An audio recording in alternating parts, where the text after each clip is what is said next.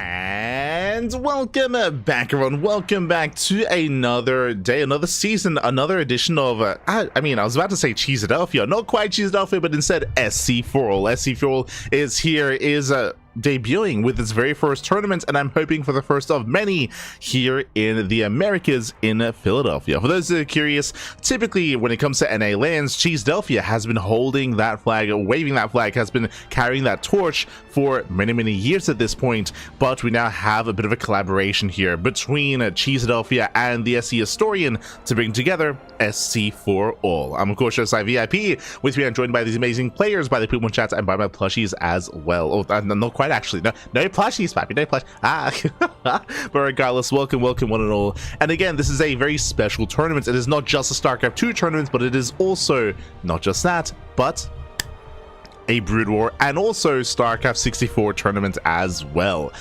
Oh boy, so again, a big shout to the SE Historian, big shout to all the sponsors as well, Ladder Legends, Nouns.gg, local host Nerd Street, and of course the SE Historian himself. So it is great to see the celebration of StarCraft come together. Aye. So great to see. And when it comes to the matches themselves, exclamation mark B in the chat. Exclamation mark B in the chat to have a look at the back yourselves. As the bracket is soon to go live, if not already actually going live. One moment though here as we do quickly switch on over and catch up on the bracket. Here we go. Speaking of catching up, sorry, so the Wikipedia page is going to be for the group stage onwards, but before we get to that, let us catch up with the challenge bracket. True. Okay. So we do have the Swiss stage. We do have the Swiss stage initially, before the group stage, bear that in mind. So it's going to be a very intense day of StarCraft, and bam, there we go. As I try to move some stuff over, there we go. Beautiful. As you can see here, it is going to be initially a Swiss stage to determine who will advance on into the group stage. The group stage is where all the top tier players, where the invited players have been seated in.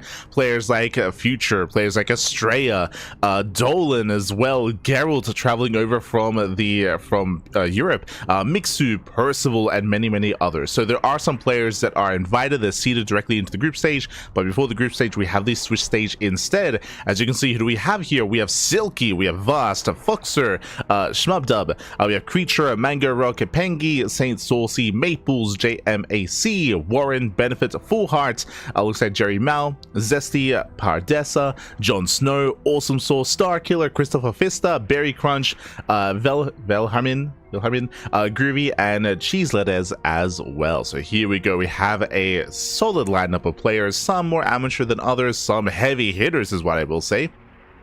And I'm a little bit torn here on who to follow. Honestly, some really good players. I do want to try to catch some Zerg players while we can. Players like Silky, players like Jon Snow as well. Silky and Jon Snow and Starkiller, they do kind of draw my attention. Likewise, Maples, Warren is here as well. True, Maples, Warren, Pengy. Pengy, for those who are unaware, is Penguin. Penguin did name change, did ID change towards the end of like his career, and did switch to Pengy instead. That might have been just to diversify against the Korean player that was called Penguin as well.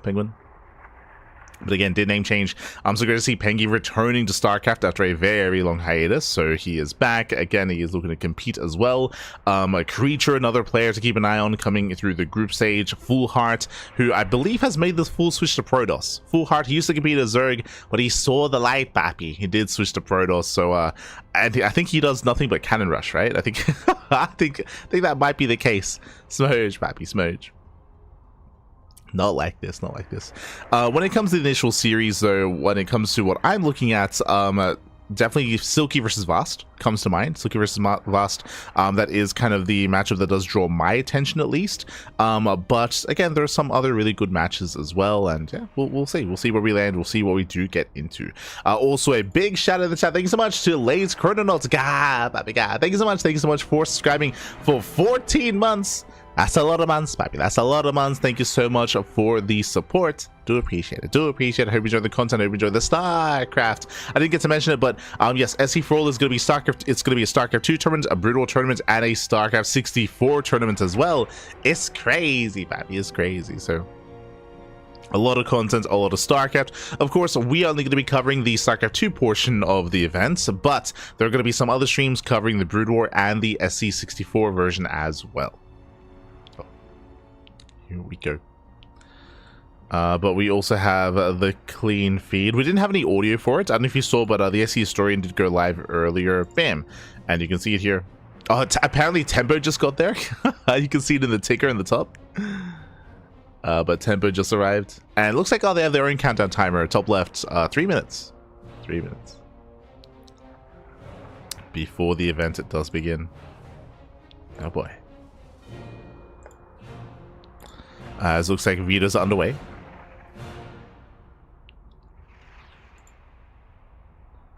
Yeah, Vitas are underway. We are currently looking for said players. Oh, I see Silky. I see Silky. I see Vast. Let's go. Let's go.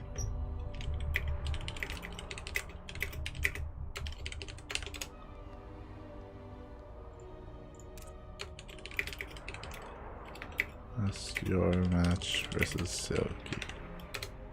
All right. Just messaging some of the players. And for now, we are going to be getting into Silky versus Vast. There's going to be a lot of coverage for this event as well. Bear that in mind. It's going to be not just ourselves. I believe Steadfast, for the first time, is also going to be casting Cheesedelphia / SC4ALL. And Rotterdam, he's also going to be covering it as well. So really cool to see. Both Roddy and Steadfast jump in.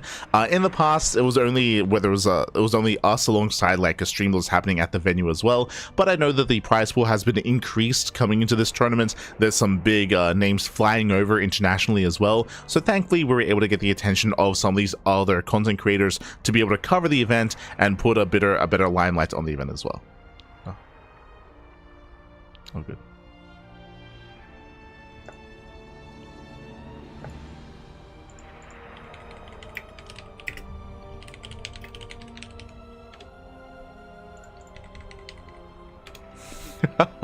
Also, never mind. The bracket has changed. Oh, no. So the bracket has updated. The bracket has changed. It looks like they added a player. Oh, okay. So it looks like there was maybe like a last-minute addition, which means this still might not be the finalized bracket. So we have to be careful. So it looks like we have Silky versus JMAC, Volksha versus Benefits. So the matchups have changed. Voss is up against Big Range. Okay. Rianj. Who do we want to jump on? I think Silky versus GMAC. Cheers you to that. Assuming the lineup stay the same, JMAC is another GM, if I'm not mistaken. I've never casted him before, but okay, he's around 5k. Around 5k. Happy to cover him.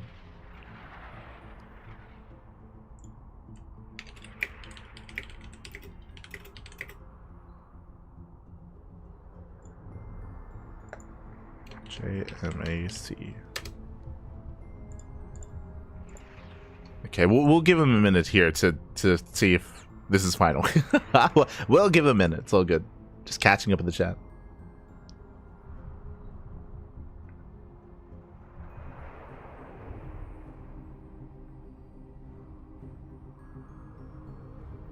Oh, Esther Jadov. Is that my Go Christopher? Yes. There's a bunch of people at the venue that are about to get fisted. Oh, no. Esther Krista. Is this the one in Philadelphia? Yes. This is in Philly. Bearing in mind that in a couple of days, there's going to be another offline event in Canada, in Ottawa, Canada. That's going to be Stellarfest. It's going to be Stellarfest. When is next Evo stream? Is anything planned? Yes. The next Evolution stream should be in a week, I think. Let's have a look here. 10th of November.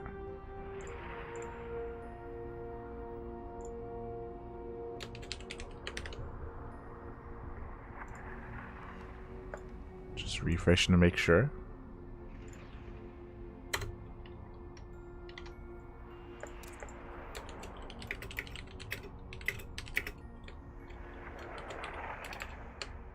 Let me see.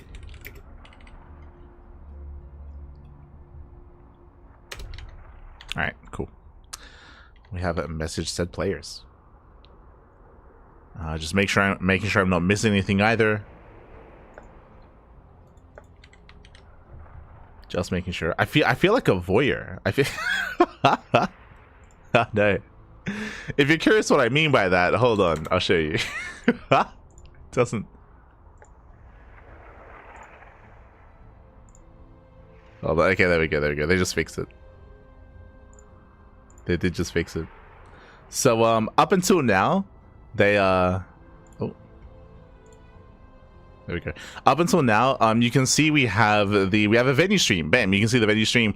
Up until now, there was like there was a jacket on the webcam, and you could only see half of the screen. like half the camera was completely covered. That was like, Papi, I can't. I feel like we're like peeking on the players. But we do have a venue stream as well. Oh, I see PenKy. PenKy, I believe PenKy is in the red t-shirt on the left. We can see, oh, Shmubdub. Shmubdub here is on the right. Has the Team Liquid jersey. I believe Starkiller was around earlier as well. Yo, front and center. Is someone playing on their laptop? No shot, Papi. No shot. Yo, we got a game on our laptop, Papi? That's crazy. That's crazy. I love the idea of someone going to a LAN event like this. They've got like these like relatively high-end PCs ready to go, and they're like, I got you. I'm good, okay? And people that come in with like their own keyboards and mice and stuff, he comes in, drops down his laptop. It's like, let's go. I love it. I love it. But lobbies are being set up. I can see the SC historian all the way in the back. All the way in the back.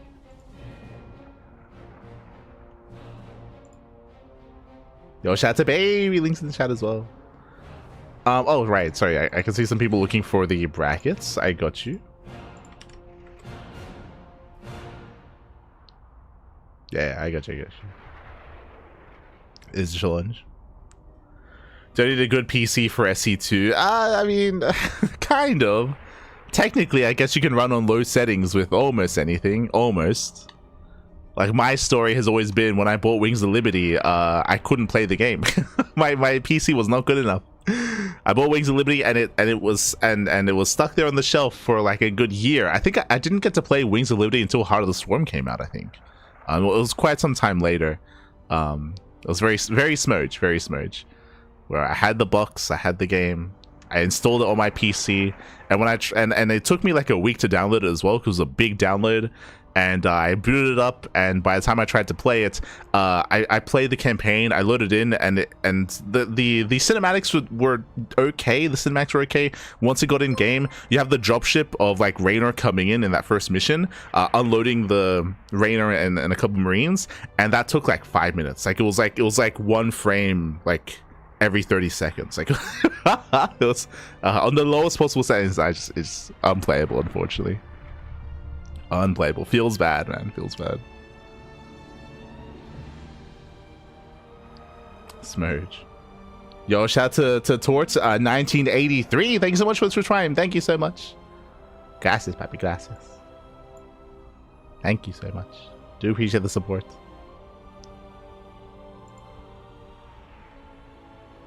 With a laptop, you can sit in a corner and stop people from screen watching. Remember that used to be a problem with LAN parties. No, that's when you get the dividers. If you haven't seen, there have been some instances in Cheeseadelphia where two players have to play against each other and they're next to each other. So they're like, all right, we're going to bring out the cardboard. And the admins, they bring in these big sheets of cardboard, put them in between the players. Let's go. That happened in the last Cheeseadelphia. Did happen. It's on stream. Gotta bring in the dividers. Gotta bring in the backpacks and like create a wall in between the players. Let's go. I know why Light uses F2 so much. Kappa, papi, kappa.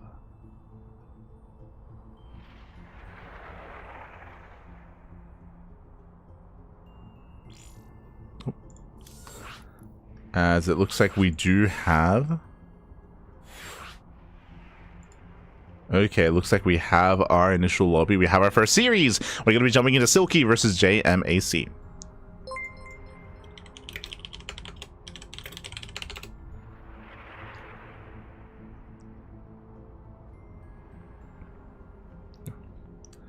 Here we go.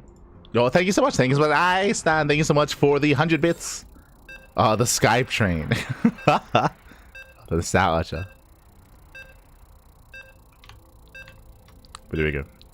Here we go. You can hear the beeps. We are loading into our first game of this series. Oh. Uh-oh. That's not good. We are going to be loading in. And spawning in the left-hand corner of ley lines, we have the American Zerg player. We have the green Zerg representing Team Gosu. It is JMAC. JMac? Well, we'll call him JMac. And spawning in the right-hand corner, we have the American Zerg player. We have the red Zerg. It is Silky. Here we go. Now, I do apologize. Usually, this will be the time when we have predictions open in the chat. One moment, actually, as my stream deck is not working.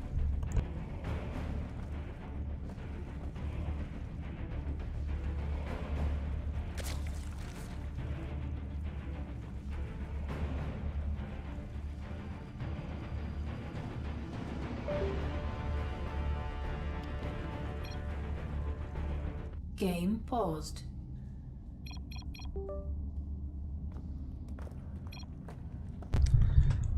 Oh, okay, we're good.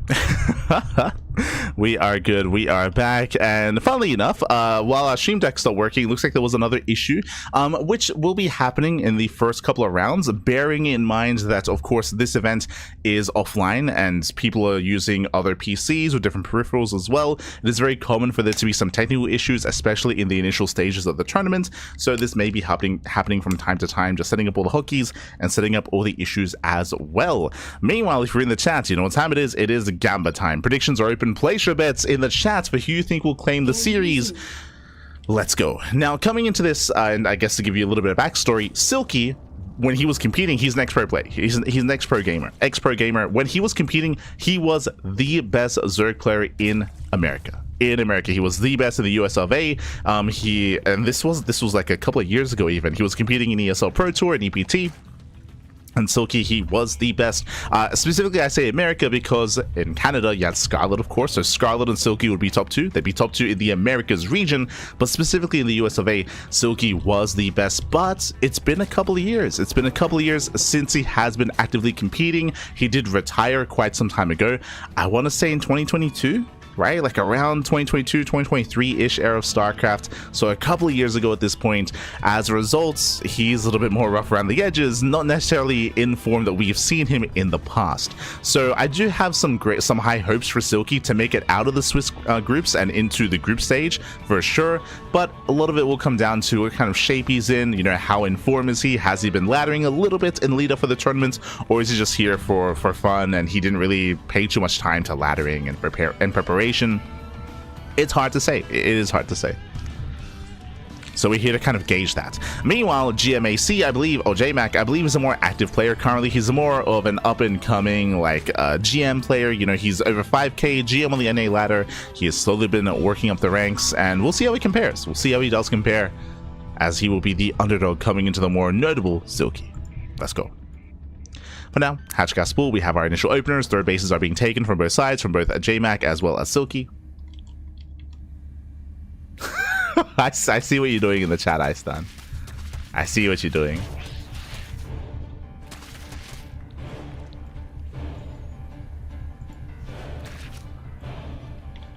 Silky, he will zone away. From here, does zone. Balin is being thrown down from both Silky as well as JMac. So getting into our Ling Bane. And we'll see if anyone does commit into Ling aggression or if we just drone up from here and get into Roach play into the mid game. We shall see. Silky slips into the main.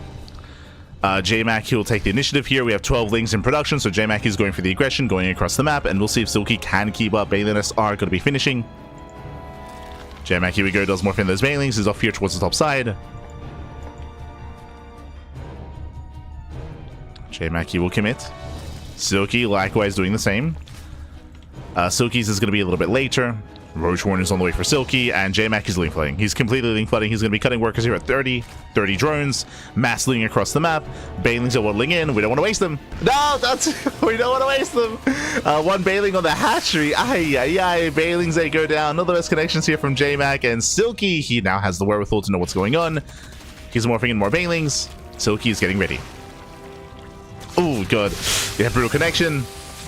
Brutal connection. Nice target firing here by Silky. Does focus on one of the Bailings. Gets one. Gets two. There's one Bailing left. Decent connection. But alas, now JMac, he's running out of steam here. Queen does pull away, avoids getting surrounded. Defensive Bailings are going to be finishing up here for Silky, and Silky holds. Silky holds. Silky defends. Back at home, JMac, he is now starting to drone up. Silky likewise doing the same. So from here, Silky is droning, saturating.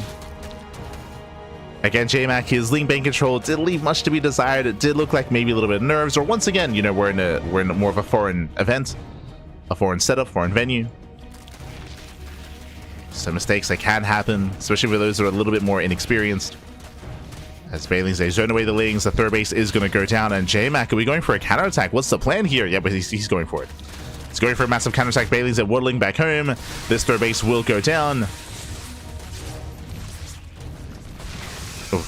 Yeah, Bailing gets triggered. JMac, he does get a surround though. Okay. Does surround the Queen. Surrounds one of the Roaches. The Roaches are on the way. Bailings, they make it back home. Lings have to get the hell out of here. They rush into the main base. They don't quite get the Queen. Oof. And Lings are going down, and JMac, he's all in. At this point, JMac, he's committed. Trying to rally, but Roaches are amassing for Silky. JMac, he's on a timer. No. Yeah, he's on a bit of a timer here. The third base will be saved. I can't say the same for JMac. He lost his third earlier. And Silky now up in workers, up in tech. And the pressure is on JMac. He's morphing in more Roaches. Now, the one hope that JMac has here is that a Silky, maybe he overdrones, right? Like, Silky, he is droning. He's droning, he's saturating. Silky is taking gases. If Silky is too greedy, then JMac can catch him off guard with an all-in. That's basically the best chance that JMac has. Bailings are finishing.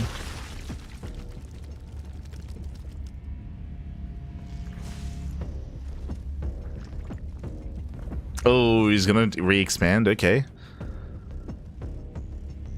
No shot, he drones from here. No shot. Still making more lings, more Roaches.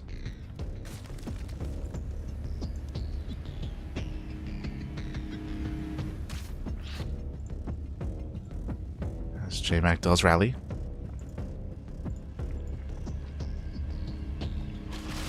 And yeah, he's all in. But it looks like this space is just for Larva. He's rallying everything he can. If he can land some good Bailing connections, then maybe looking at the units tab here, JMac does have the higher Roach count. True. More Roaches for JMac. Silky instead has a Spine Crawler, has Queens, has Transfuse. Lingzay once again will hit the third. I mean, JMac was already all in. And here he comes. That's a lot of Bailings. And again, this can still work. Bailings, we have a decent split. Yeah, nice split here by Silky. He bleeds out a couple of Roaches. No Transfuse, so the second Spine Crawler is finishing up. Yeah, barely finishing up here. Lings, they get into the main base. Silky, he will defend. But does JMac have enough Roaches? Oh no, the reinforcements! Yeah, Lings, they race back here. They race back home. Silky shuts this down completely. He can get us around! He can, and he will. He locks down the army. And remember, behind this, Silky's denied the third base. GG gets called, and Silky takes game number 1. GG. Whew. GG, well played, Silky. He will take a lead in the series. Again, JMac, he had potential for sure, especially with his early aggression, but he did fumble when it came to the execution, wasting Bailings on hatcheries, wasting Bailings on singular lings as well. There was a little bit of lacking there when it came to the ling bane control, and JMac did end up falling behind in the aftermath of that early game aggression, where Silky was able to snipe the third base and defend back at home. GG.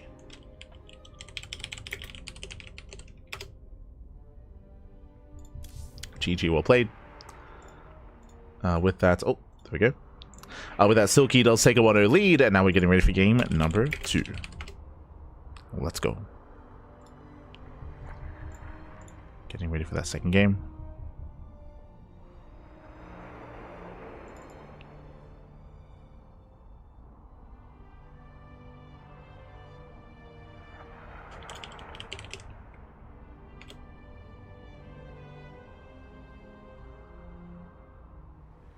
Okay.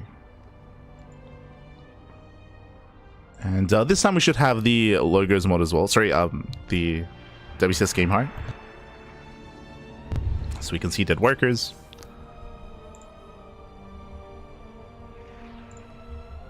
Otherwise, we'll soon be getting into that second game.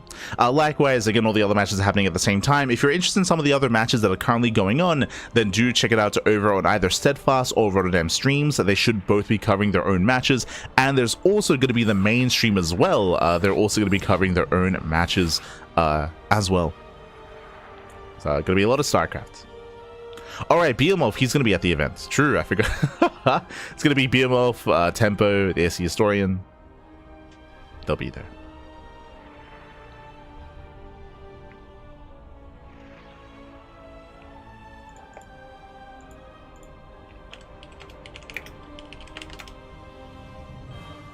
Oh, yo, we got the French stream here. Let's go.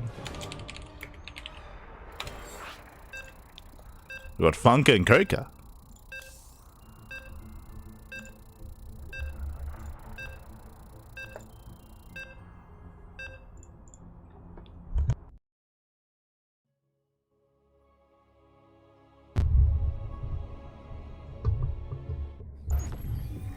Beautiful. So everything's working as it should be. And spawning in the bottom right hand corner here of Magnatha, we have the American Zerg player. We have the red Zerg leading the series 1-0. It is Silky. And spawning in the top left hand corner, we have his opponent. We have the other American Zerg player, the green Zerg representing Team Gosu. It is JMac. Here we go. As we are jumping into that second game. And again, a lot of it came down to the early game aggression. It came down to the army control as well between the two players. We'll see if game number 2 leads into a similar direction here. We'll see if JMac once again commits into Ling Bane, or if we go for a bit of a safer start instead, as Silky does go hatch first. Okay. It does go for the initial 15 hatch, I should say. So slightly earlier than his opponent, only slightly. By like a second or two. We'll see if anyone cuts any corners. This is where we could try to go gasless. There are ways to go gasless, especially on maps where you can be more defensive on 3 bases. I don't think it's safe to do so here on Magnatha. And there we go. Gases are now being taken. We are going for standard openers, hatch, gas pool. Nothing too crazy yet. We'll keep an eye on any kind of deviation. We'll keep an eye on the gases. We'll keep an eye on the drones. And we'll see if we do expand and claim that third base. Welcome to Magnatha. Magnatha is the largest map in the map pool. Longer rush distance by ground. A lot of bases. They're relatively open as well. Definitely avenues of attack for sure, but reinforcements will take longer to get across the map compared to ley lines. So it does take slightly longer. True. As first round matches are concluding. We'll catch up with the bracket. We'll get there. So players are opening up.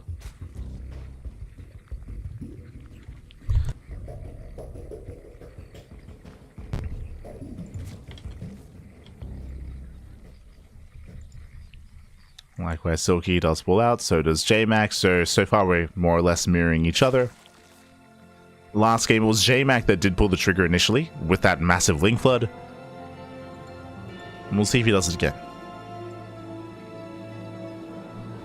JMac does take his third. So does Silky. Third bases are being taken. JMac does confirm with the Link Scouts.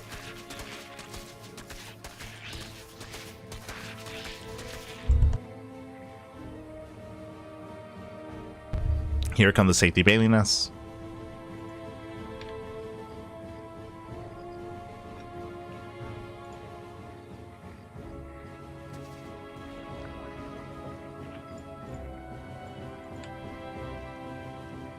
Now we're calming down, baby. We're joining.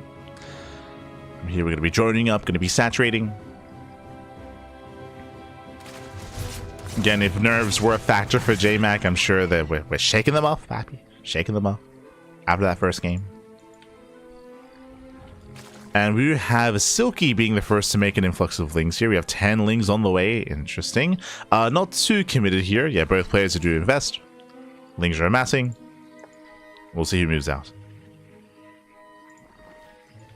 JMac making defensive banelings this time. So does Silky. Yeah, more defensive banelings. Roach Horn's on the way. Silky going for the earlier Eva chamber for earlier upgrades. +1 is going to be a bigger timing here for Silky. So earlier +1 is going to be available. JMac, he didn't invest more heavily here into the Ling Bane. That's 4 banelings morphing in. That's a lot of gas. That's a lot of banelings. And now he has to make use of this. Let's go. Oh. That'll... Jesus. Has to be so careful. The banelings are ready. And so far, sold control by Silky. One baneling goes down. Does miscontrol. They trade 1-to-1. Oof. And with that, JMac, he does get on top of the queen. And in the end, better connections for JMac. The 4 banelings, they did pay off.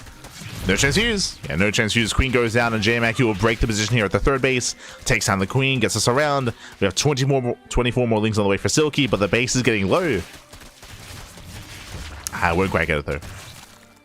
Won't quite get the expansion, but better trades here for JMac. He was able to get a drone, 10 lings, the queen.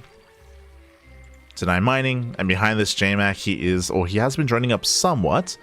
Now going straight into roaches. If you recall, Silky, he has a faster Eva chamber, +1. We have the lair on the way as well. Cancels the lair. Silky, he sees the push. He sees the all-in. And Silky, he's investing in future upgrades and future tech. Has he been too greedy? It's all or nothing for JMac. Again, cutting workers at 38. Rattling across. Either he kills Silky or dies trying. Lings, they do get into the main. Lings get in. Lings get in. Baneling's going to be zoned away. Spine Crawler will finish. And Silky's holding. And Silky's holding on. +1 is almost done. Nice control. Pulls away the Lings. Ooh. Yeah, Zerglings pulled away. Collapses on the roaches. And JMac, he gets shut down. He gets completely shut down here. He will lose everything. Yeah, the roaches are falling. JMac, he's in trouble. Upgrades kick in for Silky. Now, Silky did cancel his lair, so he has to rebuild his lair. But the lair is still faster than that of JMac.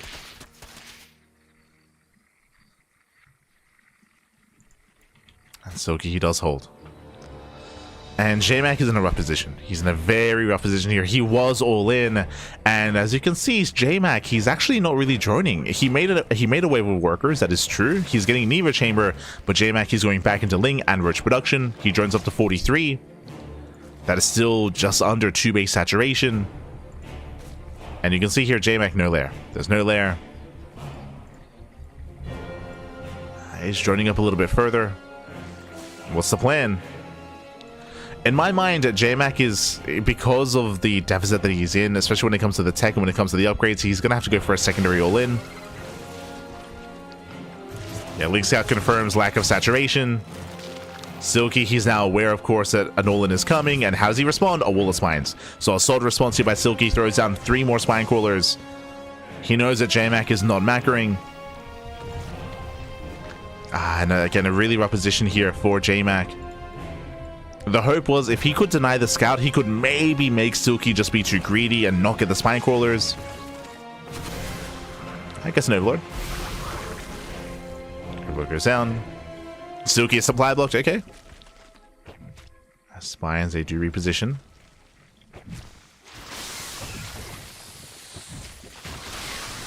Lings, they try to engage. And Roach Ravager commits in. Breaks down the first spine crawler. Decent piles. But he's running out of steam. Yeah, he's running out of steam. He just doesn't have the supply. GG gets caught, and Silky will take the series 2-0. GG. Whew, GG, well played. Hyper aggression out of JMac, both in game 1 and in game 2, but alas, the aggression didn't really come to fruition here.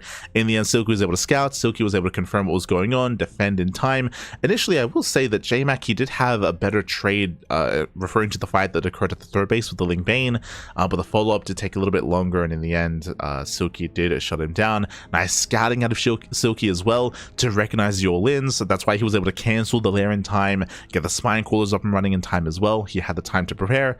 He had the scouting, he had the information to work off of as well. GG. So GG, well played. Silky will claim the series, and now we are going to be catching up with the rest of the bracket. Let's see what's going on. Let us see. So as you can see here, the first round is halfway done at this point. We have some updates here. Exclamation mark B in the chat to have a look at the back yourselves to get a link to the Wikipedia page, and we do have a challenge link in the chat as well. Bam. Here we go. So initially we have Pengy. Pengy takes down Pardessa 2-0. Vast takes down Big Riang 2-0 as well. Zessie wins his series. Full Heart wins his series. And Jon Snow also wins his series as well. So far, all the players we expect to do well have been winning their matches 2-0. Of course, Silky just wrapped up against JMac 2-0 as well. And now we're waiting for the remaining matches to conclude. We are waiting. When it comes to the Swiss brackets, we do have 5 rounds. Sorry, 6. Jesus. 6 rounds in total, so it's a lot of rounds, a lot of matches, a lot of StarCraft. Basically, the way this works is winners will play against winners and losers will play against losers here. And this is all to determine who will advance on into the group stage. As we just got a result, Maples just took down his opponent 2-0 as well.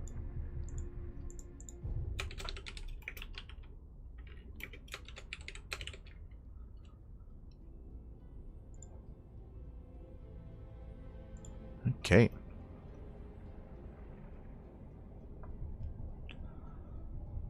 So we are getting those updates. Beautiful. And once the round concludes, then we can jump into round 2. I still don't know what we're going to be covering here. I might follow Silky. I might jump onto another player. Like, there's a lot of really good players here that I want to showcase. I want to showcase Vast at some point. I want to showcase... it'd be fun to cast Pengy again. True. Like, Pengy, he's been retired for many years. Like, he retired what, like back in like 2019, 2018? I want to say he stepped away pre-EPT, right? Like, it's been a long time. So Pengy's been out of it for a long time, so it'd be interesting to see and catch up with how Pengy's competing nowadays. Star Killer's always a lot of fun. Warren's always a lot of fun. Yeah, Krista's there as well. True. We'll get there. So again, once the round concludes, then we'll get confirmation as to what round 2 matches are going to be. We'll get there.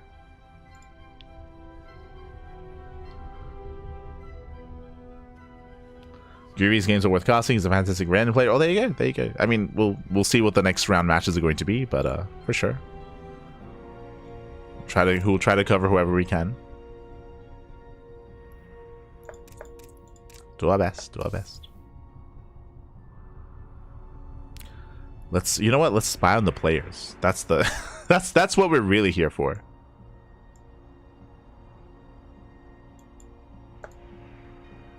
Let's spy on them.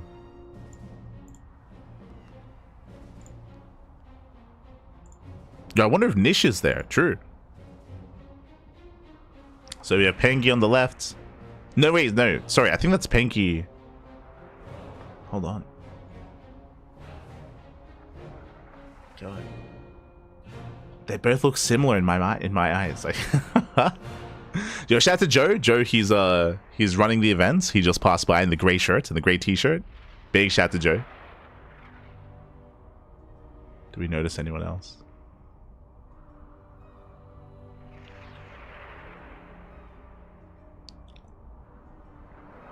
I'm sure Chelsea fan is around. I'm sure.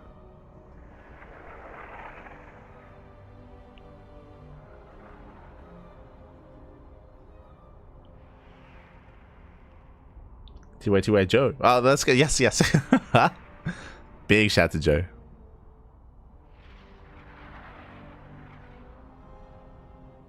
And remember, there's also a Brood War event happening at the same time. I don't know if like they've like segmented off like the SC2 section and the Brood War section, or if they have just players everywhere. That I'm not so sure about. Likewise, when it comes to the mainstream, who do they have on right now? Yo, let's go. So this is the mainstream. They have... Oh, I was about to say... God damn it. They're covering Foxer. Okay. But they have Behemoth, Tempo, and the SE Historian. They're on the mainstream.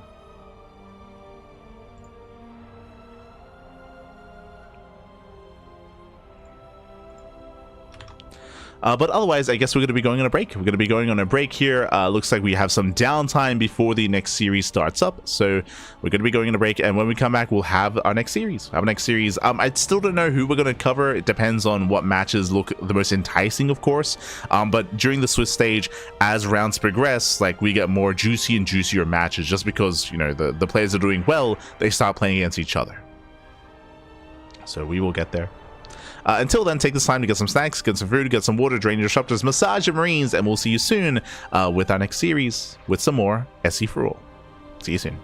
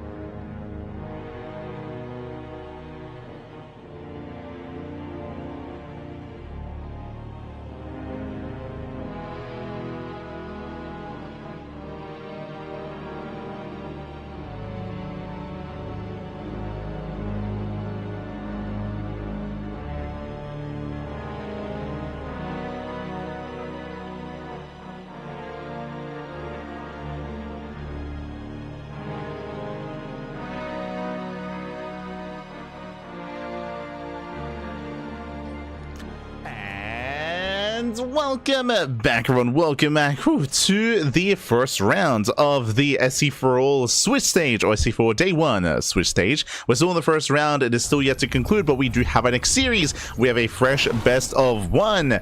Sorry, fresh best of three, is what I meant to say. And here we go, spawning in the top left-hand corner of... Never mind, Pappy, never mind. But we're about to get into Groovy versus his opponent versus Dr. Shocker, aka, oh, let me just quickly double check on the bracket. Wusishin. Oh. Wusishin? Wu. I call him Wu.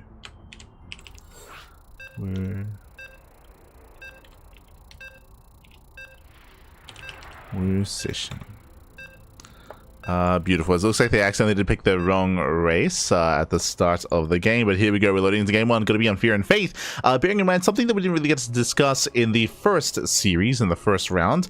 Something that we didn't get to discuss is that we are using a custom map pool. We have some ladder maps, that is true, but we also have some TLMC maps as well, as we are jumping on in, and hopefully everything's okay.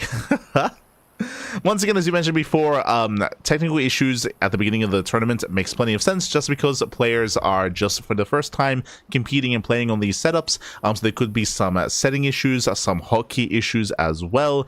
So we're more than happy to just wait for that to clear up as we are getting into a 4-player spawn map. If you recall, I was very disappointed that this map did not make it through into the top 16. We did rate this map relatively well. I think we gave it like a 3 or 4. Like either average or slightly above average, but we'll get into it as we load into Fear and or Faith. As spawning in the bottom right hand corner, we have the red random player, random and landing on Protoss. It is a Groovy. And spawning in the bottom left hand corner, we have the blue Zerg player. The blue Zerg player, it is Dr. Shocker, aka Wusishin. Here we go. And if you're in the chat, you know what time it is. It is Gamba time. Predictions are open. Place your bets on who you think will claim the series. Best of luck in the chat as we get into our initial random versus Zerg matchup. And welcome to Fear and Faith. Couple of big things here. You have this monorail system. You have a monorail system that does connect every single corner expansion, so you can send a worker. If it is okay, but you can send a worker to scout. You can drone scout and probe scout immediately across the map, bearing in mind that this monorail system is only big enough for workers. Lings can't fit through, Marines can't fit through, Zelds can't fit through, only workers. So you can scout horizontally straight into the corner, or you can scout vertically also all the way across the map as well. So worker scouting and scouting for your opponent's spawn location is a little bit easier thanks to these these tubes to the monorail system. Likewise, your initial 2-base setup is very secure on 2 bases, as we have the high ground here on top of the ramp, or we have the high ground natural on top of the ramp. The 3rd base is also relatively secure, as there's a choke point coming into the 3rd base towards the left hand side, or we have the center pathway, which is also split up by the street, I should say. So not the easiest way to push into, whether it's straight into the natural or horizontally here from or into the 3rd base as well. So the 3 and eventually 4 base setup is relatively secure. Getting a 5th base is more difficult. True. Like the 5th base setup is a lot more spread out, a lot more isolated, and a 5th expansion is going to be very difficult to take on this map, but we'll see if we can get that far. As for now, we do have our initial setup, hatch, gas pool, standard opener out of our Zerg player. Meanwhile, we do have our gate expand out of Groovy. So far, everything's looking normal, and so far, we do have the probe scout across the map. It looks like Groovy did go top right, did go top left, and is still searching. Let's go. Wait, did he go horizontal scout? Sorry, I can't quite tell. But you can see here that Groovy, he didn't check bottom left. He is scouting top right with said probe. Look at him go. Through the monorail system. Vamonos, papi, vamonos. Through the tube. Think of it like the Futurama tube system, right? Like so you don't speed through. With Groovy, he scouts across the map. The diagonal scout, he does scout top right, and now through the process of elimination, he's aware of his opponent's spawn location. Meanwhile, that is a very fast 3rd hatchery. Okay, now typically if you're getting a third hatchery this quickly, especially in the main base, this has to lead into a link flood. You do not need this much lava this quickly unless we do plan on going for an all-in, so I'm curious to see how this is made use of. For now, we're still droning, we're still saturating.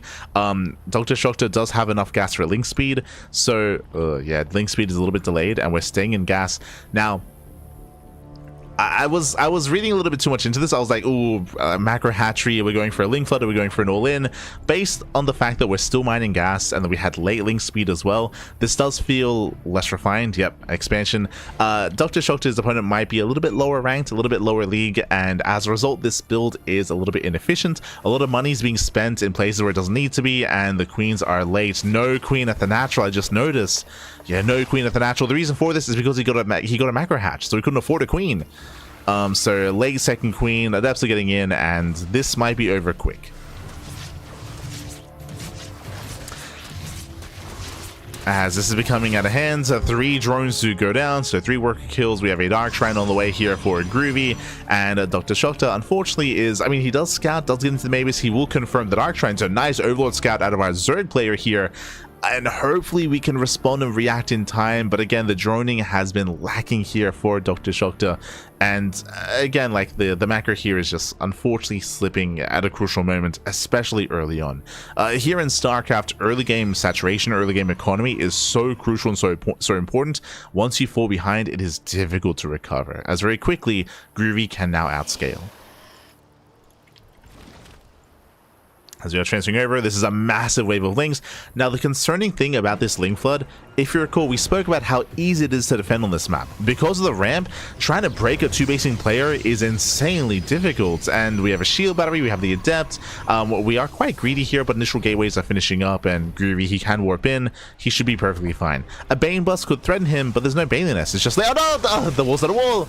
Yeah, the walls of the wall, Lings, they do attempt to surround, but there's a shield battery. Yeah, adept is going to be kept alive. But again, the walls... Groovy, he's a hero fan. He's...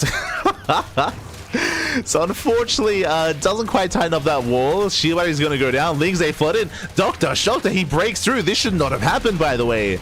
Okay. Yeah, should not have happened. Meanwhile, pylon into the main base. DTs, they warping across the map, but drones are going to be going down. At the same time, the natural base is falling, but there is zero detection. Yeah, zero detection. There are defensive DTs. So Groovy's ending the game with the Dark Templar. At the same time, shout out to Dr. Shokta because, again, this should not have dealt anywhere near as much damage. GG gets called, and with that, Groovy takes game number 1. GG. GG, well played. Not the cleanest of games, very chaotic, and a shout out to Dr. Shokta, or shout out to Wushishin. For making that as close as it was, for breaking into the natural base, for killing workers as well. Imagine if there wasn't a pylon across the map. Imagine if we had time to react and respond. If there wasn't that proxy location, then potentially we could have seen a closer back and forth. But GG. GG, well played. With that, Groovy does take the game, and we'll see who will take, if he can close it out, coming to game number 2. But once again, it's really cool to see Fear and Faith being used in this tournament. This is a map that unfortunately did not make the cut, did not make it into the top 16 of TLMC. I would have loved to have seen it in the top 16, but unfortunately other maps did kind of surpass it when it came to overall rankings, and alas, we weren't quite able to vote in it, but maybe next time, maybe next time. Same with Dreams and Scars.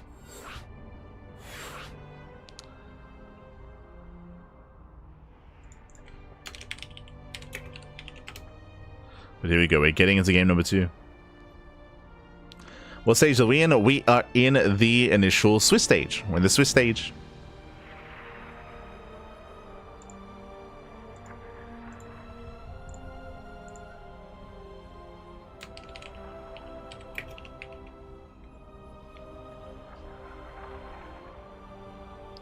We're in the Swiss stage, and we're in the first round of the Swiss stage as well. So there's still a lot to come. There's still a lot on the horizon.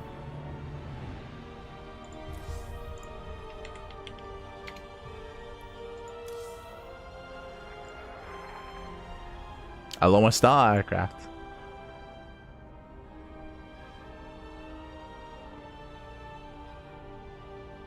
The monorail of death.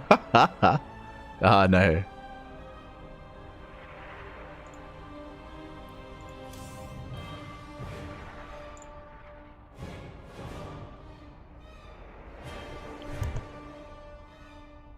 as this is the final series of the first round.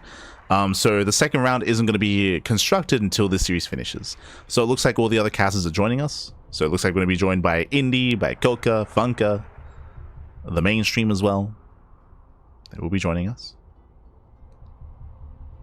As game 2's on Gressfont? Wait, what is the map pool? Wait, hold on, I didn't even realize. Okay, so the map pool is Dream and Scars, Fear and Faith. Makes sense. Those are the more fun kind of meme maps. We have Gressfont and Habitation Station. Why are we playing on Habitation Station, papi? Ay, ay, ay. That's crazy. That's crazy. Why do we have... so I love how... So we're featuring some insanely new TLMC21 maps in Dream and Scars, Fear and Faith, and Mothership. We're featuring some older maps with Gressfont and Habitation Station. Somehow Leyline still makes it through, even though that's been around for 2 seasons. God damn it. So we still have Leylines, Maganatha, Persephone, and Pylon. So very interesting map pool. Very interesting. But here we go. Spawning in the top left-hand corner of Gressfont, we have the random player landing on Protoss, the red player. It is Groovy. And spawning in the bottom right-hand corner, we have his opponent. Oh, going for a gas first. We have the blue Zerg player. It is Dr. Shokta, aka Wu Xixin.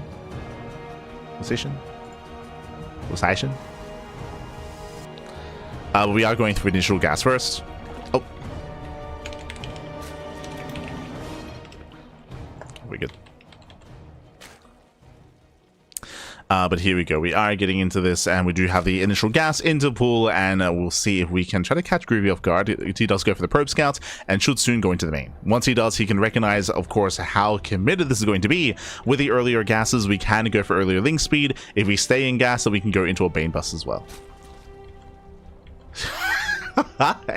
Este Koka. Let's go. Let's go. Shout out to Koka, of course. He is part of the French stream, Koka and Funka. Shout out to SC4ALL, that's the mainstream. Yo, if Indy says something, do we have to say something? Like, do we...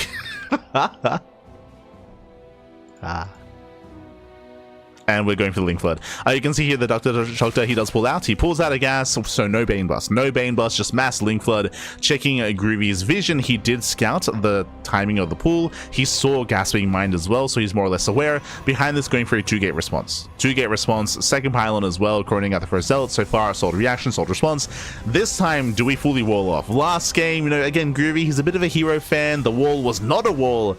Do we wall off properly this time? Can we seal up that natural and ensure that Lings do not get us around? Oh boy. Hopefully. Lings, they poke in. Oh! They poke in, they're going for the Zealots. First Ling is going to go down. We can see Groovy does fully wall off behind this. His Zealot is getting low, but the Adepts are being chronoed. And once they pop out, that's going to be a hold. Ooh. Yeah, as we do have the natural base being taken. Groovy throws down the Stargate before expanding. And Groovy is holding. Groovy does hold. Now can move out for a counterattack.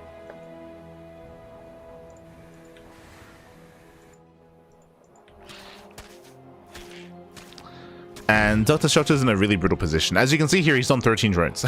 He's on 13 workers. He doesn't really have much of an economy. He's also supply blocked as well. That's really slowing him down. He has to make a choice here. Does he just double down and mass Ling, or does he try to macro from here? Oof, he's making a brutal choice. He's droning. He's droning up. It's a very difficult position to drone up from. He is far behind. Yes, he does have a faster natural base, true, but his worker count is still in the gutter here. Groovy likewise. Oh, also brutal supply block. Everyone's getting supply blocked. So Dr. Shokta got supply blocked. Likewise, Groovy also getting supply blocked as well. There is no Oracle on the way. Adepts, they do get into the mineral line, and drones are going down. Lings are out of position. Drones are falling. So far, there's going to be 4 drone kills. Gets 4 workers. One of that does shade away. We'll eventually get the Oracle. We'll get there. We'll get there. It's fine. I mean, even without the initial Oracle here, like Groovy, he's still in a better position. He's getting his natural, has a superior economy. Twilight Council follow-up. Working towards eventually Blink or even Charge. I mean, the world is oyster. He can go for whatever he wants to. Can double down with Glaive Adepts. Can commit into early charge, into an early push. In Groovy, he has options. He has options from here.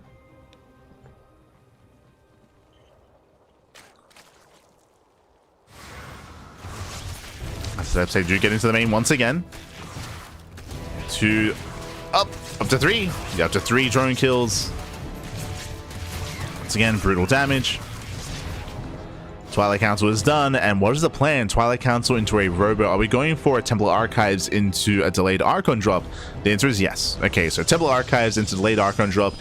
This is going to be to gain map control, to harass across the map. This does hit a little bit later, unfortunately, but despite that, yeah, there's no spores. No spores, the Oracle's still going ham.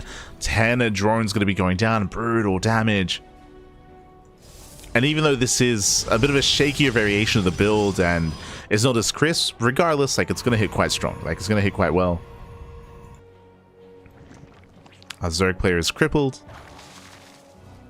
And we're waiting for the eventual Archon push.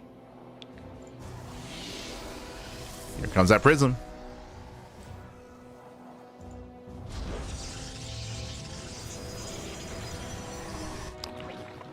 Prism is on the way. Groovy still has the better economy. Playing it safe, getting a shield battery. There's the first Archon. Now you can approach this in a couple of different ways. You can just go for a double Archon drop just to harass, just to deny overlords, kill creep, shut down lings, and push into bases. Or we can double down, warp in zealots to reinforce, and commit into a 2-base all-in. But it has been a very shaky game so far, so Groovy is still reprobing, resaturating. Down goes the first Overlord. Our Zerg player here is supply blocked.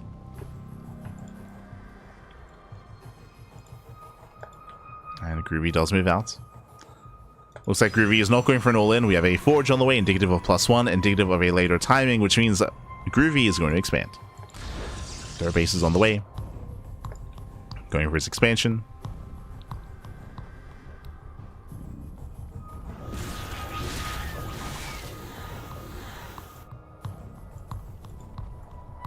These Oracles, these Archons, they have a lot of potential. There's only 8 links to defend, and they can just kill the entire mineral line on their own. Yeah, GG gets called.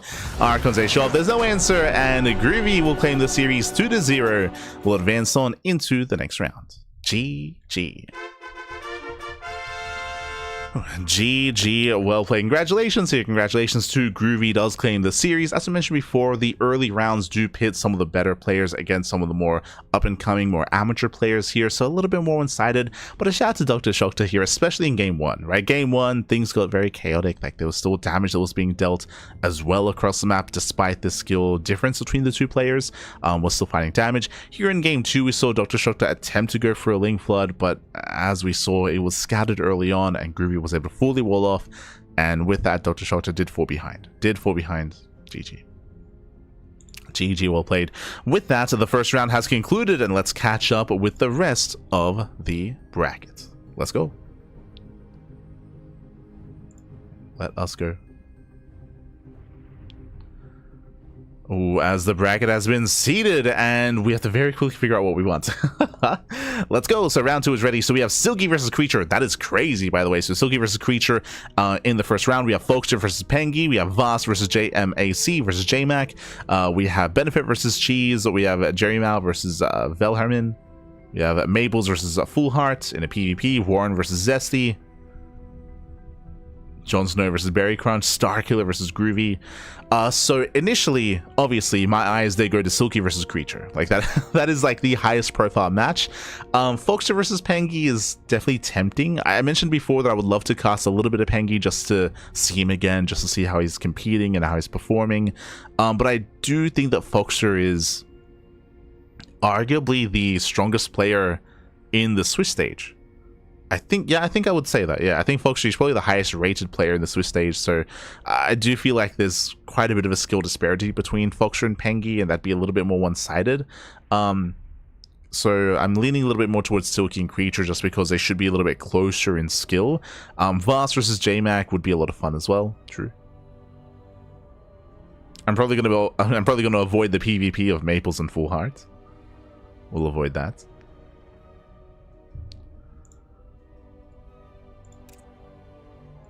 But yes, the second round is getting ready.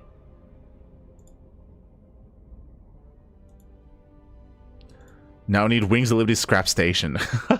True, true. If he lost the second Adept, he could get the Oracle out. Oh, right, true. You're not wrong, you're not wrong. Maybe he was assuming that he would lose it. Maybe it would have been worth throwing it away as well, just to free up some supply.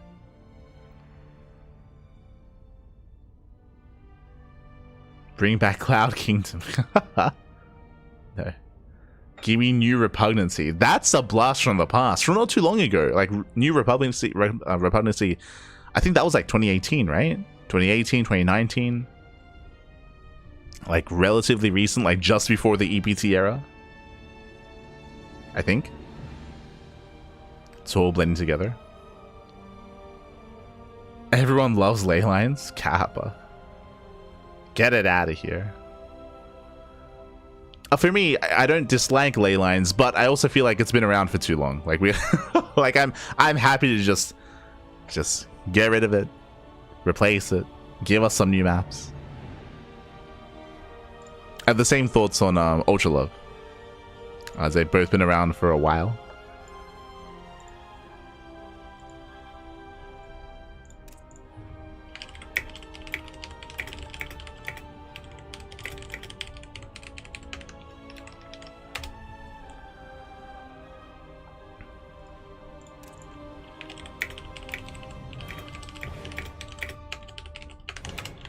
Alright, just mentioning the players. We are going to be going on a short break here. Until then, though, yo, let's spy on the players. Is Chelsea fan not here? This time. Smurge, papi, Smurge. Haven't seen him.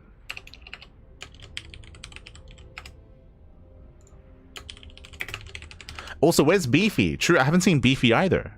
I didn't see him in the bracket. Is this really an NA event without Beefy? We miss him, papi. We miss him.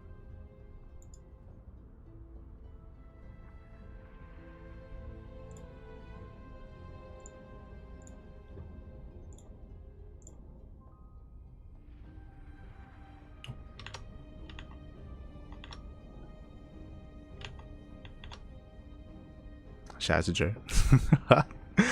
For now, though, we are going to be going on a break. We're going to break here. Vitas are underway as we speak. Once the Vitas are done, then we'll be jumping into Silky versus Creature. We'll get there.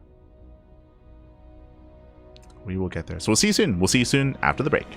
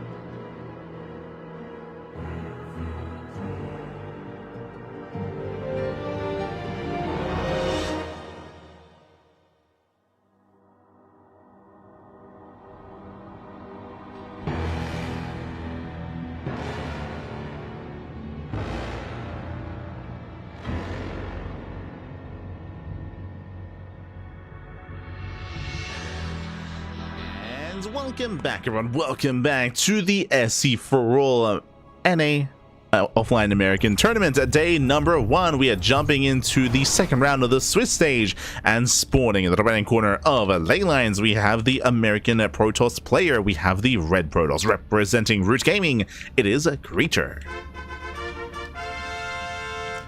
And spawning in the bottom left-hand corner, we have his opponents. We have the blue Zerg player. The blue Zerg player from the land of the Americas. It is a Silky. Here we go. We are jumping into the second round of the Swiss stage. Remember, there are 6. So there are 6 rounds in total, and then after the Swiss stage, then we have the group stage. It's going to be a lot of StarCraft. I think the estimated time is going to be 8 hours. It's going to be at least an 8-hour cast, but because they started an hour late, we're leaning towards 9. At least 9, maybe 10. Let's go. Let's go. It's gonna be a long day of StarCraft, Bobby. It's gonna be a long day. Beautiful, beautiful. But now though, we are moving out. We do have our initial hatch gas pool, standard opener out of Silky, as we should be seeing our gas and pool follow-up. Meanwhile, Creature setting up on the low ground as well. Again, when it comes to these 2 players here, these are 2 of the players that we do expect to make it through into the next round, into the group stage. I would say that Silky and Creature are probably the top 2 players in the, oh no, my apologies. What am I talking about? Foxshire, of course. I would say these 2 are like top 3. I would say that maybe Creature, Silky, and Foxshire, they're like top 3 players here in the Swiss stage, so we do expect them to make it out. But there's plenty of room for more players, of course. Plenty of room for more players to actually advance on as well. That's where other players like, say, Vast or Groovy or Zesty or Berry Crunch or Jon Snow and some of these other guys, Pengy even as well, can advance on even further to greater heights, to greater rounds. Oh boy. For now, we are going to be settling in. Everything's looking normal for the time being here. Now, Creature, he's a player that retired quite some time ago, but actually he returned to StarCraft last year, so in 2024. In 2024, did return to competitive play. He was playing in OSC events, he was playing in Cheesadelphia, he was actively competing, improving, and he's a pretty standard player, is what I was getting at. He's not really too cheesy. He's not really one to go for these crazy all-ins or early glaive timings. Stargate into Oracle into a 3rd base into +1 Blink Stalker is what we're expecting. We'll see if we'll see if Creature does deviate. But again, he was an active pro player many years ago, retired for a couple of years, and did come back in 2024. And has been looking decently in form. Oh, also, before I forget, of course, if you're in the chat, it's Gamba time. It is Gamba time. Predictions are open. Place your bets on who you think will claim the series, whether this will go the way of Silky or Creature. Coming into this, it's hard to really gauge the skill level of Silky. I was alluding to that previously, but Silky has been going for a long time. So if he was in shape, if he was in form, if this was like 2022, 2023, I would say Silky, he's favored 100%. But all these years later, I can't say that with certainty. I'm leaning a little bit more towards Creature, but we'll see. I'm sure it's like riding a bike.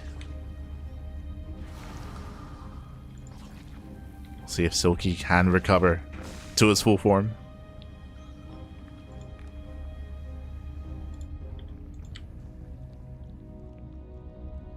Yo, shout out to J Hefe in the chat. Where's J Hefe in the bracket? True. Where's where's my Hefe? ¿A dónde está, papi? ¿A dónde está? SMH. I don't see him, papi. I don't see him. So now links that you poke in. We have the Oracle that is about to pop out. Second Oracle, I should say. I would just see Silky going for the early Evo Chamber. Okay, so earlier Evo Chamber, typically indicative of +1 melee. This is a little bit mistimed, though, as the gases aren't quite lining up with this. So need a little bit more gas, a little bit more time to get into melee upgrades. 3rd base was taken. We do have the Forge and Twilight counter follow-up. This looks like +1 and Blink, so standard follow-up. There's that melee upgrade on the way. So far, everything's looking normal. Everything's looking standard from both players. Everything's looking very meta, I should say.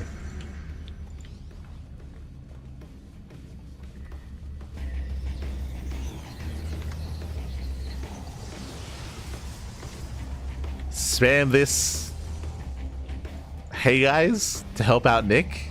Doesn't even rhyme. What are you? What are we trying to say? God damn it. We need some better copy pastas in the chat, Pappy. Aye, aye, aye. Better copy pastas. What are we trying to say? As double Oracle does slip into the main. Oh. It's 1, 2, 3 drones so far. Oh, chick. Okay. I guess. You're reaching for that one, Pappy. You're reaching. You're ah.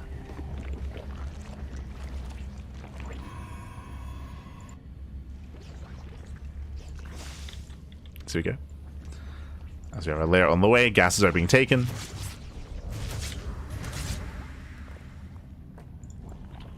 Silky is going to be settling in. And typically with +1 melee, the goal is to skip banelings, right? Sorry, to skip roaches. You skip roaches, skip roach production, go into a more Ling Bane heavy composition in towards Hydra Tech. So Silky is getting there. Likewise, a creature is moving out. Stalkers have been amassing. Blink is almost done. And the goal here should be to break the fourth. To break the fourth base. Thankfully, Silky is double expanding. Oh. Stalkers poke in. Blink is not yet done. Still a couple seconds away. Stasis Trap gets baited. Nice bait by Silky. Collapsing on the Stalkers. Oh, it barely doesn't get one. Stalkers a barely blink away. And Creature, he does escape with all his Stalkers. No losses yet. But he doesn't break the expansion. The fourth base gets him running. Fifth base is on the way as well. Layer is done. Hydrogen is in production. Silky is getting to his Ling Bane Hydra. He's almost there. And Creature backs off. And Creature, he pulls away. He retreats, getting his own fourth expansion. And Silky's free to drone. He's free to drone up, free to saturate. Silky's looking a lot more comfortable, and we'll see when and if Silky does stop droning. When he does cut workers, and whether or not Silky decides to take up. From this point forward, we could see an infestation pit, a lurker den, working towards hive tech, or we could see Silky maxed out on Ling Bane Hydra on a lair tech army instead. Bathing run by was attempted. Creature does defend. Penzo pulls away. Here comes another waddle by. Ooh, Stasis goes up. Banelings are shut down. Storm is on the way for Creature, and again, Creature, he's going to be more defensive. He's going to turtle up on 4 bases. He's going to be the defender, and Silky is indeed looking to max out. He droned up to 77, 4-base saturation, almost there. But there's no other tech. There is no lurker den, there is no infestation, but he's looking to max out on Ling Bane Hydra and try to break the fourth.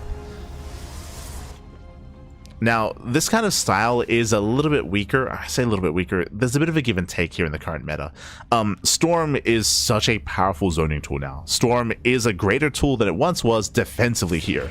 Just because it lasts that much longer, just because that was going to be that much more effective, specifically against all-ins, specifically defensively here. Meanwhile, Banelings have extra HP. So Banelings, they can survive extra ticks from Storm, and they can try to collapse and get on top of the High Templar, break through, and shut them down. Shut them down before they spend all their Storms. We'll see if Silky can get on top of the Templar. We'll see if he can break through. Speaking of Templar, there's only 3. There are only 3 High Templar. It's going to be 3 Storms. So far, Stalkers are going down. Storms are a little bit late. Oh, the Templar gets 1. 1 Templar goes down. He gets 1. He gets almost 2. Yeah, massive pickups. 2 Templar remaining. Without Storms, there's no defense. That should have began with that, actually. Storms are away. 1 hatchery does go down towards Zella Rumbai. But these are expensive losses for Creature. Ay, ay, ay. That was what? That was 13 Stalkers going down. Stalkers are the kind of unit that you want to maintain over the course of the game. You want to preserve them, but that was a brutal loss here for Creature. Meanwhile, Silky is rebuilding, remaxing, more Hydras, more Lings, getting ready for wave number 2. It's getting ready for the second round.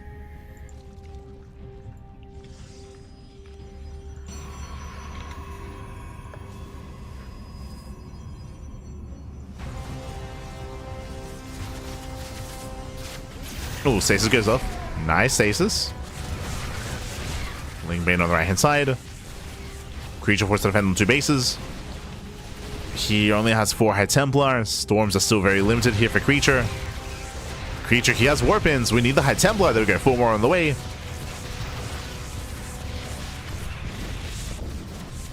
So again, he is spread very thin. Yeah, High Templar goes down. Oh, Immortal gets exposed. Bit of miscontrol there from Creature. He's not one of the Immortals. Oh, spends 2 Storms. We're counting Storms, but Creature, he more or less holds. Even though we've seen a little bit of a shaky defense and Creature's been losing some high-tech units, he has preserved the economy, more importantly. Right, the economy is up and running. Second Robo has completed, making 2 Immortals at a time. And Creature is defended. Silky has recognized this, and now he's taking up Spire and the Infestation Pit. Now, I had assumed it was going to be Lurker Tech. That you go into Hive Tech, then into Lurkers, into Hydra Lurker Viper. But the answer is no. It looks like Silky's maybe thinking about either Immunoswitch or, more importantly, Broodlords. A High Templar, they're exposed. They need a buffer. They need some support. Oh my god. Templar, they barely pull away. Hydras are collapsing in. They get into the middle line. 12, 13 probes going down. And the base falls. Yeah, Silky, he has done it. This one, he has done it. He breaks the 4th. And now from here on forward, it's going to be even easier to break this position. So the defenses have fallen for Creature. Silky's building up. Is indeed going for the Lurker Den, okay. Why not both? Again, lost. Oh, Bailey's they collapses over the High Templar. They force in the Archons. Yeah, they force out the Archons instead. And that means 0 Storm. Yeah, 0 Storm remaining. Silky can just keep rallying in. He can and he will. Just 2 more Archons.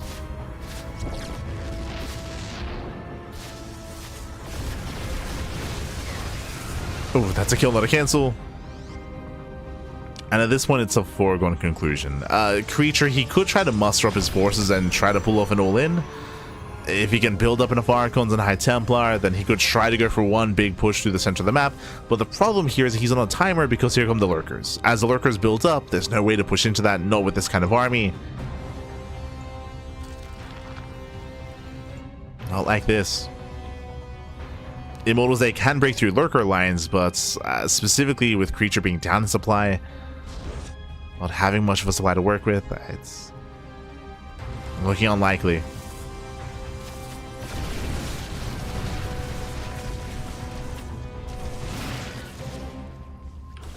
He's getting up to 10 Immortals, okay. Base goes down, Lurkers are out of position. And Creature, he will knock down this expansion, okay. So, as we mentioned before, it's kind of one and done here. Creature, he doesn't really have much of an economy behind this. He has 71 workers, he does have the low ground expansion, sorry, the southern expansion, true. But this is it. He's got his Death Ball, gets one of the bases. Lurkers, they respond. We have Sky Toss on the way. Can Creature survive until Sky Toss? No shot. Oh, there's recall.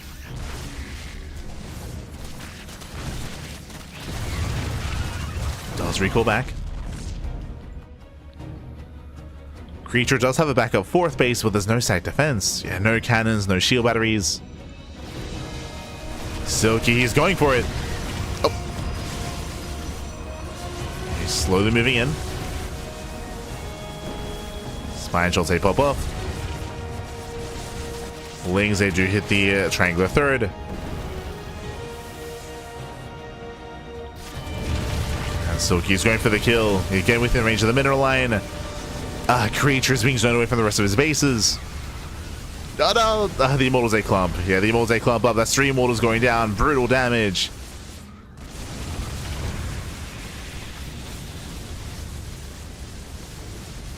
Silky is going for the kill. He's hitting critical mass of Lurkers. The Lunkers, Pappy, he's moving in. Moves in, takes down the Nexus. Takes down the mineral line. Immortals are going to try to break through this, and looks like a creature he can. We'll clean up the army, and then we're going to go. Now we just got to counterattack immediately. Like, there's no macroing from here. Oof. But alas, no detection. No observers. Observer production has been... We have observers on the way. No detection, papi.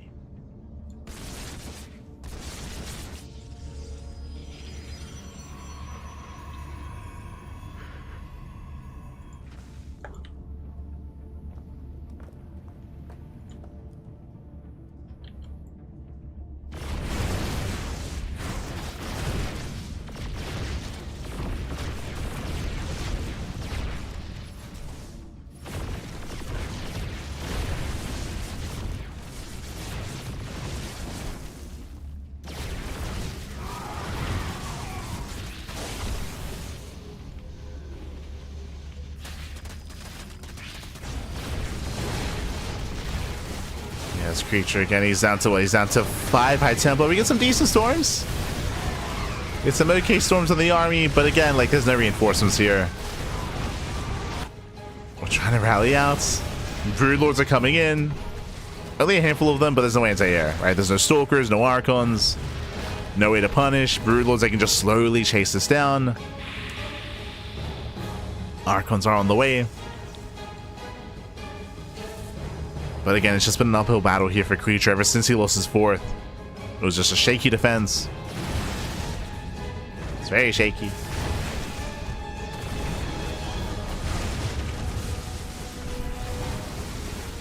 Never quite got into a Sky Toss. Never quite stabilized.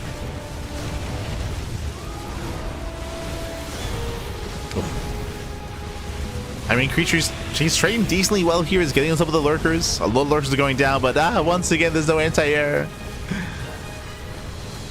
Yeah, this should be the final army. GG gets called, and Silky, he takes game number 1. GG. Whew. GG, well played. He will take a lead in the series. Again, Creature, he had a very hard time defending his 4th base. He was able to build up and get some High Templar, but he was just bleeding off too many units. I'm referring specifically to the moment when he lost 13 Stalkers. We had some crazy losses at the 4th base for Creature, losing a lot of momentum, losing the buffer that was meant to be with his army, and without it, his Immortals are exposed, the High Templar are exposed. GG. GG, well played. He just was unable to retain and build up that gateway composition. And in the end, he was broken. And with that, Silky takes the lead. Silky does take a lead. And now we're getting ready for game number 2. Surprisingly, we already have some games finishing up as well. It makes sense. Mabel's on full heart. They already wrapped up. I mean, that would have been a very fast series between the two of them.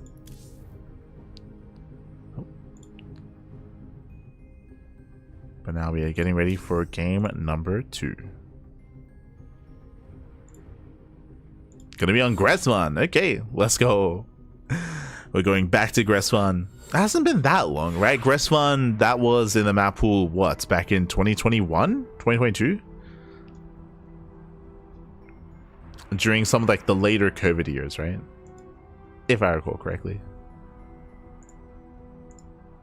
It hasn't been too long. Let's have a look.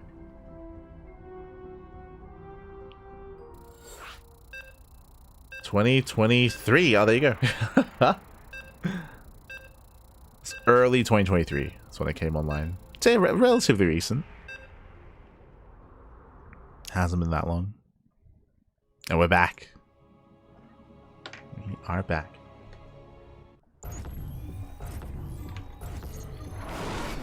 As spawning in the bottom right hand corner of Gressvan, we have the American Protoss down in the series. We'll see if he can bounce back and bring us to the ace match.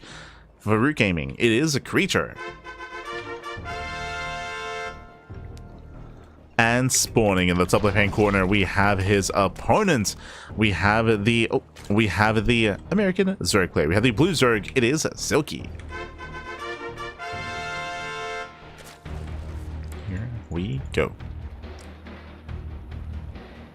As Silky, he was able to weather the storm. Initially, it was Silky defending his 4th base, if you recall. He was able to shut down the Stalker aggression, maintain his 4th, and after he defended the 4th base, he looked very comfortable. He joined up to 77, teched up into Lair Tech, into Massling Bane Hydra, and that's when the aggression began and never did quite stop.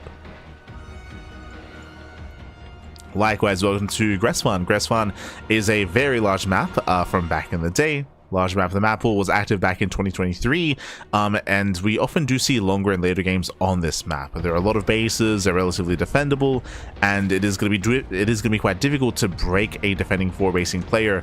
We'll see if Silky can pull that off. We'll see if Creature can get into Skytoss. I expect to see a very similar game. I expect to see Creature play standard, go Stargate into a 3rd base, into +1 Blink Stalker, into a more defensive setup, into a 4th, into potentially Skytoss, right? Like, we expect that out of Creature. We'll see how Silky does mix it up. He could play the same, or we could even see Spire play, right? Especially on a larger map like Gressfan, going into Spire, going to Mutas is viable, especially on the latest patch, where the Spire does finish even faster. So going into like some kind of hidden tech structure is going to be a possibility here for Silky if he wants to try to break Creature early on. It is a risk, of course. It is a risk.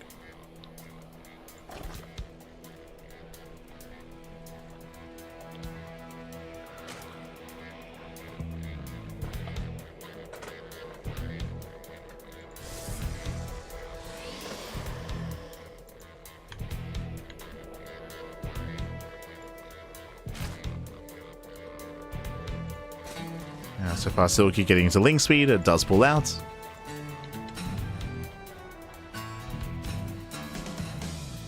Pulls out, taking his 3rd.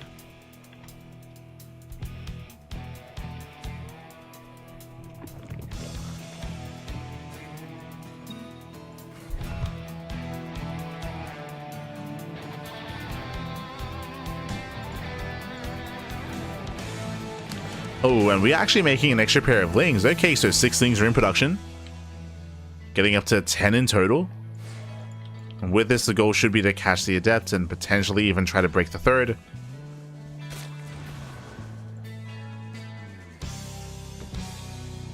Eyes are on Silky. That's going to be zoned away. Creature should soon be expanding.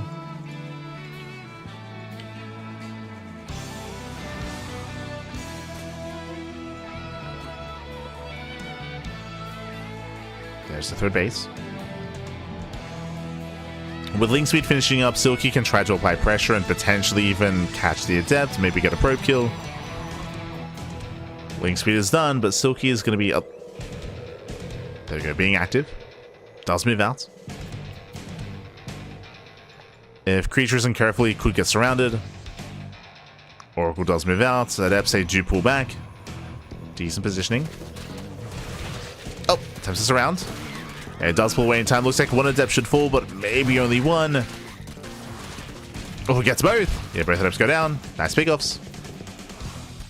Gets 2 Adepts, gets a probe, and does pull back. So nice trades here from Silky. Nice pickoffs. Behind this, Silky is droning. The Oracle is forced back home as there's only 1 Adept to defend. So Creature a little bit scared, a little bit paranoid about losing this position. That does delay Oracle production. That does delay Oracle harass, I should say. And Silky looking solid. It's droning, saturating. Lair is on the way. This time Silky does not go for an early Evo chamber. This time going for a Roach Warren instead. So a very different style out of Silky.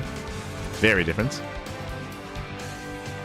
Last game, +1 melee was indicative of Link main Hydra. Here, no Evo chamber, faster Roach Warren. This could be a Roach Ravager heavy composition. If not, this could even be Roach into Hydra into Lurker. We'll see.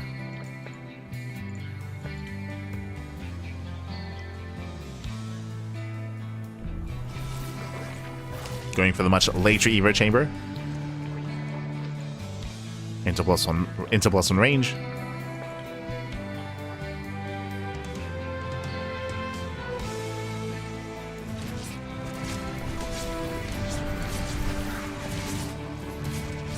They poke in, they get 1, they get 2 drones, not bad. 2, 3 drones going down, getting it to 4. Oh, as they do overextend, taking a lot of hull damage. The Oracles, they barely do get away. And Creature, he is mixing it up himself, going into charge first. Not blink. Okay, this is a little bit unfortunate. So, Creature's being more aggressive. After what happened in game 1, Creature is like, you know what? I'm not going to be more passive. I'm not going to defend. I'm going to be the aggressor instead. He's going to be in the face of his opponent. The problem here is that Silky is playing Roaches.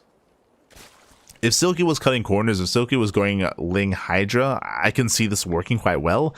But Silky's playing safe. He's getting into Roaches, into Roach Hydra as well. It's going to be a very robust, very beefy army. This charge timing's going to have a hard time finding any damage. I'm not too convinced, but we'll see. Archon drop is moving out. So it's the Archon drop into the charge follow-up.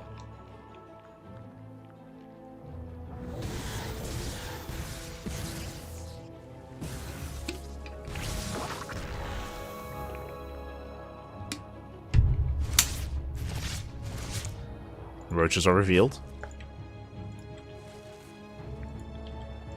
Creature he was already aware.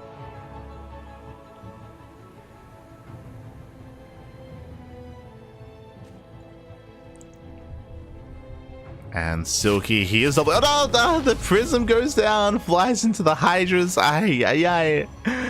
It's a really rough start for Creature. Unfortunately, he wasn't aware of the Hydra den. He didn't know. Didn't know he had to be careful. He didn't know he had to be wary of that. He's throwing down a wall of cannons and shield batteries, but this is going to be a tough defense. It's going to be a tough hold. Storm is on the way, but it's not ready yet. Silky, he did double expand it just for Larva. Remember, just for Larva. Silky, he's not droning. He's cutting workers at 62. This is going to be a 3-base all-in. 3-base all-in out of Silky. He commits. He sends it across the map. Now, with some well-placed stasis traps, then maybe... But they're getting baited. There's one stasis left. Getting on top of the Zealots. Yeah, a lot of charge lots are going down. And the army is slowly getting on top of that Immortal. Doesn't quite break through. Yeah, 14 more Roaches on the way. And Zealots are being cleaned up. We have more charge lots in production. Creature trying to warp in, but Silky is almost maxed. And we spoke about it. Defensively, charge lots, they don't trade anywhere near as efficiently as Stalkers, for example. Like where Storm was much later. Immortals, they go down, and Silky, he has broken Creature. Creature down to a handful of charge lots. That's all he's got left. And Silky, he's done it. Takes down all the remaining Zealots. GG, well played, and Silky will claim the series 2-0, will advance on into the next round. GG.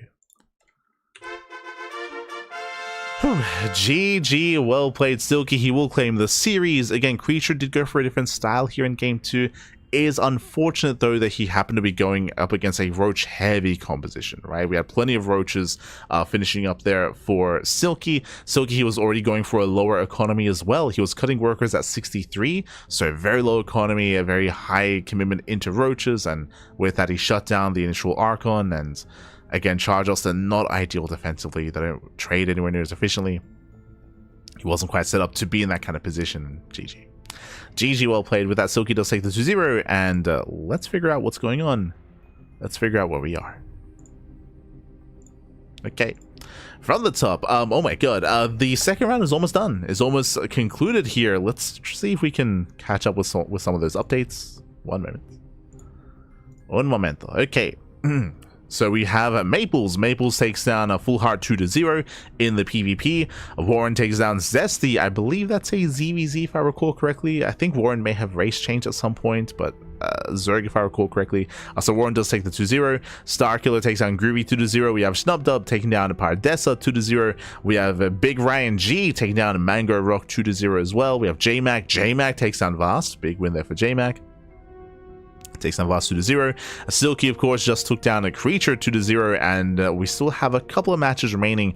Folkstra is still mid-series against Pengi. We still have Benefit versus Cheese. We have Jerry Mal versus Velharmin. God, I struggle so much with that. Awesome Sauce is up against Saint Saucy. Oh, we got some sauce on sauce action. Oh my god. They're getting saucy back. Beautiful, beautiful. We have Krista up against Wushian. Wusishan. We have Jon Snow up against Berry Crunch, still mid-series, and it looks like Big Ryan G did just take down Mango Rock 2-0. I think that was just updated, if I recall correctly. But yeah, we still have a couple of matches remaining. We have 4 series left. Sorry, 5. 5 to 6 series remaining. As the matches are slowly wrapping up.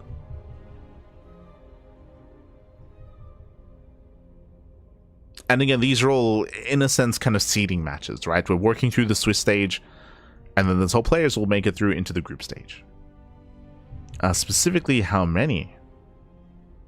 Top 8. So top 8 players do advance on. And again, I feel like there's a pretty wide margin available here. Like, there's a lot of potential for players to make it through.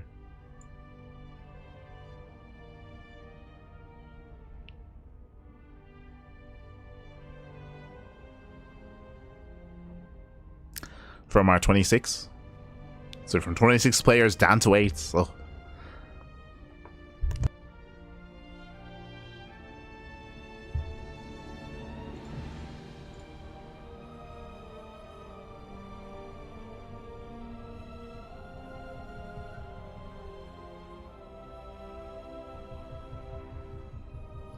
They all advance the next round? Only top 8. Only top 8 to advance into the next round. Only top 8. Didn't realize we were in the cheese factory continent itself. Yeah, yeah. Cheeseadelphia, papi. Cheeseadelphia. Or Philadelphia, I should say.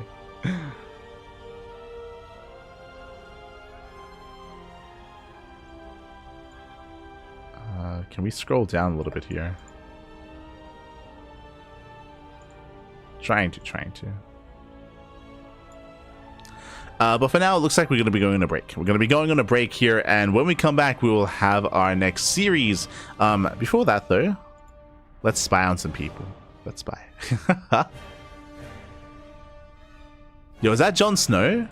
God, I can't... Hold on. There are some of the NA players that I'm a little bit less familiar with, unfortunately.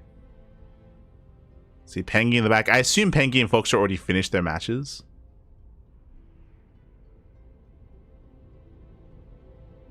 I assume they're already finished.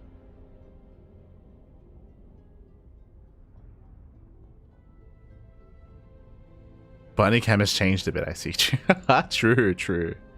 No.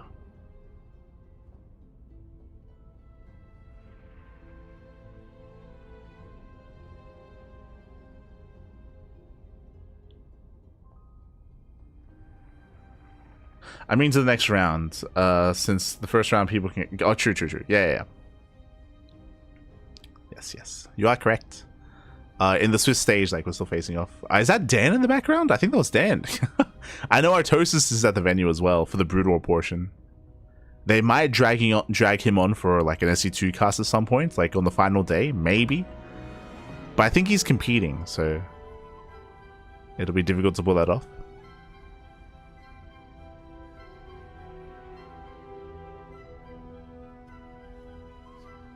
Oh, I just saw Salty Crew. Oh, no. Oh, no. The Terrans are out.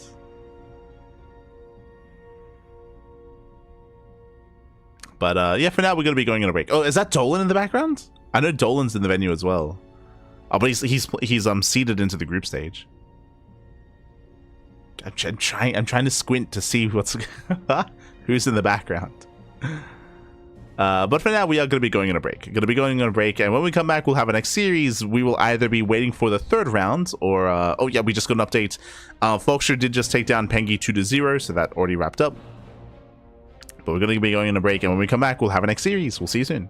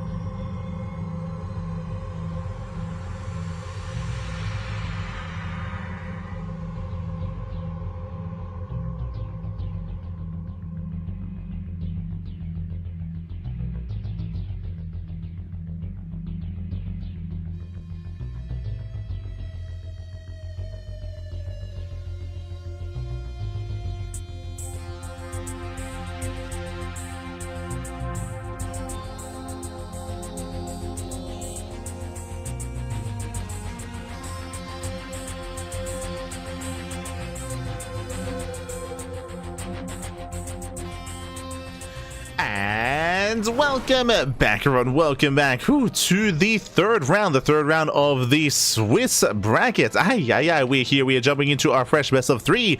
Exclamation mark be in the chat if you guys want to have a look at the back yourselves, as we are live with the SC4ALL, a big offline event happening in Philadelphia, happening in the Americas. And spawning in the top left hand corner of Gresswan, we have the Canadian Protoss player. We have the red Protoss for Team Gosu. It is Maples. And spawning in the bottom right hand corner, we have the teal Zerg player, the teal Zerg player himself. It is Warren. And if you're in the chats, predictions are now open. Place your bets on who you think will claim the series. Best of luck in the chats as we get into our PVZ. Also, I don't know if you noticed, I keep seeing him in the player in the kind of the venue cam, the venue feed. I'm pretty sure that's Neeb, right? Like, he keeps going by. He's tall. He's in a black hoodie. Like, I could be crazy, but I'm pretty sure that's Neeb that's been walking around, right? Have I lost my mind? It looks just like him, Papi. Yeah. I could be crazy, though. I could be crazy. Not saying he's not in the tournament. He's not playing in the tournament. But we very often do get players that do drop by that aren't competing, but they do, just want to be a part of the community. I just want to watch. I think an example of that is that last time Barry Crunch was there and he wasn't competing. Last time, oh my god, Uko, that's it. Uko was there. Uko wasn't competing either, but like Uko, Barry Crunch, like there were some others that did drop by just to be a part of the event, but not necessarily compete. But yeah, it could be crazy, but yeah. Aye.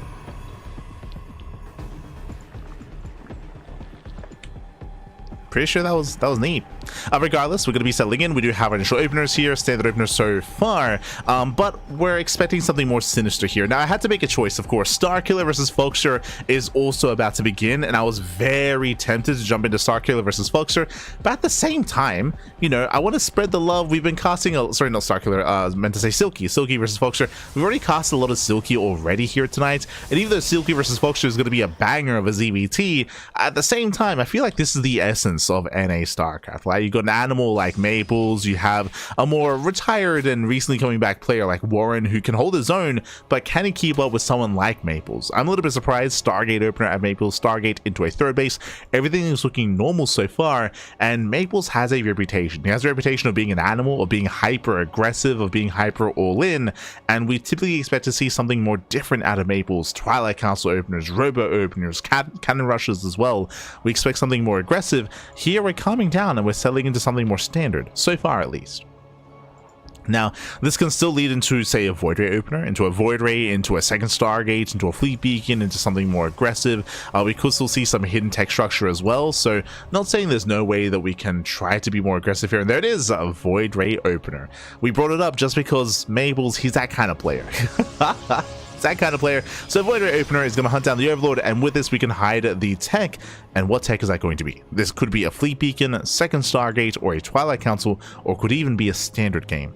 And we just expand. As Depse do shade into the main. Getting one, getting 2 drone kills, not bad. 2 drones do go down. And so far, no major losses here. We do shade across. 2 more lings, and they do get away. Nice trades here by Maples. Does trade well. There it is, Twilight Council before the third. So hyper aggression. This does feel like Glaive Adept, so we're going Void Ray into Glaives is what we're imagining, but we'll see if Maples does bring something different to the table. 3 more gateways are on the way, so it's going to be 4 gate setup here. 4 gate Glaives seems to be the tech of choice, as there is no Forge. No Forge, no +1. Likewise, we actually say 3 and 3 in gas. If we're committing into extra gas income, we could actually turn this into a 2-base all-in and throw down extra gateways, more than just 4. There it is, Glaives. So Glaives are on the way. Maples does expand. So 4 gate Glaives out of our Protoss. Does stay in gas, but is not opting to go for extra gateways. Now, this is not an all-in. Bear that in mind. Maples is expanding, but the goal here is to bank up Adepts, to build them up back at home, and then to send it across the map, and ideally catch Warren with his pants down, catch him off guard. As Warren is keeping up with the Void Rays, when it comes to Warren's defense, does get a safety Roach Horn. There's a 440-ish Roach Horn timing. It's going to be clutch. It's going to be clutch. It's going to be close. We'll see if Warren can get those roaches in time. Likewise is preparing his SimCity. Ooh. As they do shade into the third. We got 1 drone so far. Lings they pop out just in time. A nice cleanup. Very nice clean up here by Warren.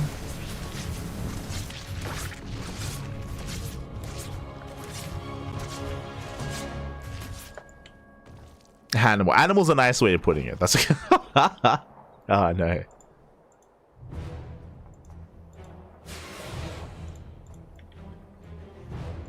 As it ups, they do threaten the shade.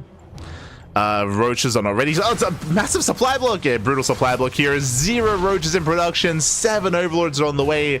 And now is not the time. Now is not the time for supply block. It ups, they bust in, and Maples, he's here to end the game. Shades into the natural, shades into the main base. Just a brutal timing there for Warren. Getting supply blocked at the wrong moments. Couldn't make anything, couldn't produce, couldn't defend. And this is getting out of hand. This is getting out of hand here. 10 drones going down. Boys are being pulled. Oh, does commit to the shade. Commits in towards the third. It kills the queen. And GG. GG. Game-ending damage. Maples will take game number 1. GG. Whew, does take the first game, does take a lead in the series. Again, unfortunately, Warren, he got supply blocked. He had a bit of a later reaction, later scout, and again, a later Roach Warren as well. Going for the initial Void Ray was a bit of a tell that something was a little bit off, something was weird, but in the end, GG. In the end, GG, well played. Warren, he was caught with his pants down. And now we're getting to game number 2. And again, this is kind of what we expect out of Maples. We expect him to go for some hidden tech, to be more aggressive, whether it's with Glaive Adepts, whether it's a Dark Templar, whether it's with a Cannon Rush as well. This is what we expect out of Maples. He has that reputation. It's on Warren to be defensive, to try to keep up and get a read on what Maples is up to as we now load into game 2. Remember, this is best of 3. Best of 3. One more loss, and Maples will claim the win. Or one more loss, and Warren, he's going to be knocked out of this series at least, and have a rougher time in the overall Swiss format. So far, how has Warren been performing? He's been performing quite well. He actually hasn't lost a series yet. Likewise, neither has Maples. And now they're facing off. As we load into Habitation. God damn it. I keep forgetting. We're loading into Habitation Station, papi. A crazy map. I mean, it is a notorious map, of course. Has a legacy behind it. But very old and very... not the most meta map right now. We'll get into it. It's spawning in the top left-hand corner of Habitation Station. We have the Canadian Protoss player. We have the red Protoss leading the series 1-0. It is Maples. And spawning in the top right-hand corner, we have his opponent. We have the American Zerg player, the Teal Zerg. It is Warren. And welcome to Habitation Station, which I believe was in the Legacy map pool, the Legacy of the Void map pool in the initial season. But of course, Habitation Station was more renowned for what? For Heart of the Swarm. Back in Heart of the Swarm, with the renowned series between Scarlet and Boxer. Sorry, I almost said Scarlet and Boxer. Hey. Between Scarlet and Bomber is what I meant to say, was here on Habitation Station. The Borrowed Mines, of course, that was crazy. That was back in Red Bull Battlegrounds. Red Bull Battlegrounds, that was in New York, right? It was, I almost said Atlanta, but I think it was in New York. Red Bull Battlegrounds, New York, and yeah, renowned series, renowned match. Likewise, this map was very notorious as well. What was it for? For this gold base. Remember, this gold base is close enough to the main that you can float your main base over towards the gold, and this was the map where Gangnam Terran kind of took off. It kind of took off and kind of really hit the meta, if you recall. Gangnam Terran was when the Terran would lift their main base, float over to the gold base, saturate it, and then go into like a 4x mass marine all-in.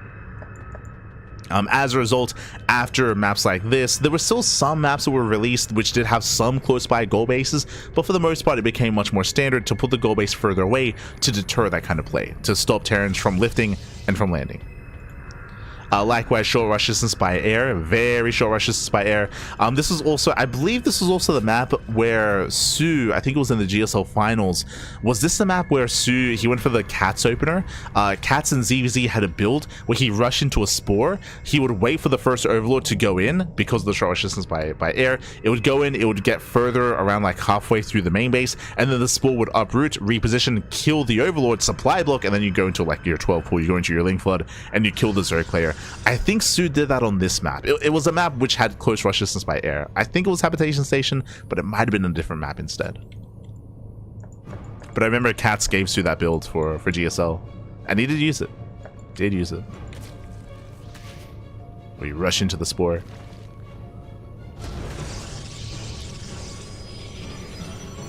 That's crazy. So we have 6 maps apiece. Sorry, 6 bases apiece. Meanwhile, it's going to be a Stargate open out of Maples once again. Does open Stargate.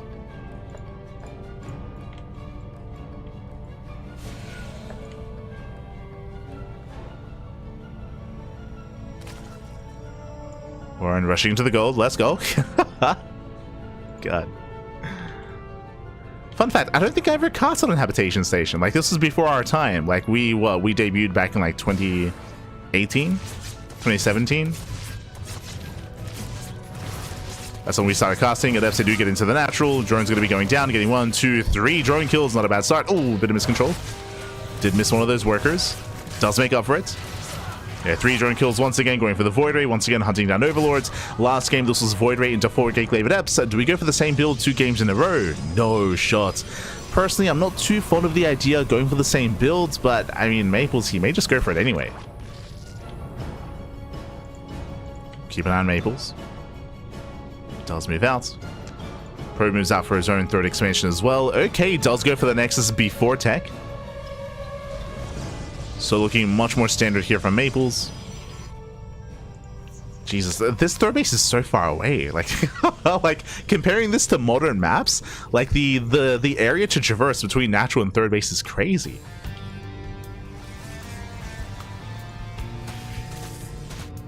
Like, I feel like German taxis could do well here, right?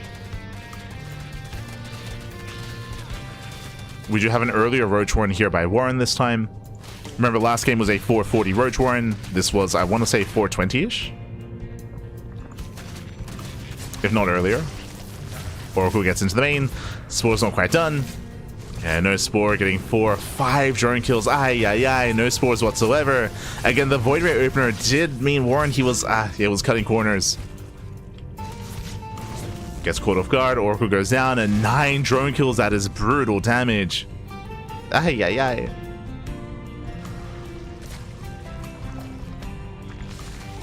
Warren is getting to +1 range.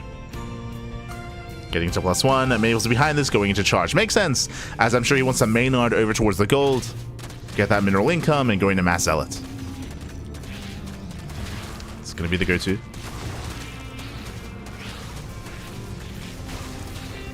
Yeah, as the boys have arrived. Void Ray does race back. Maples will defend. And I believe that's a full what he fully walls up. Let's go, baby, let's go. Behind this, I was curious to see if Warren was just going to go for an all-in with Roaches, with Queens, with Drop Lords as well. But Warren is still droning. He's still droning, still saturating. The lair is on the way. It is going to be a later lair here for Warren. I mean, it was a brutal start, losing 9 drones at the beginning of the game. So Warren is delayed.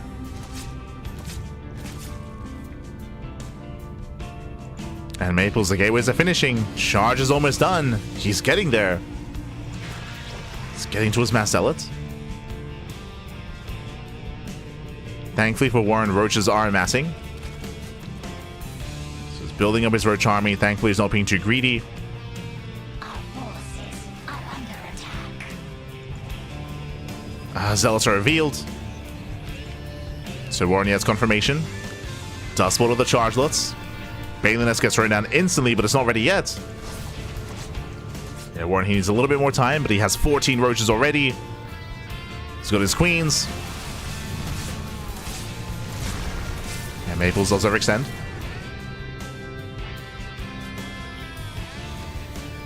And Warren, can he make a stand? Can he hold on? Yeah, Zealots, they do peel off catching reinforcements. Roach is going to be going down. Warren, he has to kite back. Bleeds off a lot of Roaches initially, but he should hold. Yeah, he should hold on. Has plenty of Roaches. Does hold, does defend. Baliness is almost complete. With Balings, it'll be a much easier defense here from Warren. And Maples, he has to back off. He backs off. Blink is on the way. The charge timing he was hoping that would succeed doesn't quite pull it off. Getting into Blink.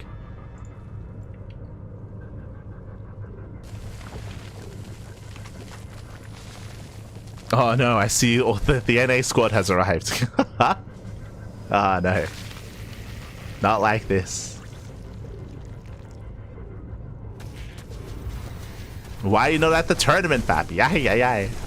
Este Greenards. Greener's Rocker. You gotta be at the venue. It's a nice catch here on the Charlottes. Sorry, on the Roaches, I meant to say. The Roaches, they do get caught.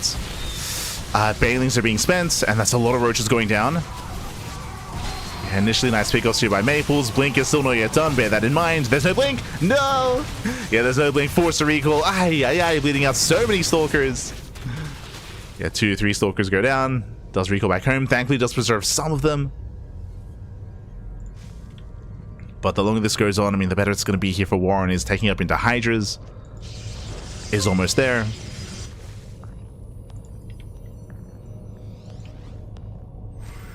Thank you so much, Air Orange. Thank you so much. Thank you. Thank you for subscribing for 34 months. That's a lot of months, papi. Gracias, gracias. Thank you so much for the support. We appreciate it. We appreciate it. You don't need to be so polite when casting Maples games. What do you mean? I'm being nice, papi. I'm being nice. It's okay.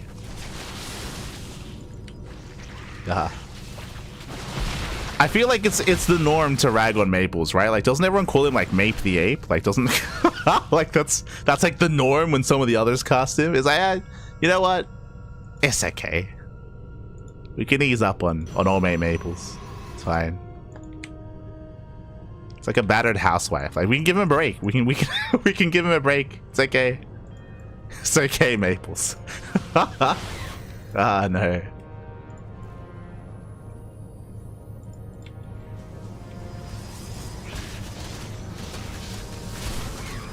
That's Warren gets eyes on the 4th.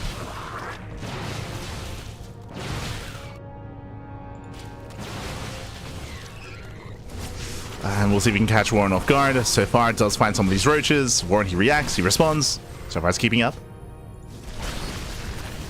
A bit of an awkward trade here for Warren as he will lose and bleed out a lot of Roaches. Roaches are going down. Decent trades here with the Zealots going for the expansion itself. Maple's going in. Gets a Queen.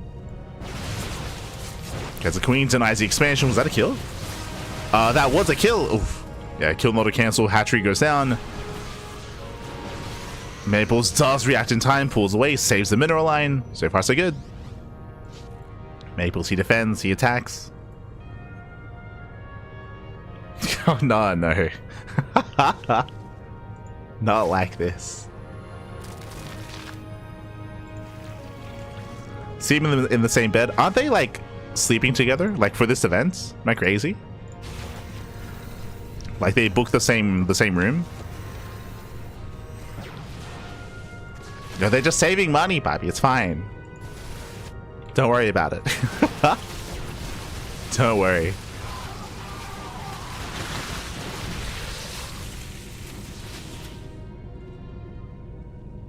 They're just being efficient.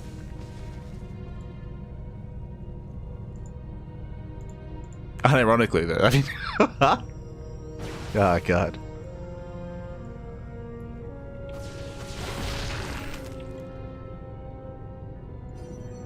They're just trying to stay warm.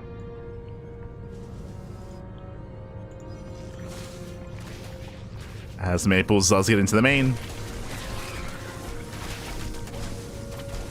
Going for the tech, going for the lurker den. I mean, again, Warren has been taking up towards lurkers. Hive is on the way as well. It's up to Maples to try to end him before he can really get out of hand. Oh. So far, picking up wings. Does snipe the lurker den, okay. Lurker den does go down. Hydras are exposed. And so far, decent blink control. Yeah, Hydras are getting picked up. Expensive losses here for Warren. Yeah, expensive losses. Does blink in. Does punish. Warren bleeding out most of his Hydras down to 3. Maples, does he blink in? Does he?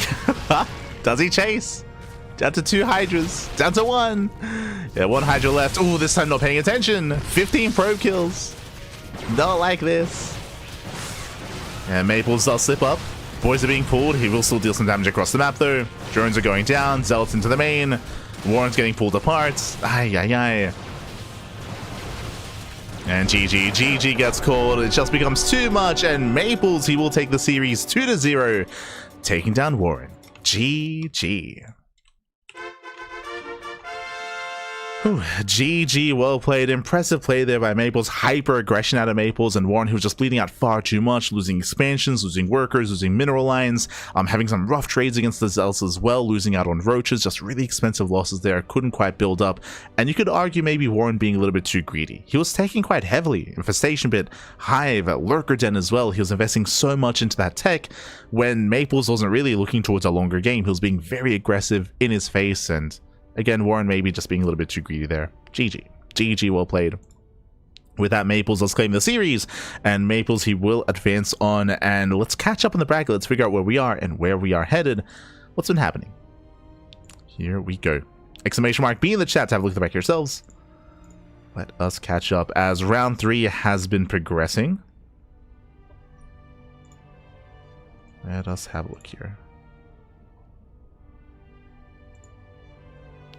Round 3 has been progressing, and we do have Silky versus Foxer still mid-series. It's still mid-series, still ongoing. Warren takes down... that's not the correct score. Aye. So Maples takes down Warren 2-0. Looks like the wrong score was submitted on Chalon, so hopefully they can fix that. We have Mango Rock up against Pardessa, takes him down 2-0 as well. Vast takes down Schnubdub, and Pengi takes down Big Ryan G. So we have a couple of matches wrapping up, but we still have plenty more to go. We might jump in mid-series into Silky versus Foxer. It looks very spicy. Awesome Sauce just took down Groovy 2-0. We just got an update. Full Heart versus Zesty looks fun as well. Full Heart, I think he still just cannon rushes, by the way. I don't know if he plays standard. So that looks like a very spicy series. Full Heart and Zesty. Who else do we have? Jon Snow versus Starkiller. It's a mirror matchup. We try to stay away from mirror matchups, so we'll be staying away from that ZVZ. But we'll keep an eye on Full Heart and Zesty and on Silky and Foxer. Keep an eye on them. Cannon Rush is the standard? Yeah, it's for sure. We want Silky Foxer. Este Coke. I mean, I was covering a lot of Silky earlier, but I felt bad because we already casted 2 of his matches. So I was like, I could jump on Silky versus Foxer, but I think Rotterdam is covering that series, right? I think Roddy's in Silky and Foxer. Upsets. Maybe.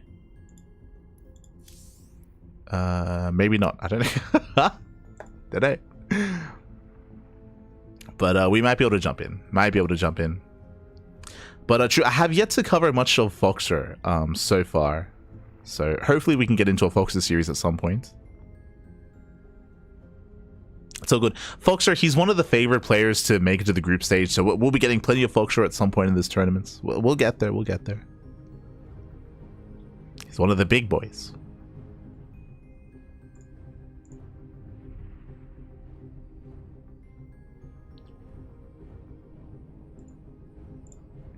But for now, I guess we have some downtime here.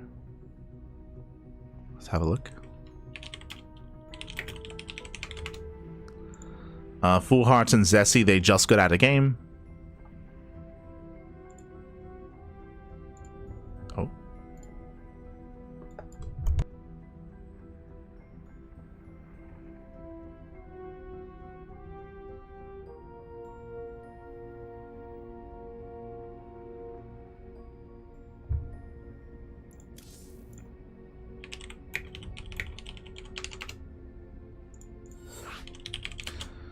And we'll get into...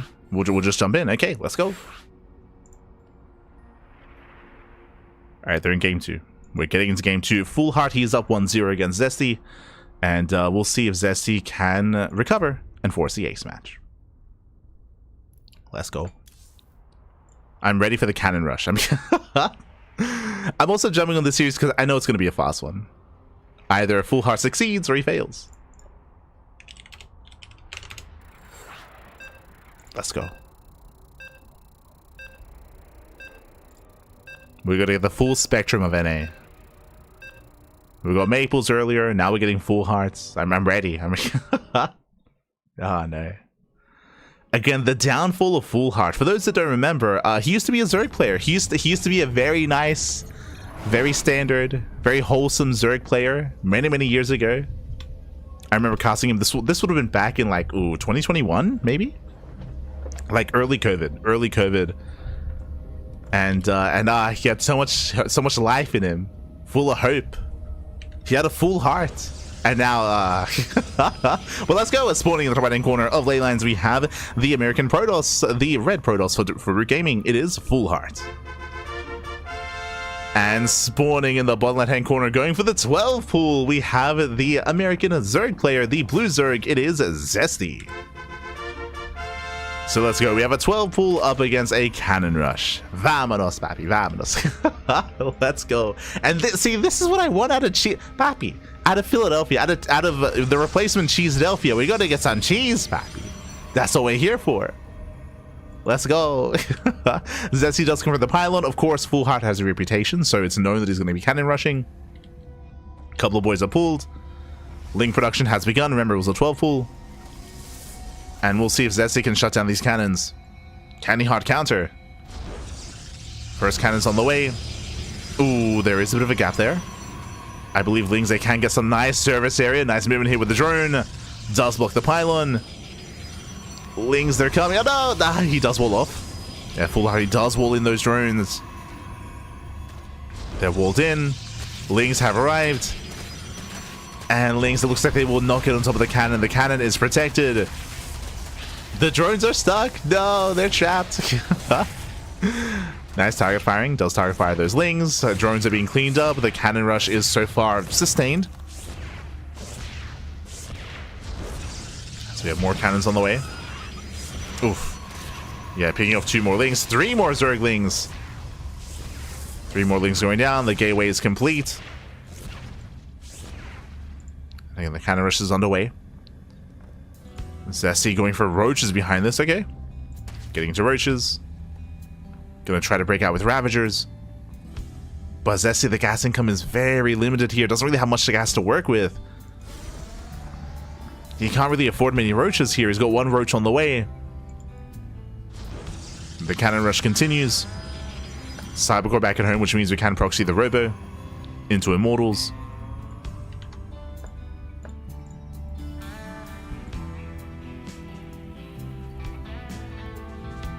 He did turn to the dark side. Like, he was full of hope, he was full of Zerg, and then one day he was like, what if I just cannon? His heart was broken, Bobby. His heart was broken. He was broken by the NA ladder, and now he just does nothing but cannon rush. Like, it's like it's a sad story. It's a sad now nothing but cannon rush for Full Heart. His heart is full of cannons. Not like this.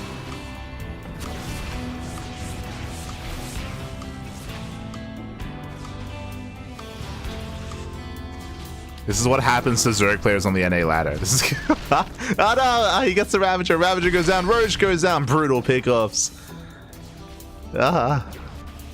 Not like this, Pappy. Not like this. Massive pickoffs, I should say.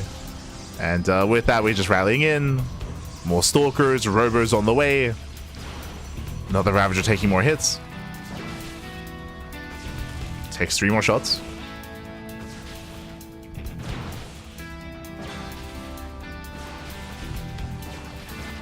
And with losing those first 2 roaches here, Zesty's breakout is going to be so delayed. I'm not so sure he can actually save his natural. He's going to try. A brutal supply block for Zesty as well. His supply blocked.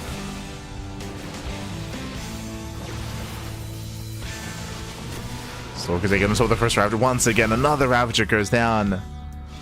Not like this, Pappy.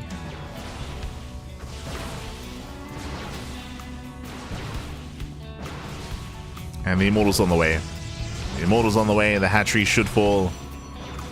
Behind this, there's no lair, so there's no Nidus across the map. There's no Drop Lord play.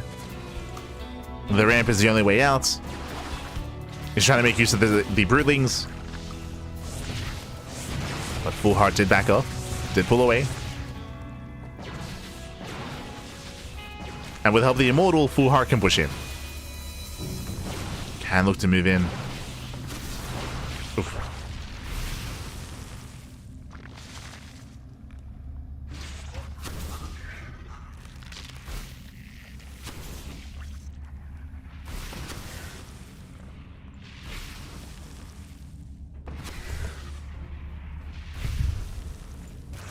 Zesty has to be careful.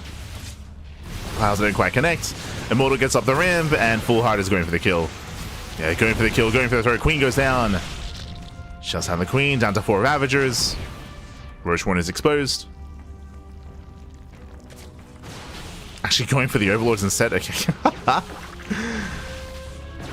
Going for the Overlords. Boys are being cool. Can we lock down the army? Ah, but there's a Prism. Yeah, I can always juggle back. One Stalker goes down. He gets one. Ah, just one Stalker. The other Zoo pull away. Nice dodge on the piles.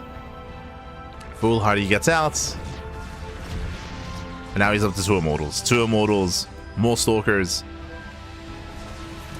Foolheart going for the kill. It's going to be Zesty's last stand here. Down to 3 Ravagers. And GG gets called. Foolheart will take the series 2-0. Takes down Zesty. GG. Whew. GG, well played. Again, Foolheart is renowned for these cannon rushes, kind of like Probe Scout before him, if you will. Probe Scout also known for cannon rushes back a couple of years ago. Foolheart has kind of taken that mantle, and yeah, living up to his name, living up to what he's become. Smerch. Smerch, might be Smerch. GG, well played. Foolheart does take the series, does take down Zesty, and now we are getting ready for our next set of matches. Un momento. As Foxer and Silky are out of game. They're out of game.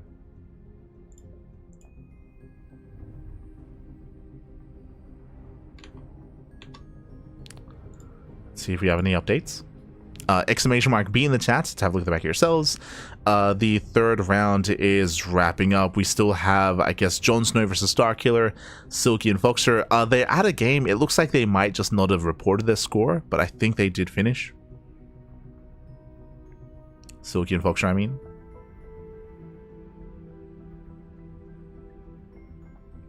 As there are only 3 rounds left. We're halfway through. we're halfway through.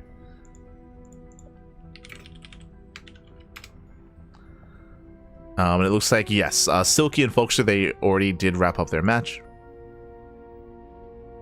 We'll be getting updates soon.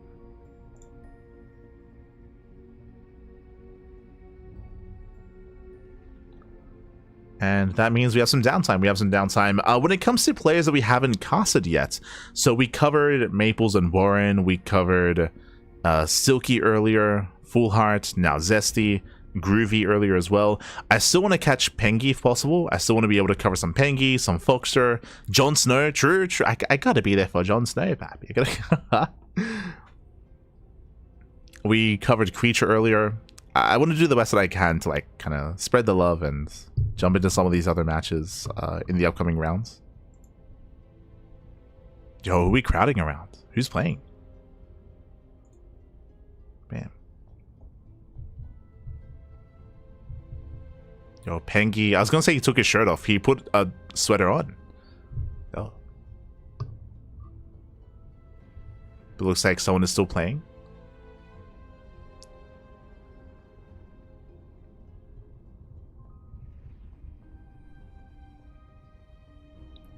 But at the venue, I did notice Geralt is already there. I think I saw Trigger as well. I saw Trigger. I saw Geralt. And again, like I think that's like there on the right. That's Neeb, right? In the black hoodie on my like. Hold on.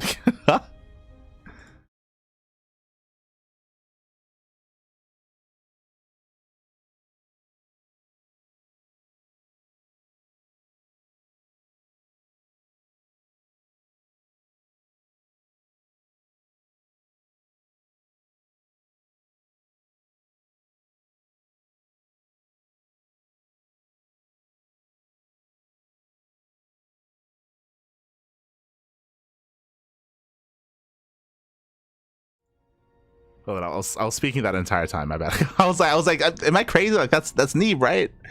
In the black hoodie. Have I lost my mind, Pappy? Have I lost it? Is that Awesome Sauce? Awesome Sauce is there. Yes, yes.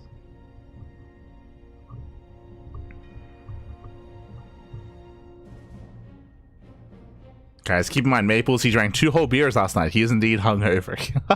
Oh, no. Take him to the hospital. He's had too much.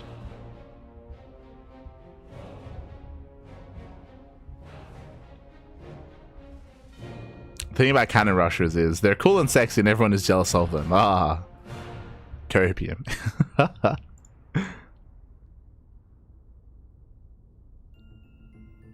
Doesn't look like me to me. Well, he's not on camera at the moment.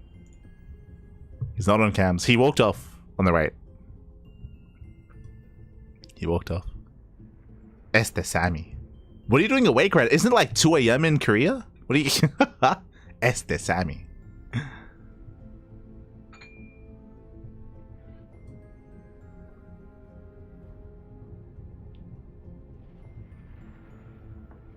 So waiting for the round to wrap up.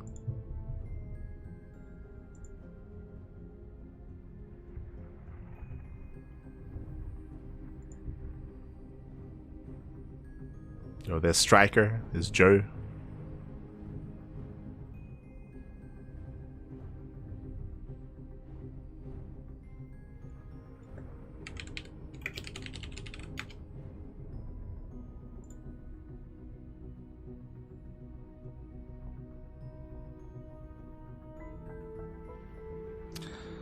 Alright, but for now, I guess we have some downtime. We have some downtime, so we're going to be going on a break. And when we come back, we'll have our next series. Which series? I don't know yet. As I mentioned before, there are some players that we haven't covered yet. So players like Foxer, players like Jon Snow as well, Starkiller. So hopefully we can catch one of those matches next. We'll see. We shall see. For now, going to be going on a break, and we'll see you guys soon after the break. See you soon, Pappy. See you soon.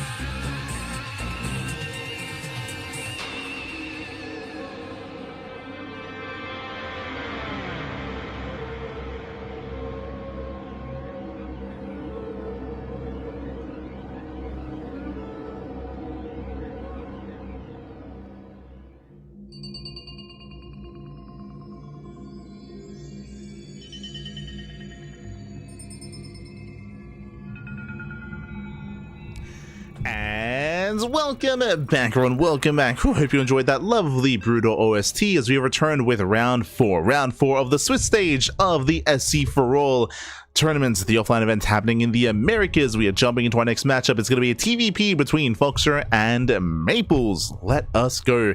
Maples, we did see him take down Warren earlier, but that was a different matchup. That was a PvZ matchup. Now we're jumping into the PvT. Let's go. Let us go. As spawning in the bottom left-hand corner of Persephone, we have the yellow Terran player, the American Terran. It is Foxer. And spawning in the top left-hand corner, we have his opponents. We have the Canadian Protoss player. We have the red Protoss for Team Gosu. It is Maples.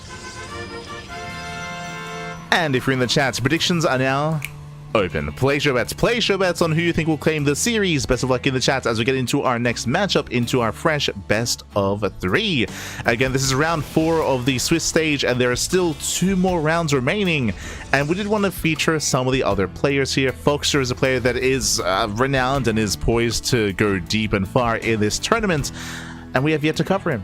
So let's go. We're jumping on in. What I will say is that a lot of casters did jump on this series. It's not just us, but I believe Rotterdam and the mainstream as well. Everyone wanted some Foxer on Maples action. I don't blame them. It's aye. But let's go. Double gas opener out of Foxer, going for a more tech-heavy start, going for a faster factory. Meanwhile, I'm curious to see how Maples does open up. Maples is known for being hyper-aggressive, for being very cheesy, very unorthodox in his play. We saw that previously against Warren as well, going for Glaive Adepts, going for early charge, going for hyper-aggressive builds. We expect something similar here against Foxer as well. So we'll see what he goes for. We'll see if he does open up, say, with earlier charge, with more committed blink play. We'll see. As again, Foxer is going for that delayed CC.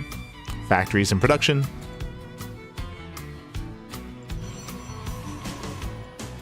For now, we're setting up. Likewise, welcome one to Persephone. Persephone is an interesting map in the map pool. Does have, of course, the gold base on the right-hand side, which may come into play, especially in a longer and later game.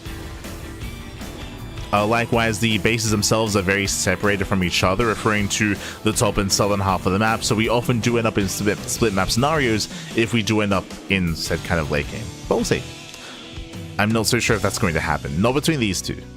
Not with Maples. Yo, is this when we play standard? That'd be crazy, man. That'd be crazy.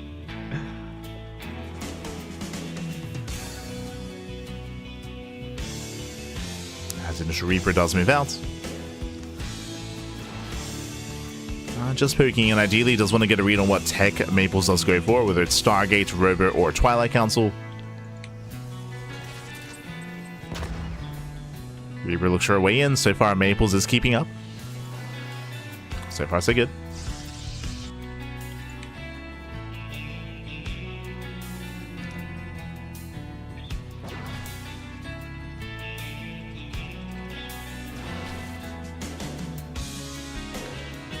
Fox is pulling away. Behind this again did have the faster 1-1-1 setup, a delayed expansion, and with this we're going for the early draw play. Okay, so Fox is going for an early push.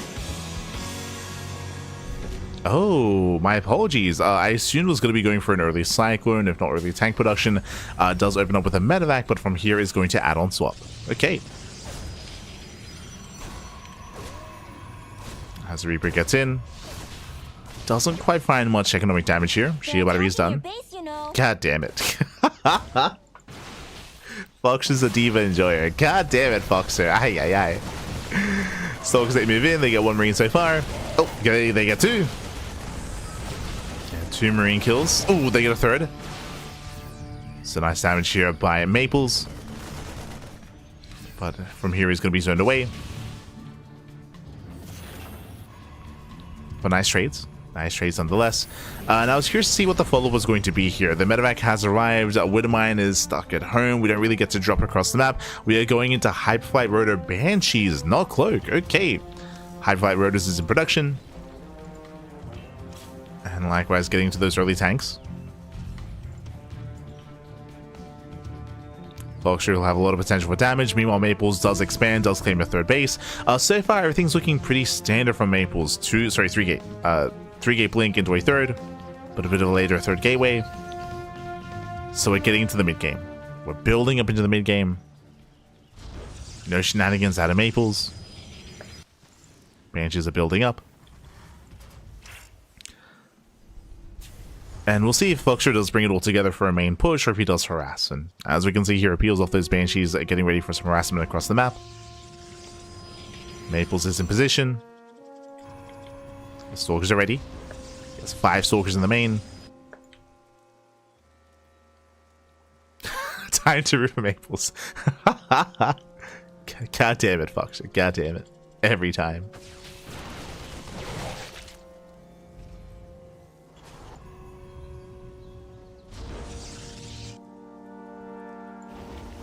Oh. That's Foxer. He does look to move out. Maples, he will miss the drop. Does barely miss it. See Maples fending out their Stalkers. Looking for move outs, and Maples, he will find Foxer. Does find the medevac. Medevac getting caught out. Maples is going for a gateway heavy composition, going blink into charge. Going for delayed splash damage. And while Foxer distracts you on the right hand side, the medevac is going to go down. Is it going to be worth it though? Because it comes in with the Banshees. And the main base is exposed. Yeah, and the main base is exposed. Maples out of position. Probes are getting one shots. Getting 5, 6, 7 probe kills. Ay, ay, ay. Again, Maples, he was here earlier, but he was distracted by the drop. Sure, he got the medevac, but it was worth it. It was worth it for Foxer. Baited Maples in. That's 11 workers, and the Banshees, they get away. They barely take any damage. So nice harassment here by Foxer. Maples, he's looking for those Banshees. He wants them. And this entire time, Foxer building up back at home. Building up more tanks, more bio. Stim is on the way. Oh, Foxer does get caught out there. We'll lose 1 tank. 1 tank goes down. Nice pick up here by Maples. Likewise, he can shade or he can blink into the main. He can go for the add-ons. Uh-oh. Oh, going for combat shields. And combat shields is going to be dying. Can he get both? Combat shields and Stim? Wow, he will. Massive pickups here. Stim is going to go down. We go for the mash repair. Oh, one more volley. Can he get it? Barely nuts. Oh my god. Clutch moves here by Foxer. Save Stim. Banshees are cleaned up. Foxer otherwise distracted. So we have a back and forth. With Stim finishing, Foxer can have a presence on the map. Snipes the observer. There's the Unsiege.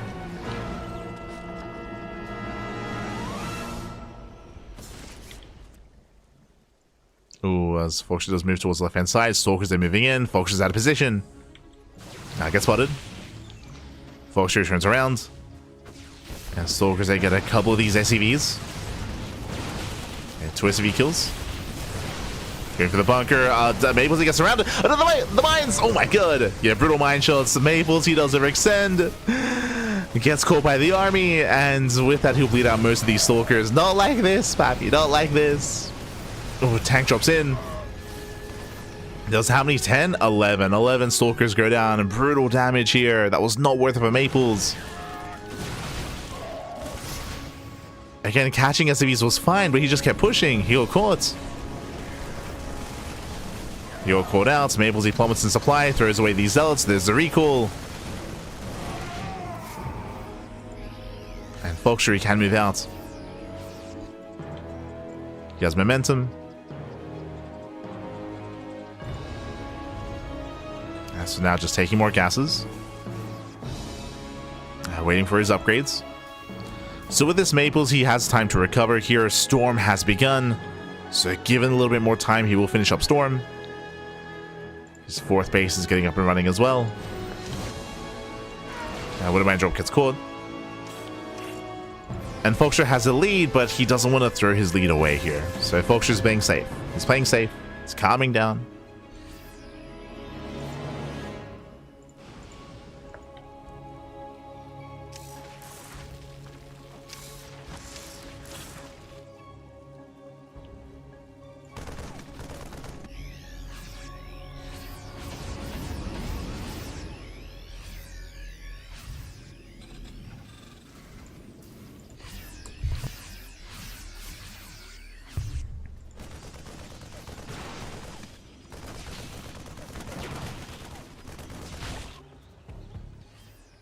Once again, both players are just slowly building up. Maples, he does get his 4th base up and running. Storm now kicks in. There was a window in time where I would say that Foxer, he could maybe punish Maples and either push into the natural or deny the 4th base, but Foxer did decide to stay at home. To just chill, stay back, to play it safe. Maples now taking the gold, gaining map control. Maples, he's recovering. And Foxer going for the 2nd starport. That's going to be for Mass Viking production. Ghost Academy as well. 2nd Academy, apparently.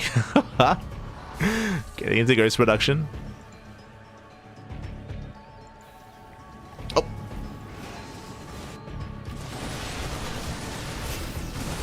And Foxer is turtling up. Just turtling up back at home. Looking to max out. Who catches who? Here go the Storms. Ooh. Storm does graze the army. Hatching out a couple of Marines.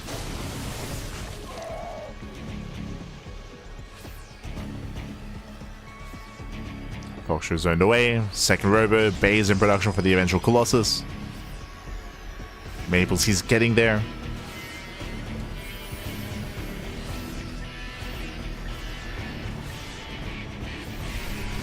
Oh. And no major storms. Foxer has to be careful. Nice EMPs. Yeah, nice EMPs and no storms remaining. Does catch out the Zealots. And Foxer holds once again, takes a better fight. At the same time, Prism into the main. Yeah, the Warpin does barely finish, catching reinforcements. Maples trying to go in here, but Maples does not have enough. Yeah, without Storm, he just doesn't really have any pushing power. And Foxer holds. Without losing much. Foxer, he'll lose 3 SCVs, a couple of add-ons. No major losses here for Foxer.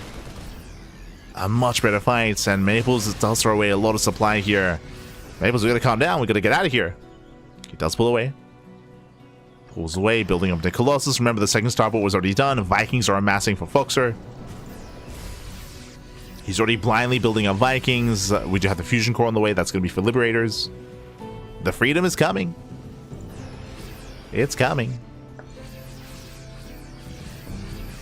And now Foxer pushes. This time with Ghosts, this time with EMPs.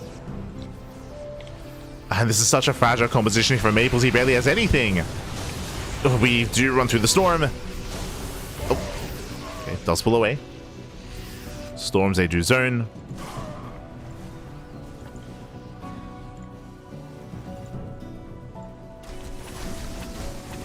Maples once again going for the Zealot round by.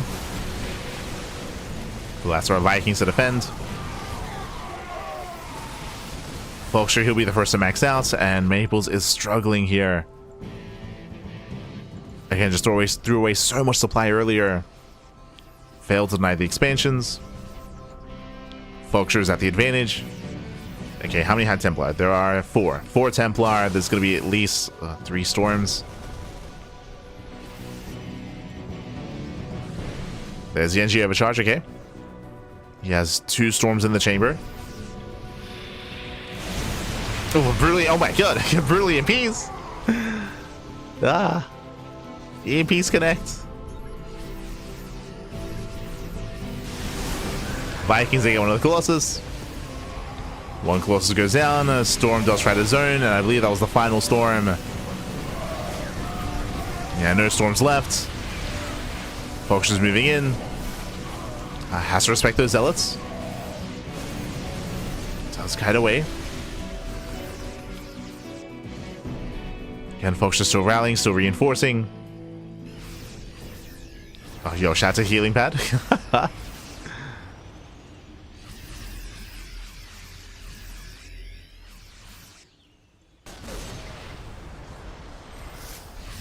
And Maples, again, he just can't engage. Maples, he cannot engage, not head on like this.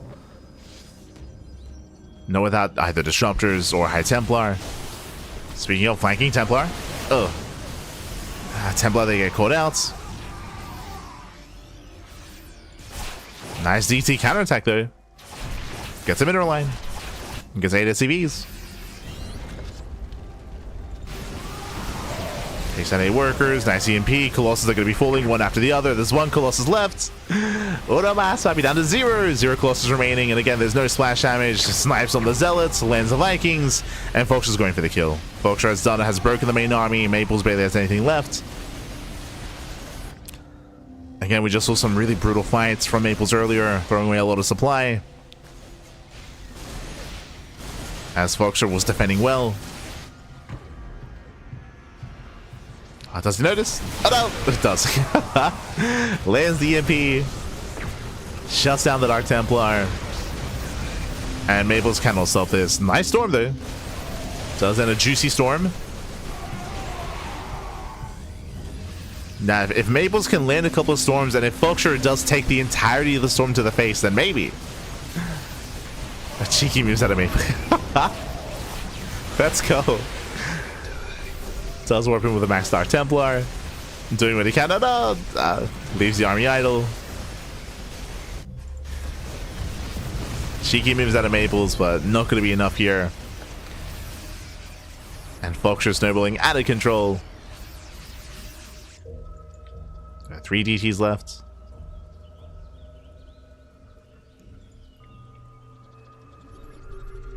There's going to be 2 Colossi defensively, soon to be 3. But there's no buffer, there's no supports. The Colossus are on their own.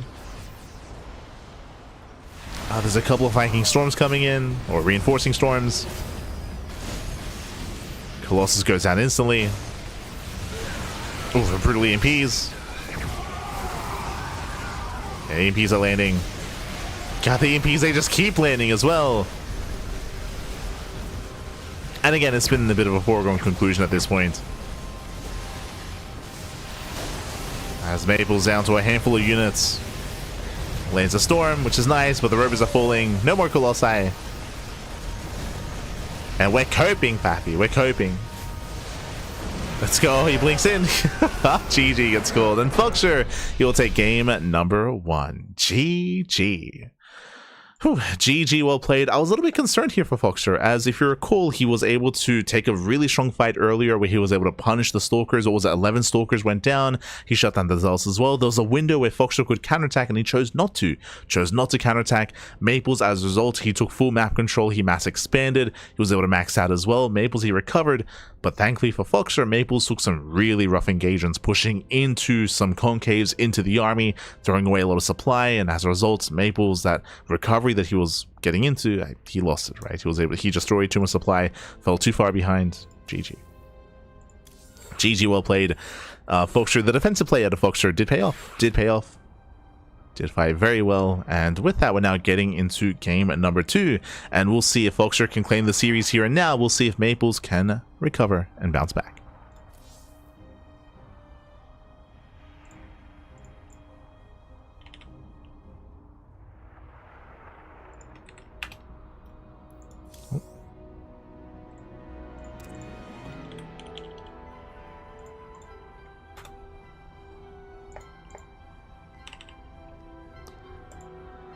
As we are getting into game 2.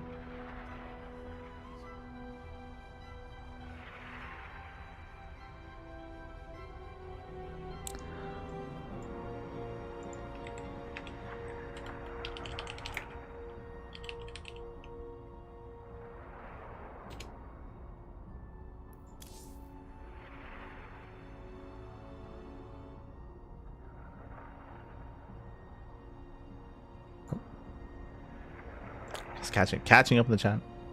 Folks' EMPs are great today. They were crazy. The EMPs were landing, Pappy.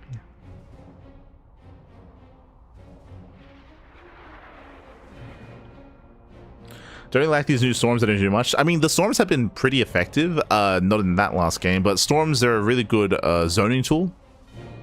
They've been a really strong zoning tool. You've seen them be quite effective in ZVP, especially when it comes to more defensive play. They do have, of course, they're less punishing than the previous storm because they do less burst damage, of course. But that's also why I would say currently it's a little bit more necessary, especially as the game goes on, to switch into disruptors, right? To go from a Colossus Storm into Disruptor. This was always the case. I would say that we would have seen the same outcome last patch as well, where High Templar, they do get outscaled as the game goes on, right? Like, it is normal, it has been meta, has been standard to get out of High Templar, out of Storm, as the ghost count gets higher, right? Like, as you get more ghosts, you have to have less High Templar, just because of how prominent and how prevalent EMPs are. So I would say that we would have had the same outcome in the previous patch, just because of how the compositions were going, how the game was progressing, and what Maples was stuck with. So again, in TvP, you do want to get out of High Templar eventually.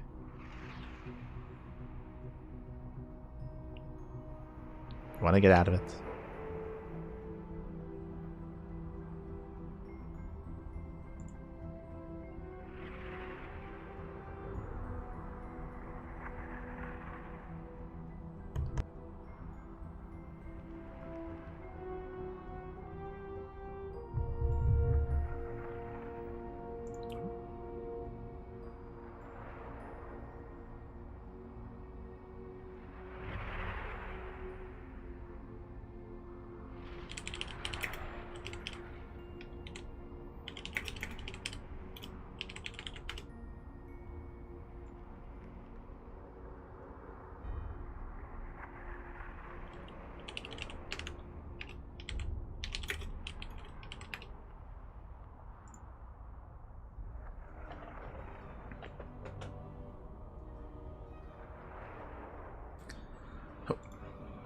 There you go. Here we go.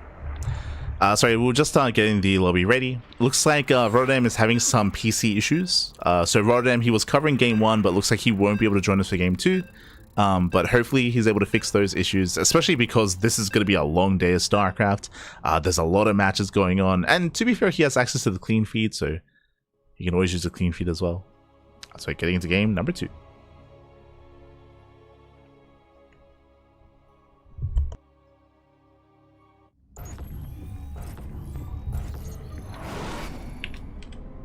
As spawning in the bottom left-hand corner of ley lines, we have the American Terran player. We have the yellow Terran leading the series 1-0. It is Foxer. And spawning in the top right-hand corner, we have the red Protoss player. We have the Canadian Protoss representing Team Gosu. It is Maples. Here we go. Whew, so we're getting into that second game. And again, Maples, he had a relatively standard game, to be honest. Like, he did go for a 3-gate blink opener into a third base. Likewise from there, taked up into Storm, got into splash damage. Was looking pretty normal, to be honest. Aside from the fact that he was overly aggressive and lost a lot of stalkers at the start of the game, true. Like Maples, he did fall behind early on. Despite that, was able to max out. But Foxer was so comfortable just turtling up on 4 bases.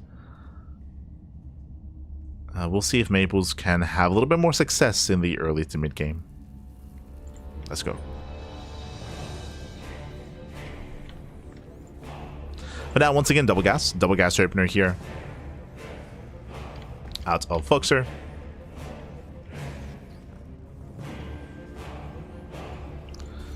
Does open double gas, once again going for the faster factory. Last game, this was meant to be leading into a Widowmine drop, followed by the Banshee harass, and the Banshees, they achieved so much damage.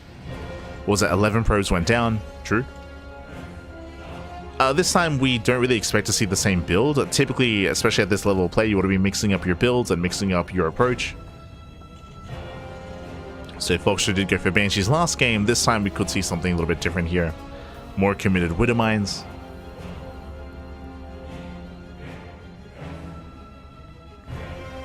Say Raven harass instead. Cloak Banshees, true.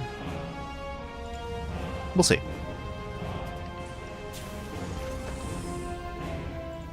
We shall see.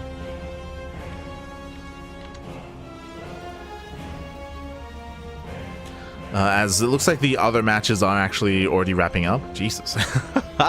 We only had one game, but I mean, it was a longer macro game. And again, I was a little bit surprised. I wasn't really expecting to see that out of Maples. Okay, okay. He can macro map. He can macro. It's crazy.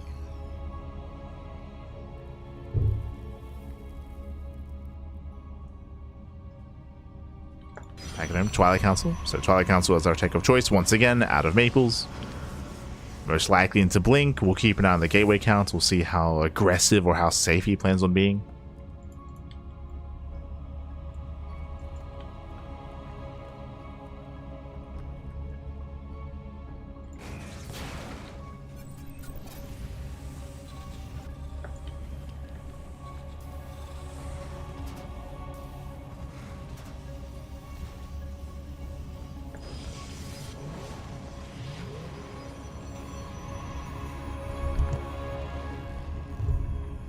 Yes, Maples is walling up.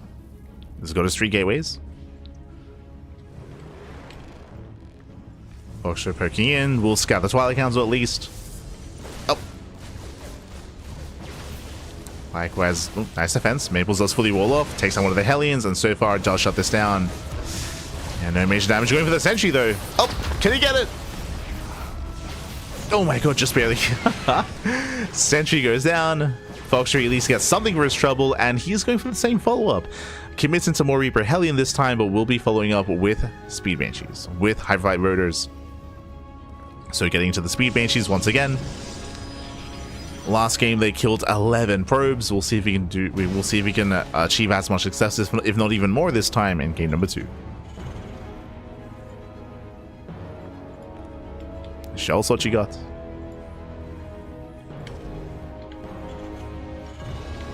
Can he do it again? Bad.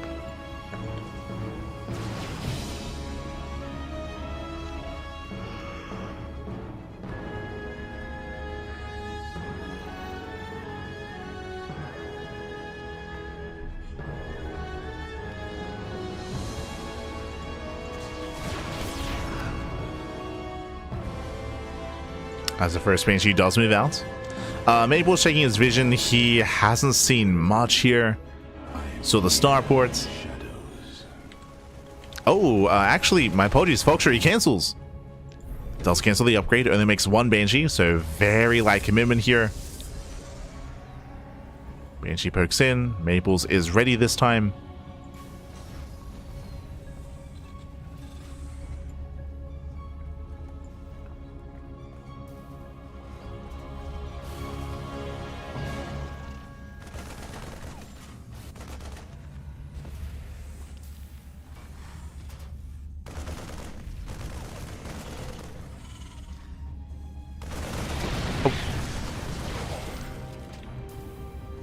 Maples is ready. Reacts well. Keeps up with the Banshee. Oh, blinks in. And the Banshee barely gets away. Oh my god. Just barely. 4 HP Banshee. Let's go. Barely pulls out. And just like last game, Maples going 3-gate blink, then into charge. Into that gateway setup. Foxtrot likewise turtling up back at home. We have our line of tanks. Stim is on the way. Combat shields. Last game, Maples, he was almost able to deny the upgrades. Almost. Tonight, combat shields at least. Oh. And hopefully everything is okay. Looks like we have a bit of a pause.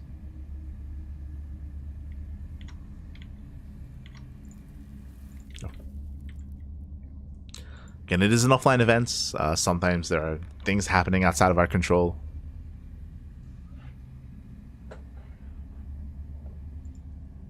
Hopefully we can fix up. But once again, like, we have a pretty standard setup. We have the Forge for +1 for Maples, just getting to a standard mid-game. Oh. Once Foxtrot does finish up his upgrades, he can start to move out. Game resumed.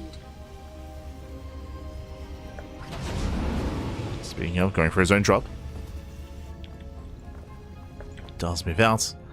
Maples, he barely does miss the move out.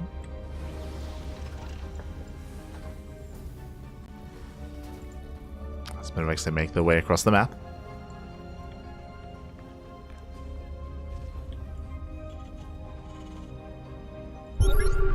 Oh, Does what the Observer. Oh no! The Observer survives just barely. On 10 HP. Barely gets out. At the same time, Maples does run into the drop. Shuts it down. Does force to pick up.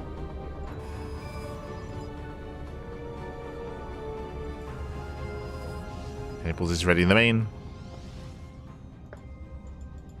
Temple Archives on the way. Maples working towards Storm. And once again, we're slowing things down. We're slowing things down. It's on Maples to delay the third base of Foxtrot for as long as possible. Foxtrot will eventually expand. Not again. No shot! The second scan! The Observer gets away. Oh no. That Observer has paid for itself at this point. As you have to spend a third scan. Oh god. Foxtrot doesn't have one. Oh. Does break out.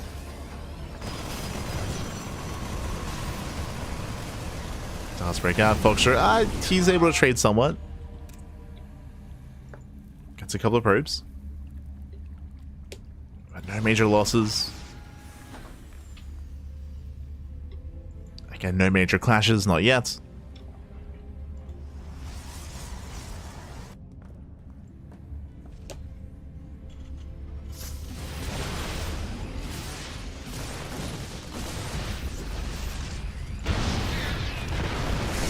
Oh. Does snipe one of the tanks, gets one, gets two. Two tanks go down. Nice pickups here from Maples.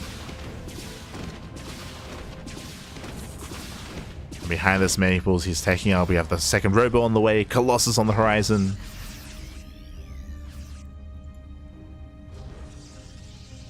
Alright, we're gonna calm down. We're gonna both players are building up.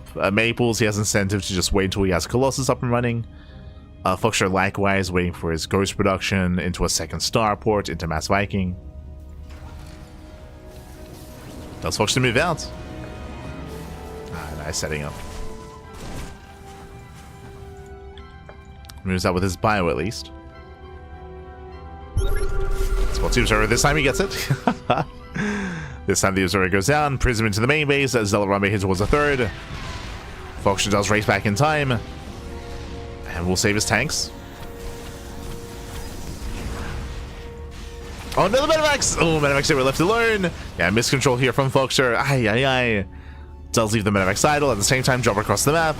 Oh, we're getting rowdy. We're getting rowdy. Cells a pop up in the main. There's gonna be 17 SCV kills. Oh, does take us home to the face. Foxtrot barely does survive. And still a very close trade here. Maples, he turns everything around. And Foxtrot does hold. Still lost 17 workers though. Has to rebuild, has to recover. Fox is moving out. Oh wait, the boys are pulled? Wait, what? I just noticed. The boys, get out of here. Get back to work. Oh my god. Get nice EMPs, snipe on the sentries. There's only one High Templar. There's soon to be one Storm. Oh, get ready. Yeah, Brutal Mind Shell says the NG overcharge. There's the Storm. And the Colossus are coming. Just in time. Colossus are popping out. Foxtrot still has a greater army, can still try to break this expansion, but not with the Colossus. It's coming. A nice start stepping. Takes down the shield battery. Colossus moves in. Nice EMP. But the Storm still lands. And can Foxtrot keep pushing? Again, taking a little swipes to the face, taking a little damage from the Colossus. And Maples holds. Maples, he holds, he defends, claims another expansion. And we have a back and forth. Last game, we saw that Foxtrot took a really early lead. This time, it's a little closer. It's very tense.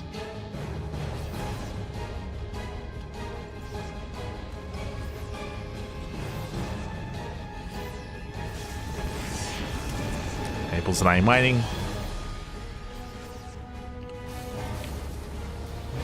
Oh, going for Dark Templar. Going for DTs.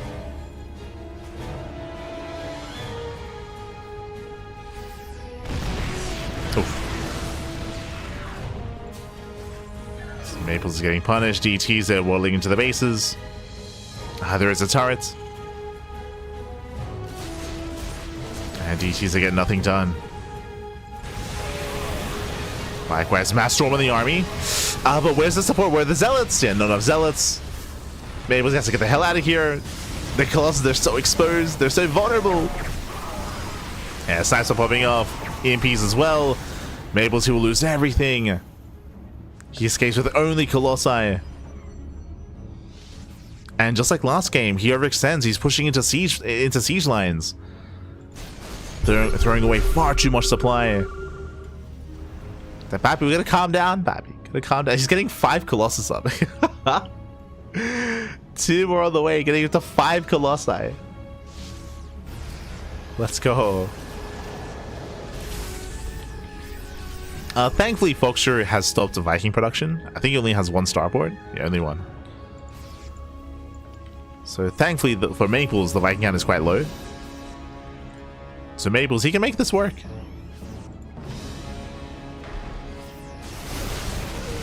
Oh. Nice moving up. Tanks, they do fire up on the Colossi. And Colossus overextend, and with that, Foxer, he breaks the expansion. Nexus goes down. Prism is denied. And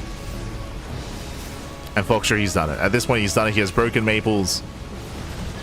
His trades were just too poor.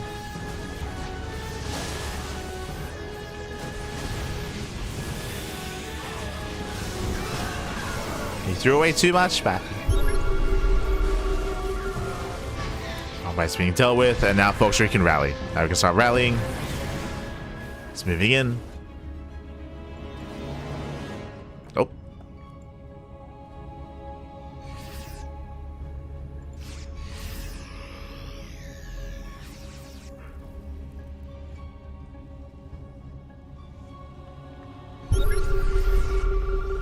Foxer double expanding. He's maxed. He's maxed out on mainly Marauder. 5 Vikings, 2 Liberators, 27 Marauders. It's a beefy army pack.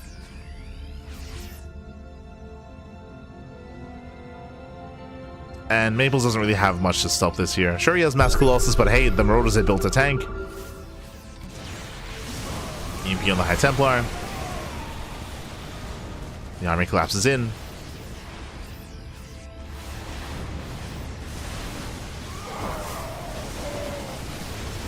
Yo, let's go, going mass DT. DT's a dab on the army. They at least attempt to. They somewhat trade, but Foxer still has a massive army behind this. Just rallying on through. There's 1 Colossus left. Foxer, he can stim. He can win, Bappy. Keep going. Oh my god, his Colossus barely gets out. Maple's holding on for dear life. He's trying to hold on behind this Foxer. He's comfortably on 83 SCVs. He's muling, of course, as well. And Maples, he's just stuck with a subpar army. We spoke earlier how ideally, as you're getting into a later game, you do want to switch out of just purely Colossus High Templar into Disruptors. Just because Colossus gets shut down by Vikings, High Templar by the EMPs. Maples never quite got there. You can stick with this kind of more mid-tier army if you're hyper aggressive and denying bases, but he was never able to. He was pushing up this ramp up into the center base and just losing so much of the tanks, losing so much to Foxer.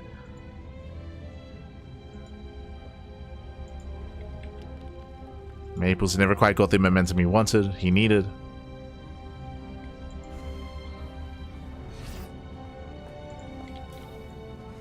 And Foxer will soon max. He'll soon max out. He can soon push.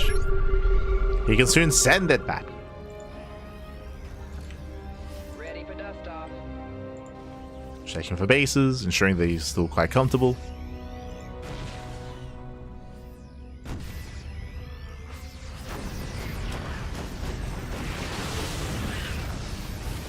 He'll lose one of his tanks.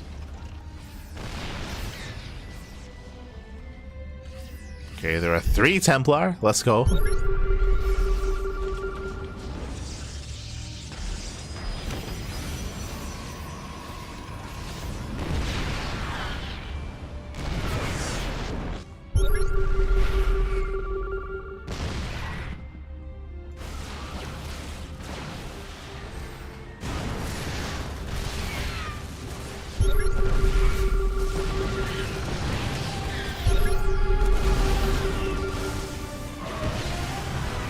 Foxtree denies mining. He doesn't really have the kind of army to dive and to engage, unfortunately. Again, his Viking gun is quite low. Oh, as Maples does take down the planetary. Not bad. Planetary falls. Again, Foxtree is maxed. He has a bank, but he's not really trading his army.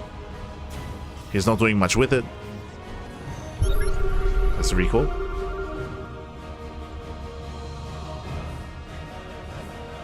The Celeron is on the way. Oof. Runs into Foxer.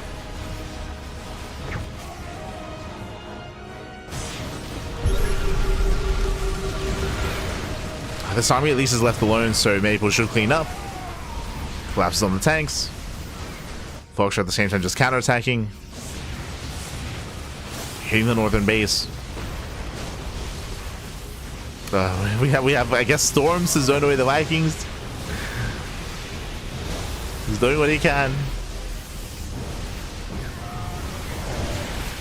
Yeah, and brutal EMPs. Shuts down all the Stalkers, the Colossus as well. There's almost nothing left. I mean, this is the army. 1 Colossus standing. There's 1 Colossus left.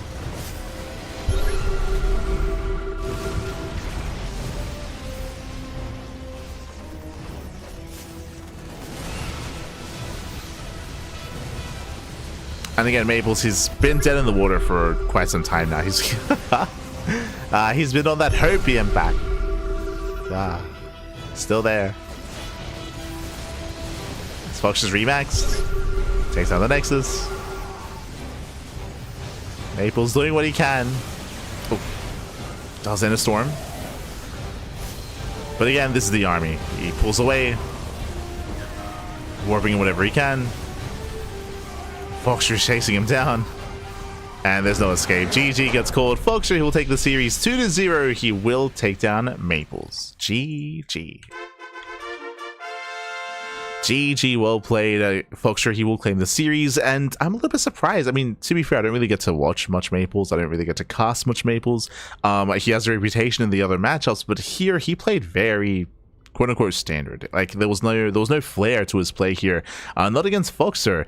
He was very aggressive, that is true. He was very in the face of Foxer, but that was working against him. We saw Maples be overly aggressive and overextend into Foxer one too many times, throwing away so much supply and never quite taking up or refining his army. Whenever he had anything to work with, he would instantly just attack and throw it away, and yeah, with that he was just outscaled. Maples, he was just outscaled throughout the course of that game. Whereas Foxtree, who was just turtling, refining his army, building up more ghosts, more Vikings, liberators, getting his upgrades, of course, as well, and perfecting his force instead. GG. GG, well played. With that, Foxtree will take it, and now let's catch up on the rest of the bracket. Okay. Whew, as I believe that should be round 4 wrapping up. Let's have a look here. Looks like we're missing some updates. Silky takes down Starkiller 2-0.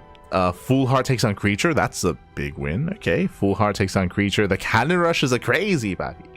What else do we have? Warren takes down Vast 2-0. A lot of 2-0s in our matches. Jon Snow takes down Pengi. Looks like J-Mac versus Berry Crunch is still mid-series. Awesome Sauce versus Zesty still mid-series. And Benefit versus Wussishan still mid-series as well. So there's 3 series remaining. Once they wrap up, we can get into round 5. As we just got an update, Benny did win his matchup 2-1. So only a couple of matches left. Un poquito más, baby. Un poquito más. Yo, shout to Epic. We have Epic here closest to us. In the player pits. I think we have the Brood War players on the other side. I think. So one side SC2, the other side Brood War.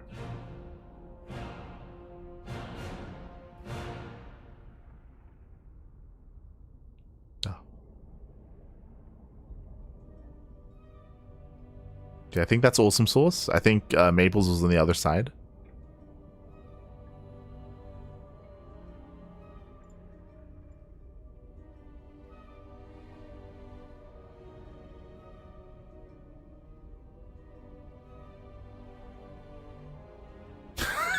Maple's keyboard has no escape key. That's why he fights to the death. Oh no. Not like this.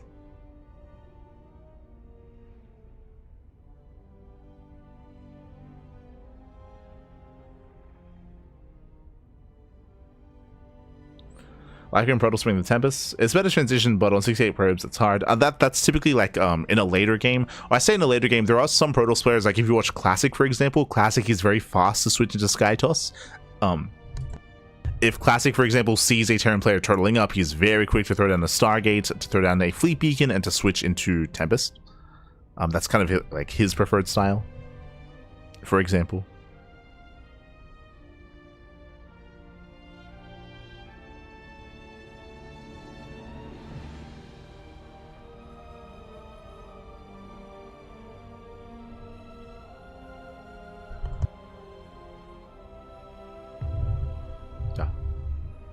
Observers need another nerf. I think that's to the one observer that survived 2 scans. It was crazy. It took 3 scans to kill the observer. Ay, ay, ay. The hero observer.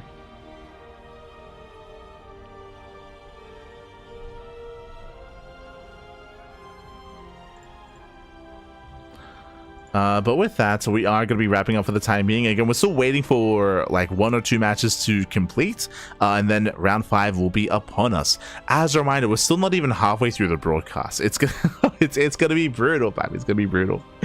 Again, we are a little bit behind schedule. So we'll see if the group stage moves a little bit faster. But remember, we're going to be covering all of the Swiss round, the Swiss stage, and then the group stage thereafter, both here in day 1. So a lot of matches, a lot of StarCraft. The group stage was meant to already begin? No shot.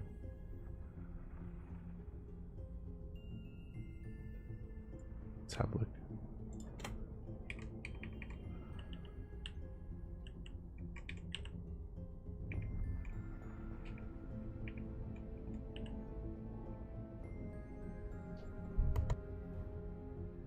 Yeah, the group stage was scheduled to start around now. But yeah, whoever organized the schedule was a little bit ambitious with with how fast matches would be. But it's all good. It's all good. So from here, we're going to be going on a break, and when we come back, we'll have our next series. We'll have round 5. See you soon. See you soon after the break.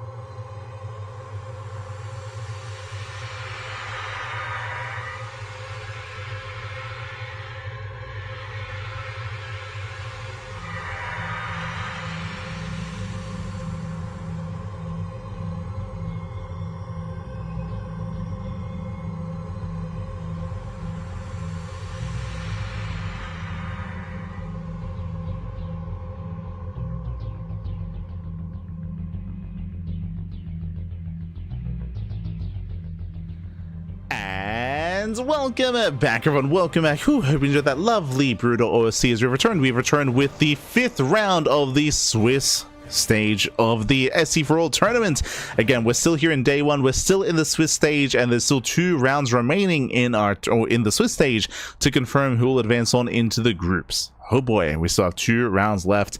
Meanwhile, it's been great to see all the players. It's been great to see all the players filing on in. I don't know if you noticed, but we have Epic before us. We have Epic on the right. We have Kawaii on the left. We have Dolan in the center. Trigger was there earlier. Geralt was there earlier. Astrea, he was also hanging out as well. So it's really cool to see all the players keeping up. All the players showing up. The reason why they're here for the group stage. They're waiting. They're like, yo, we were meant to start like an hour ago. What's going on? So the rest of the players have arrived at the venue, and alas, they're a little bit early. I mean, they're here when they should be, but alas, the Swiss stage is lasting a little bit longer than they had assumed. So now they're chilling, of course, hanging out, enjoying the venue, enjoying the atmosphere before eventually competing as well. Again, it's going to be the group stage after the Swiss stage. Yes, but here we go. We do have our next matchup, of course. We're going to be loading into our ZVT, and let's go. Let's jump on in. Spawning in the top left-hand corner of Gressfan, we have the American Terran player. We have the yellow Terran. It is Foxer.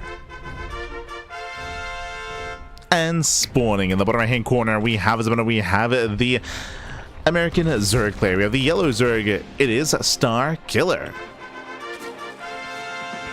And if you're in the chat, predictions are now open. Place your bets on who you think will claim the series. Best of luck in the chat as we get into our TBZ. Coming into this, Star Killer is a bit of an older school player. He retired many years ago, but Star Killer, he was known for being the most active player in the world. There was a year of StarCraft where he played in, over 200 different tournaments. Like, Star Killer, he played in everything. He got a special award as well. Like, Star Killer, he was the most active. I want to say this was back in, like, 2020 or 2021. One of those 2 years, like Star Killer, he was dubbed like the most active player in the world. And again, he was on that grind. He was rising in ranks. He was improving as a player, of course, as well, but did retire a couple of years ago. But every now and then he still does show up for Cheesedelphia and for SC4ALL as well. So it's great to see the return of Star Killer. I will say that because he's been on hiatus, because he doesn't often practice or compete much, Foxer is going to be the favorite player coming into this, but it's great to see Star Killer once again after quite some time. Great to see him again. Because he's a little bit more old school, he's also a very cheesy player as well. Like, I expect to see Roach rushes, Link Bane all-ins, maybe rush into Mutaplay as well, and going into a faster Spire. Our eye is going to be mainly on Star Killer, but we'll see. For now, we're opening up, standard opener out of Voxer, going for the natural, going for his natural. Also, welcome to Gressfan. Gressfan is one of the older maps in the map pool, is back for this tournament. Why? I don't know.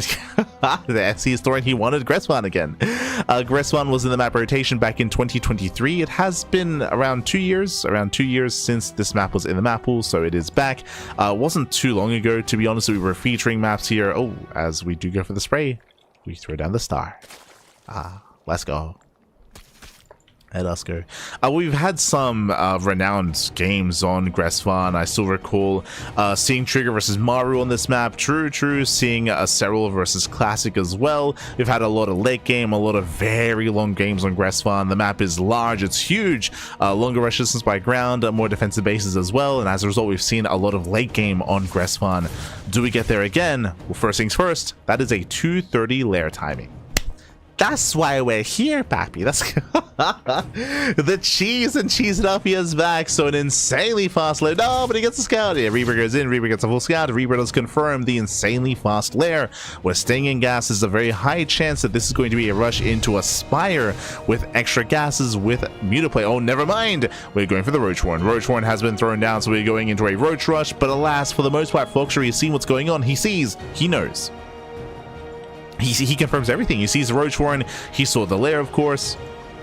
This can lead into a Roach Rush with fast Roach speed. This can lead into Nidus play as well. There is an Overlord in the main base. Sorry, Links in the main. They're being cleaned up behind this third CC before Starport. Economic follow-up here by Foxer. Is playing economically. Overlord is outside of the natural. Lair is done. And show us what you got. What's the lair for? Is it just for Roach speed or something else more sinister here? It should be Roach speed.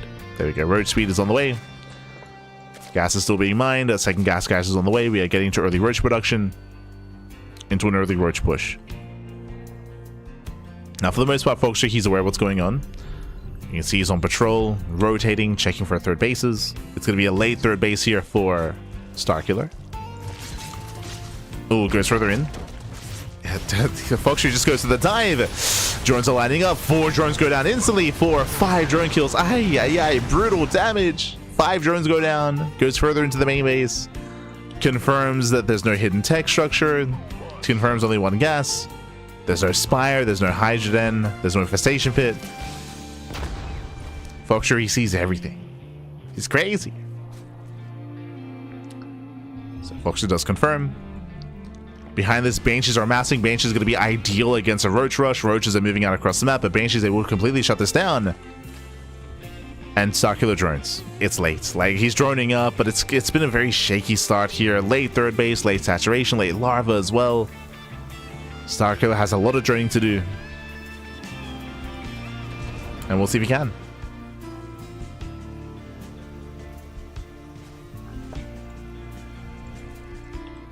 As Starkiller moves out with his roaches.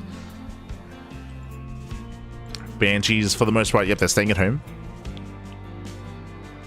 Banshees are on patrol. They don't move out. If they did, then there could be a moment here where Fox would be caught with his pants down. The Banshees are ready. And Starkiller commits. Boys are being pulled. Mass repair on the bunker. Oh, God. The roaches, they get shut down. Starkiller has to get out of here. Behind this, we have the infestation bits. Are we rushing into infestors? That would make the most sense. So roaches into infestors for support. Ling speed has begun. Oh, so we're switching out of purely roaches into what looks to be Ling Roach Ravager. Even not, if not Ling Bane Roach Ravager. Oh, we're rushing into a hive? Wait, what? I assumed this was for infestors. No, we're rushing into this is a sub 6-minute hive. It's crazy. What can we afford? What? What are we gonna rush into Adrenal? We don't really have the upgrades for ultras. Like, even if we rush into an ultra cavern, the upgrades would be so lacking. The ultras, they'd be shut down. Queen barely gets away. All right, in the chat, what do you think? Are we rushing ultra tech or Vipers? Ultras or Vipers? It's gonna be one of the. Oh, just Adrenal. I'm just rushing Adrenal. It's gonna be one of the 3. Adrenal, ultra cavern, or just Viper production. Scan reveals the hive. Foxtree, he confirms. I mean, what is he really confirming though? He's like, wait, what? It's like, what's going on? I mean, supportive Vipers will make the most sense, right? To support the roach-based army. It's got to be Vipers. Does Starkiller know that they can no longer abduct tanks? Is he aware? People are going ultra fast ultras on NA. There it is! Ultra Cavern gets thrown down. Now, what I should say is that going into ultras against Terran is standard. But going into ultras in this way is not. The concerning thing here is the lack of upgrades, right? Typically, if you're going into ultras, you do open up Ling. You open up Ling, Roach into Ultra Tech, and ideally you do have melee upgrades alongside this. Because of the opener, because of the tech, because of the roach start, we're stumbling our way into ultras, and this means that melee upgrades are going to be lopsided. He will have at least +2 carapace. That will help, I suppose. So they're going to be a little bit more robust, but +1 melee has only just now begun, and ultras are very expensive units as well. To open up roaches and to have all this gas invested into roaches, we'll see if we can get there. It's a bold move, and there's a reason why Foxtree has a big supply lead. Like, there's a big window in time here where Starkiller is very vulnerable. We have some safety infestors. This I do like. A couple of well-placed fungals, and we can hold the line, we can buy some time. Here comes a push, though. Like, Foxtree's moving out, and I'm going to be very impressed if Starkiller can defend, can hold it, can survive without taking too many losses. Let's go.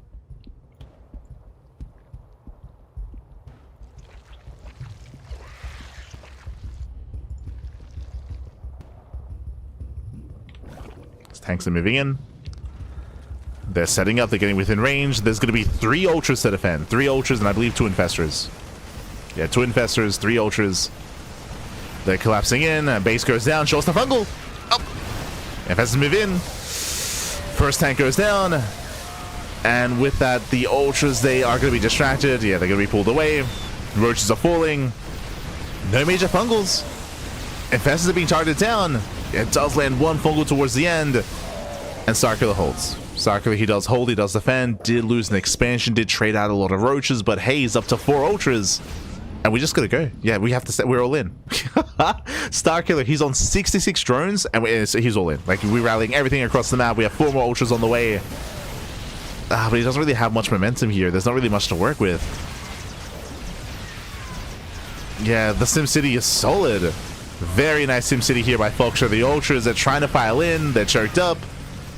The Ultras do nothing. And Foxer, he can max. He can max out. We have Liberators on the way. That's a nice kind of like stopgap measure here for Ultras. Marauders are amassing as well.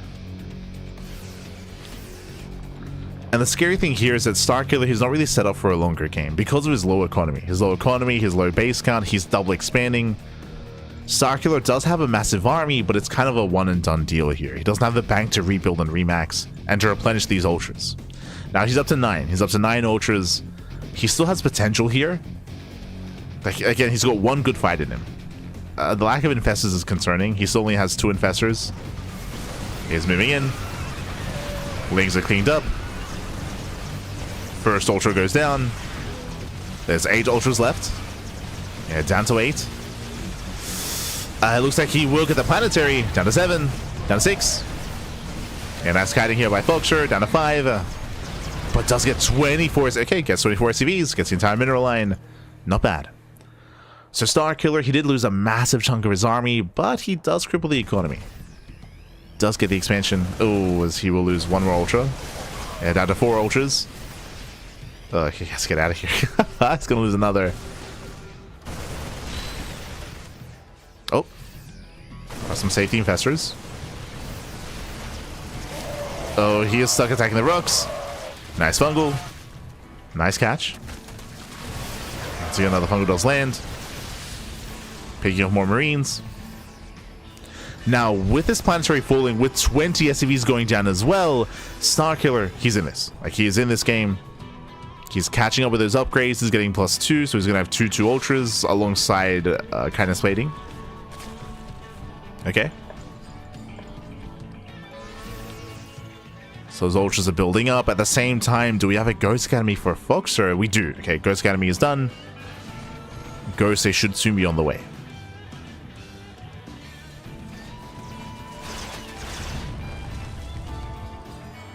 Oh. Nice fungal. Fungal does catch the drop. I believe there's 2 more fungals. There's no follow-up though, no anti-air. Liberators has 9 mining.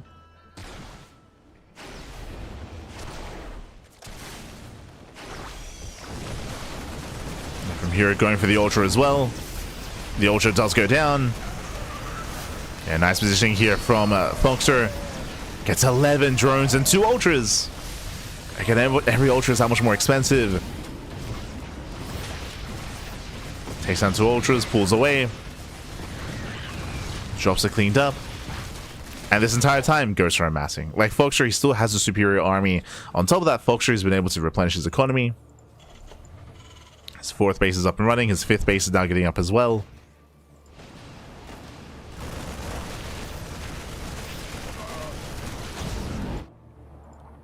And I would be a little bit more favorable towards Starkiller's position here if he had more spellcasters. Like, the fact that he only has 2 Infestors is still very concerning.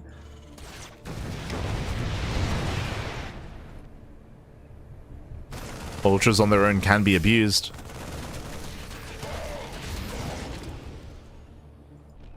But I mean, he's maxed. He got here.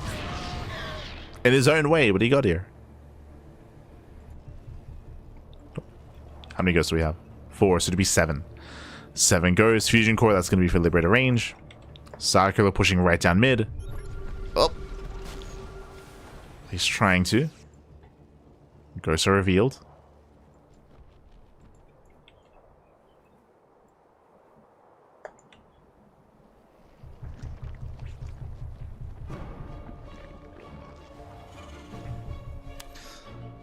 And Starkiller is not really investing to a further game state. He does have +1 flyer attack on the way, which will help. Gets a medevac. But ideally, you want to be switching out of this into Broodlord Infestor. But now he's stuck with the Ultras. He's moving into a choke point. Yeah, snipes are popping off. Ultras are going down. That's what, 3 Ultras falling. Against Starkiller, this isn't really an army to build to push into this. I guess Infestor. Remember, there were only 2.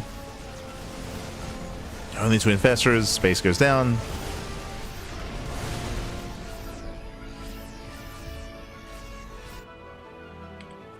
Down to 1 Infestor. Just going mass ultra. Okay. Let's go. I mean, hey, Starkiller coming in for the flank. Oh god, the snipes are crazy. He snipes almost every ultra. There's 1 ultra left, and the ultras, they just melt. So yeah, the ultras melt. Every ultra goes down. And with that, Foxer can just keep on pushing. As you mentioned, like, ultras, they don't really scale too well into this kind of game state. As you mentioned, you do need more Infestors to make this work. But he's down to 1. He's never had more than 2, actually, which is crazy.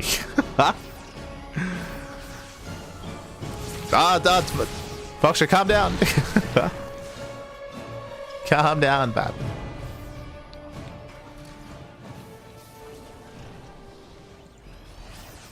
Winding it back, I've been talking a little about Infestors. The reason why Infestors complement Ultras so much is twofold, right? One, yes, they can lock down an army, which allows the Ultras to engage, but more importantly, I mean, Infestors, they're one of the only secure ways to deny snipes, right? So, when damage is done to a ghost, snipe is cancelled, so fungals are a very good way to cancel those snipes to allow for the Ultras to actually engage with the army.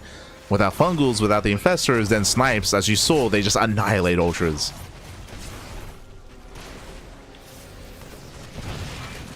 So again, we're heavily reliant on Infestors, and Starkiller isn't really making Infestors. Shows EMP. Nice, very nice EMP. No fungals. Snipe goes up. 1 ultra goes down. 2nd ultra falls. And that's cutting out of Foxer. Does tank with the Marauders.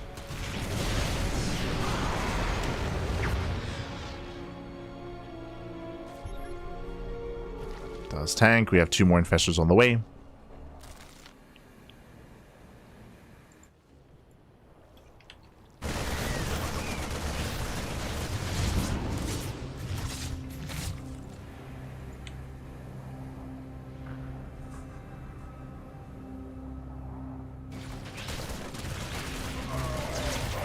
Zana has equalized. No, I would say the Foxer, he's been ahead for most of this game.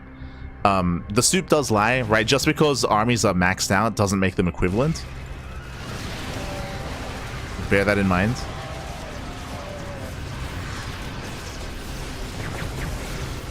Yeah, snipes are cheese. as you can see here, like snipes, they bully the ultras. Again, the soup lies, Pappy. The soup lies.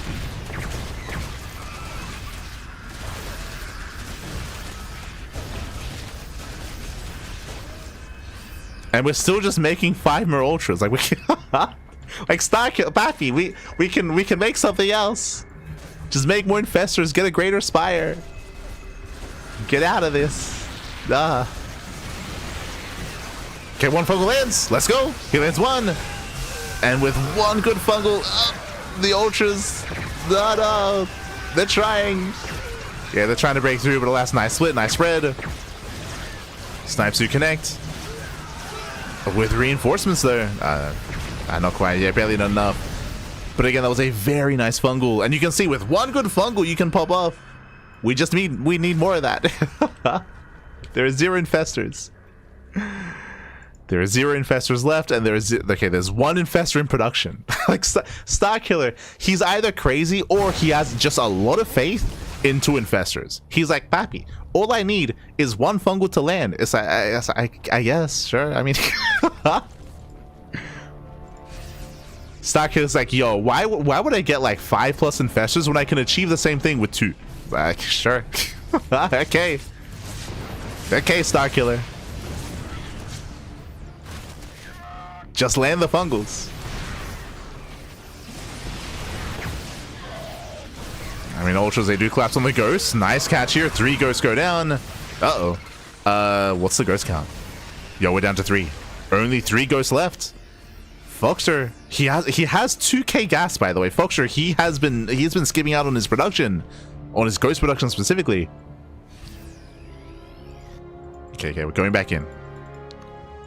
So this is a scary moment here for Foxer. We mentioned it earlier, right? Like, just because an army is maxed doesn't mean that it's, you know, as good as the other. Here, Foxer's maxed out, but Foxer, he has been skipping out on ghosts. He's been skipping out on ghosts, so he has not been replenishing. He has limited snipes. And Foxer, he's had the money for it, but he's been remaxing on Marine. On mainly Marine.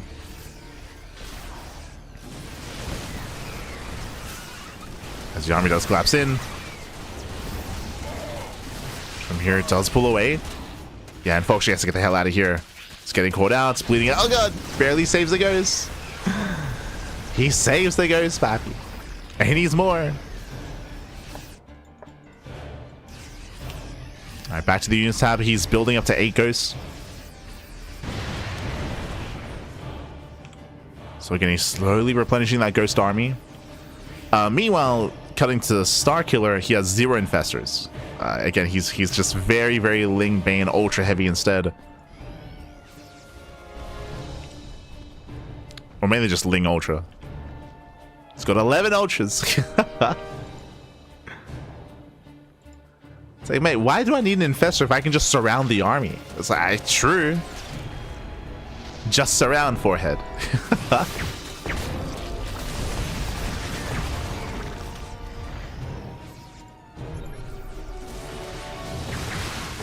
That's a little science being used on Banelings. Yeah, he has to be careful. Lings, they're coming in to surround. They're collapsing on the ghosts. At least trying to. And nice time with the Corruptors. And gets a full medevac.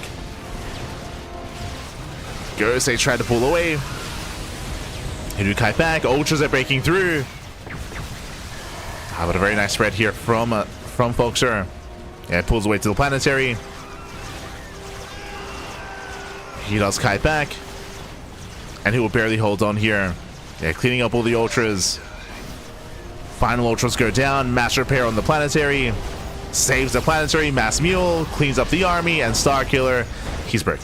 Starkiller, he's done.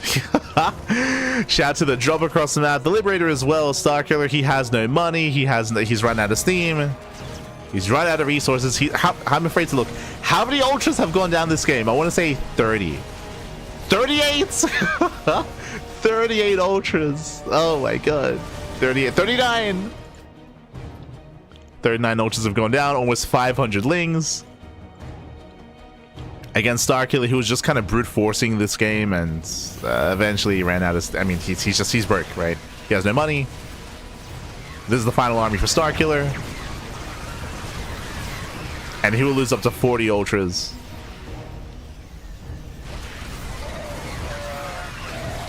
Yeah, he has 40 ultras have gone down.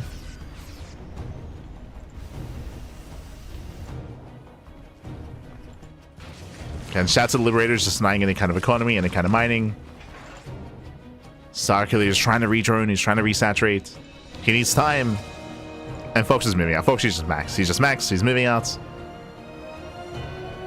This time he has plenty of ghosts as well. 16 ghosts. There was a time in this game we had 3. Where he was maxed out with 3 ghosts not too long ago. It was crazy.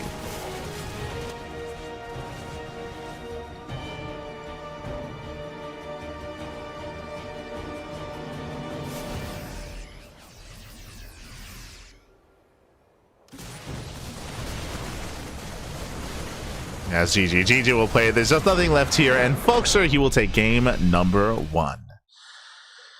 Whew. GG well played. A very interesting style here out of Starkiller. It was what's the best way of putting it? I would say it's a very stubborn style. Where he's like, I will make mass ultra, nothing but ultra, and it will work. until it doesn't, and eventually it didn't. To be fair, he did have a couple of infestors here and there, but as you mentioned, he never had more than 2. He never had more than 2 infestors. He had a lot of faith in his infestors to lock down the army. There was like 1 really good fungal, maybe 2. There were like 2 really good fungals. Outside of that, though, Foxtra, he was out trading, he was being more efficient, he was shutting down the army, he was harassing, picking off workers, picking off the economy, bases as well. Foxtra, for the most part, he was looking, I wouldn't say comfortable in this game, but he was ahead. In Starkiller. Again, he was just trying to end this whenever he could. GG. GG, well played. With that, we're now getting into game number 2, and we'll see what map we load into, more importantly. Part of what allowed for this to happen as well was Gresvan, larger map, longer rush distance by ground. We'll see if we load into another large map. If we get into another larger map, then we could see this again. Otherwise, if we load into a smaller map, we should see more aggression early on out of Starkiller. To be fair, remember, this all began with a fast Roach Warren. It all began with a Roach Rush, which got shut down. So we'll see how we open up. As we're loading into game number 2. Game 2 is going to be on Ley Lines. Okay. Ley Lines is coming up next. Ley Lines is a smaller map compared to Gresvan, compared to Maganatha, compared to Tokamak, but not too small. It's a little bit more middle of the road. So we'll see. I would not be surprised if Starkiller goes into fast roaches again. And maybe even commits harder into roaches. But let's go.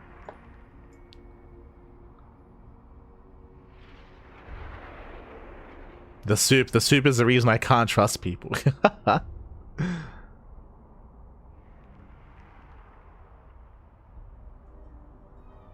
Starkiller's one weakness is creep. There was very little creep spread that game, for sure.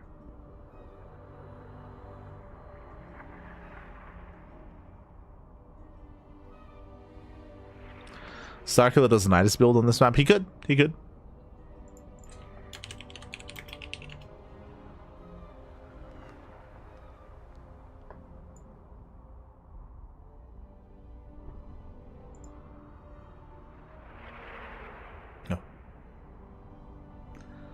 Here we go.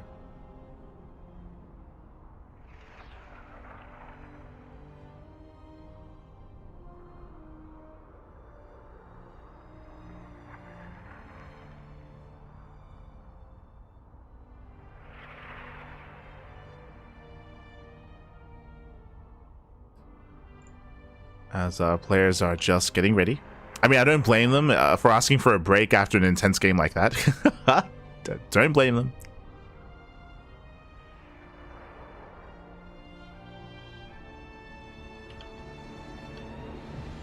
Okay, give us a moment, babbies. Okay, it's all good.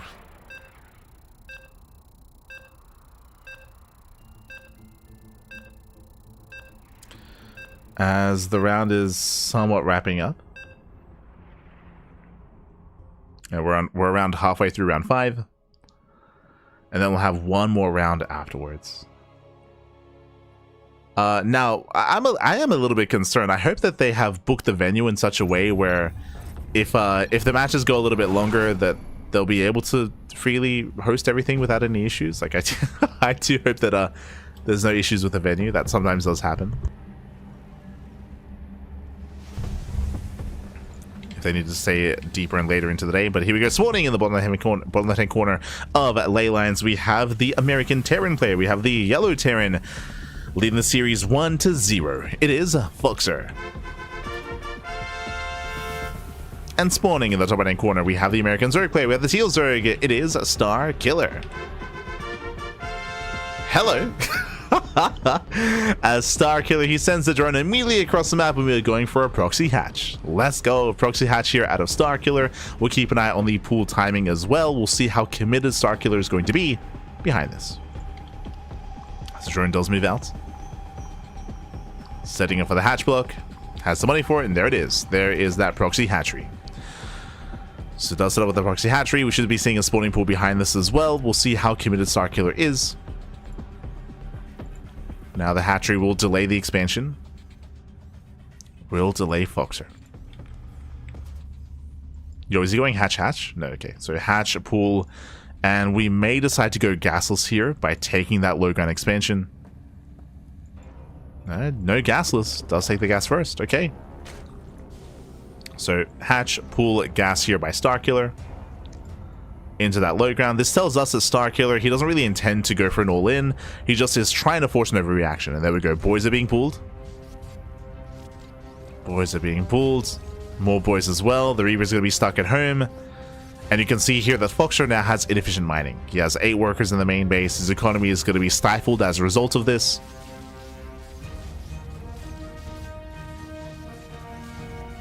And we'll see if Starkiller cancels. That's still an option, to just cancel the base and not even let it finish. Oh, there it is. There's a cancellation. And again, this is all just dealing inadvertent economic damage. We'll cancel the Eva Chamber once again. Oh, Gas Geyser is denied.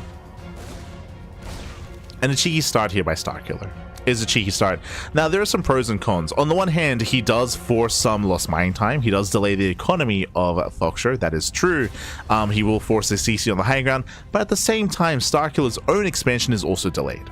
So there's a bit of a back and forth. And you can see here the economy swing in favor, the income advantage swing in favor of Starkiller. So it does have that initial lead. Oh, and we're going for early roaches. Okay.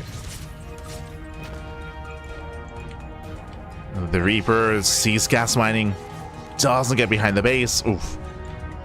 Limited vision, limited scouting.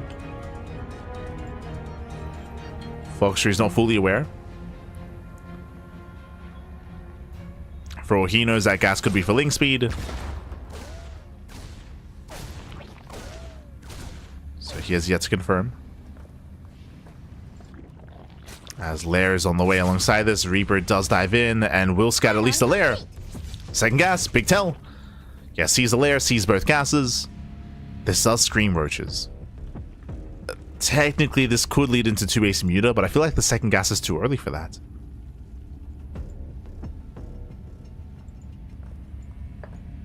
Keep an eye on Foxer. Behind this, going for the 3rd CC. Playing economic.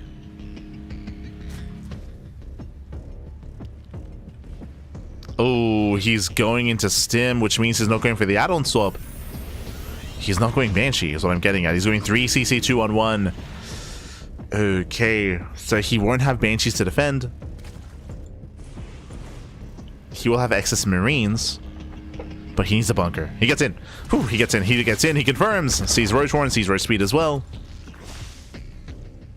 Big scout here for Foxer. And back at him, he will need bunkers. Denying some of the economy. Bunkers are on the way.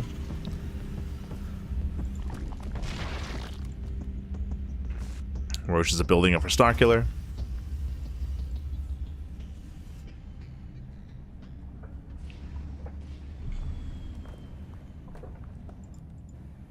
Roaches are building up.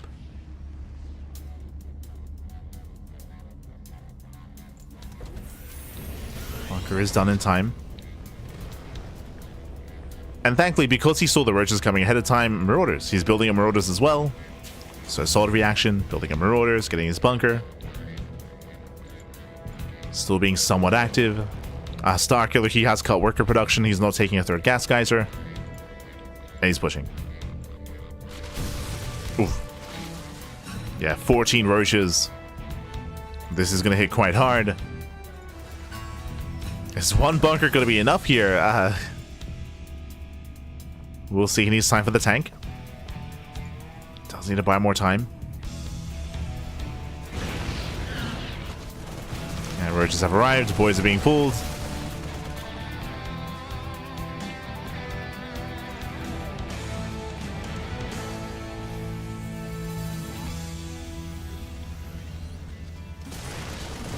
And this bunker should go down. Yeah, it's gonna fall. There's no repairs. Not in time. Tank is exposed. He wants the tank. He gets it. Massive pickup. Tank goes down, and this is getting out of hand. It's getting out of hand here. SCVs are falling left and right. Brutal economic damage.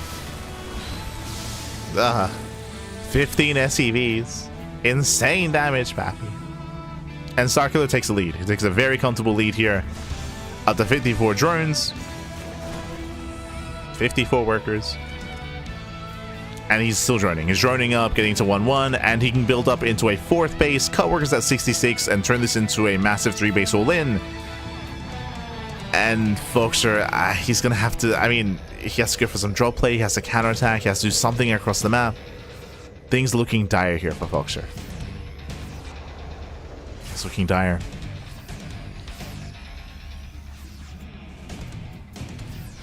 He's got a lot of catching up to do.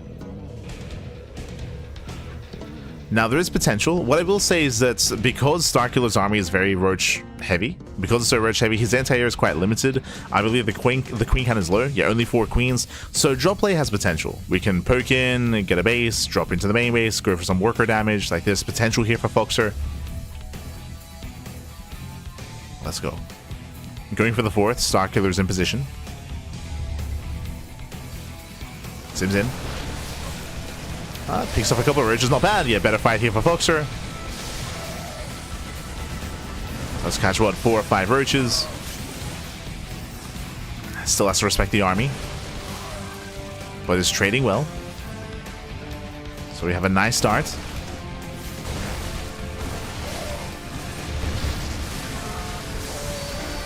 Yes, again, that's a lot of roaches going. Oh my god. That's what, 14 roaches for 11 marines. Better trade here for Folkster. Does outtrade Starkiller. I do like this, threatening a drop. As we mentioned before, there are only 4 queens, so very limited anti-air. No spores either. And this is just keeping Starkiller busy.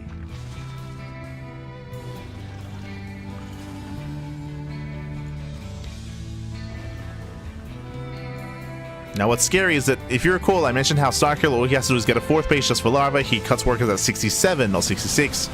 And Starkiller, he's massing up pure roach. He's getting ready to just move across the map.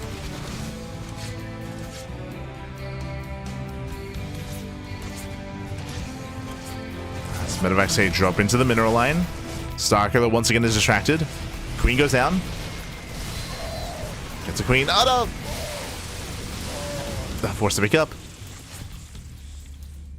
Here comes Starkiller. He's rallying across the map with how many roaches? With 43 roaches. Defensively, there's not really much here. There's no bunkers, no defensive setup. He's got 1 tank, he's got some marines.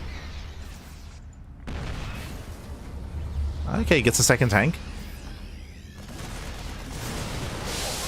But again, he's out in the open. Starkiller collapses in, takes down the 1st tank. Now going for the 2nd. Folkster, he is trading efficiently here. Boys are being fooled. 2nd tank goes down. That was the final tank. But again, really nice kiting here by Folkster, trading as best he can, but it's still too much. Yeah, there's just too many roaches. The boys are being pulled. All the SVs go down. And if Starkiller was more passive, then Folkster could recover in this game. But that's going to be another 24, 25 SCVs falling. Critical economic damage.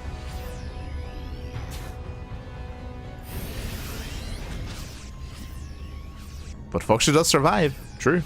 He survives. 2-2 is almost done. Now, is there a world where Folkster can survive, can counterattack, and can deal some economic damage? I mean, maybe.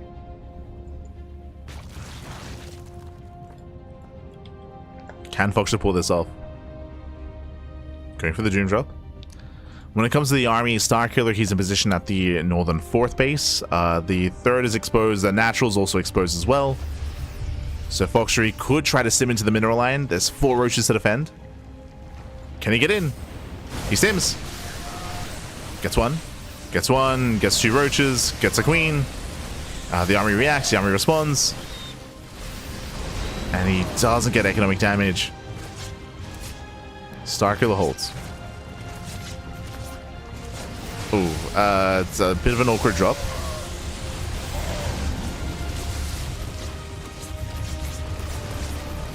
That does find a queen, though. Does find a random queen.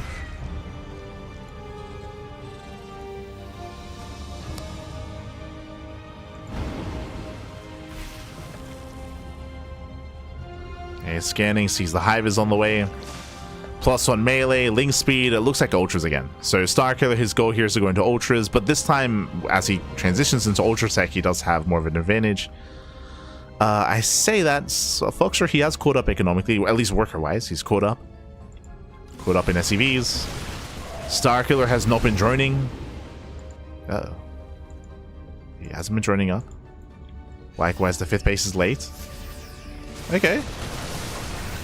Foxtrot is getting back into this.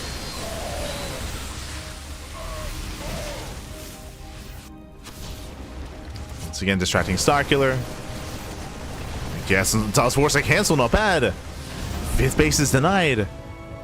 And Foxer, now technically he does have the better economy. He's ahead economically.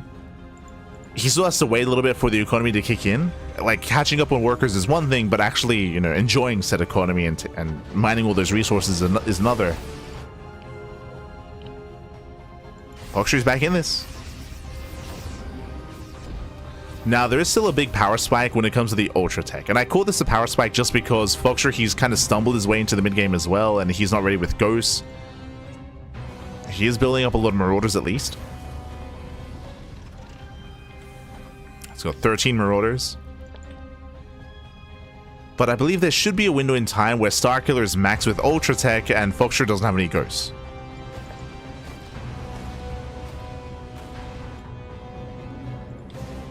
So we'll see if Starkiller can make use of that timing.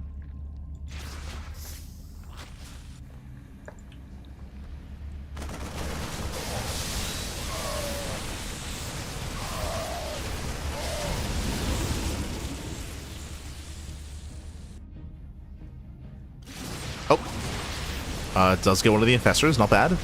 Tanks the Fungal, there's no Ultras to punish. So much better fight here for Foxer. Oh no, the Infestor gets thrown away. No Fungal. Ultra as well. Brutal losses here for Starkiller, just throwing away so many units. Losing 2 Infestors, losing the Ultra as well. Drop here into the natural. Starkiller's being pulled apart. The base goes down. Drones as well. And Starkiller cannot keep up. He's being torn apart.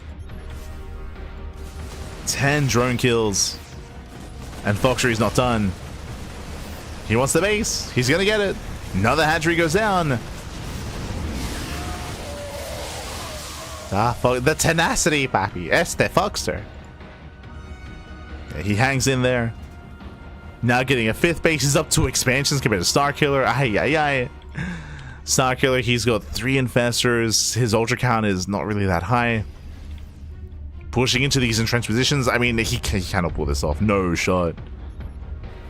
Fighting out in the open is one thing, but pushing into 4 siege tanks and a planetary, that's another entirely. That will not be possible, not with this kind of army.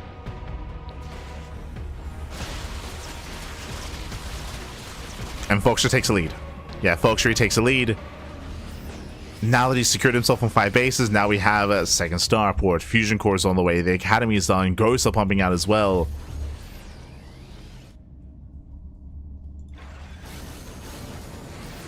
Este Foxer.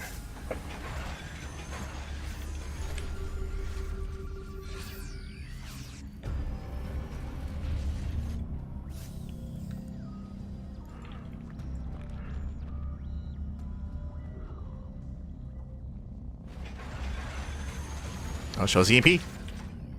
Up, up. Ghost reporting. Does scan. Denies the base. EMP does graze the Infestors. 1 Fungal lands. Decent Fungal. Catching up 5 Ghosts. Yeah, 3. Oof.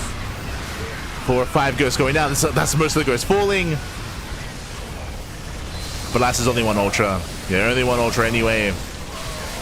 Again, that was maybe the best fight that Starkiller could have had. He caught almost every single Ghost, but the Marines, the Bio Army stems in. GG, well played. And Foxer, he will take the series 2-0.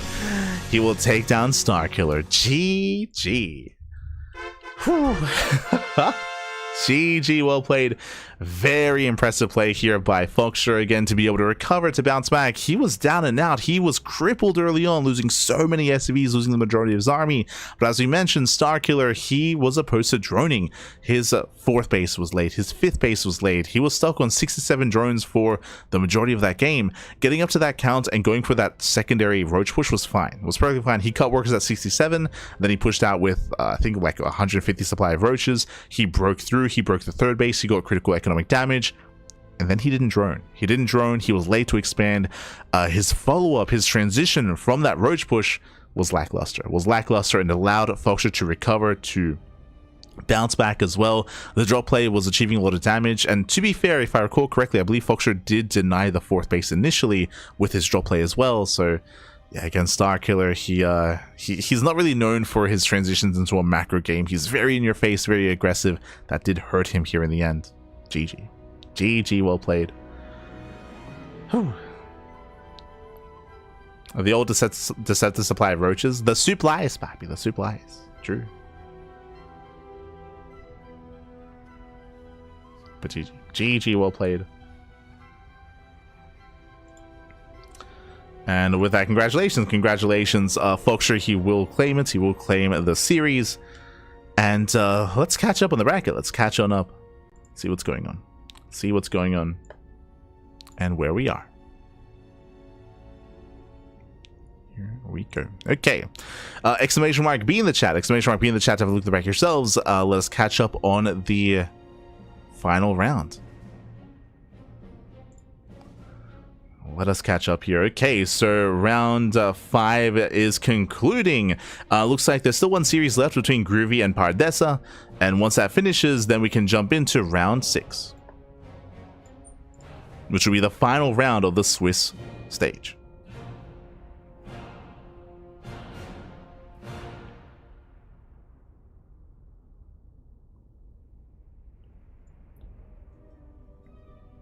Oh, that's Percival. Oh, let's go.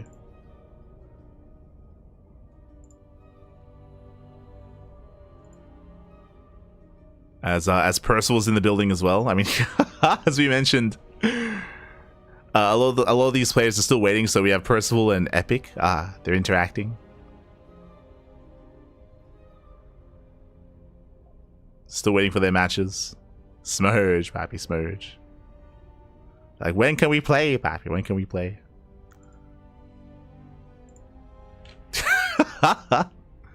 Percival's like, when are we starting? Epic's like,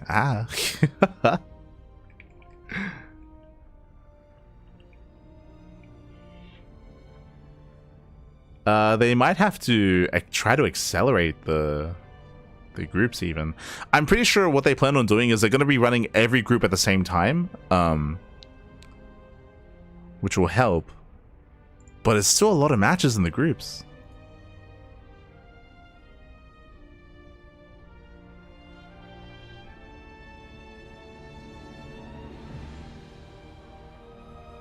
A lot of matches.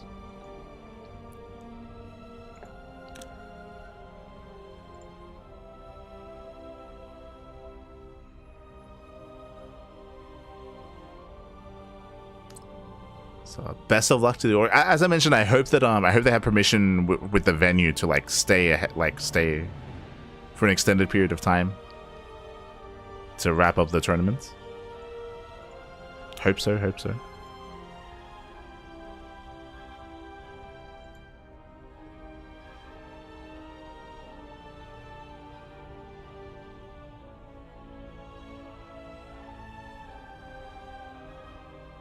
Foxer 10-0 in maps. He's crazy. He's crazy.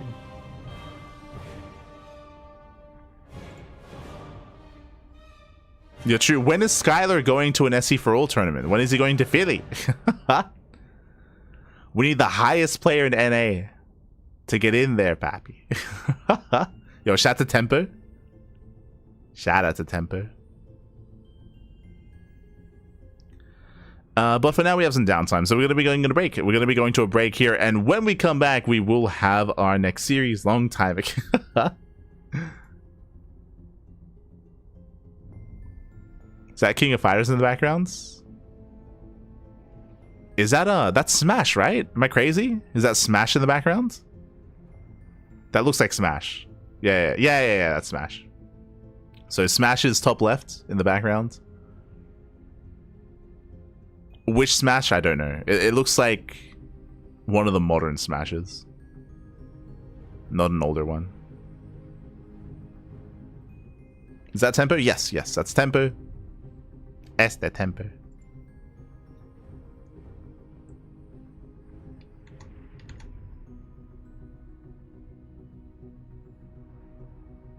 Did twice? Oh, time to go back, Pappy. Time to go back. But for now, we are going to be going on a break, and when we come back, we will have our next series. We'll have the final round of the Swiss stage. We'll see you soon. We'll see you soon after the break. Take this time, get some snacks, get some food, get some water, drain your disruptors, massage your marines. I'm going to quickly get something to eat, of course, and we'll be back with the next series with some more StarCraft. See you soon, Pap. See you soon.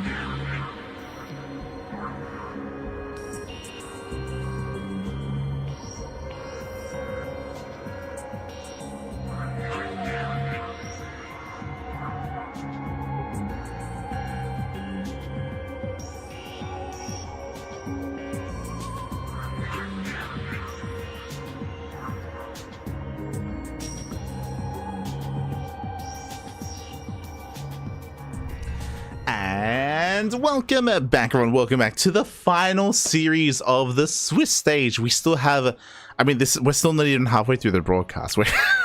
Let's go. Still not even halfway through, Pappy, as this is the final series of the Swiss stage, and then bam, we have the group stage thereafter. Until then, though, we're jumping into that best of three. Spawning in the top right-hand corner of ley lines, we have the Canadian Protoss player. We have the red Protoss for Team Gosu. It is Maples. And spawning in the bottom left-hand corner, we have the American Zerg player. We have the blue Zerg. It is Silky. And if you're in the chat, predictions are now open. Place your bets on who you think will claim the series. Best of luck in the chat as we are here to determine the final seedings. The final seedings of the Swiss stage. For those that are curious, top 8. Top 8 players in the Swiss stage will advance on to the group stage to face off against players like Astrea, Trigger, Dolan, Percival, Geralt, and many more. Epic as well, and many more that I can't quite recall off the top of my head, but they're all there, they're all active, they're currently waiting. They've been patiently waiting the entire time. You can see they've been around for the past couple of hours, waiting for their time to shine, for their time to compete. Not yet. Hold on, Pappy, hold on. You know, it's just not yet. We're like 2 hours behind schedule. But it's fine, Pappy, it's fine. Copium. Also, I see Esther sad sack in the chat, Pappy. Pappy, why are you not at the events? Big event happening in NA, in the Americas. We need all the NA folks to show up. SMH my hedge. Next time, Pappy, next time. Next time we'll have some sack at Philadelphia.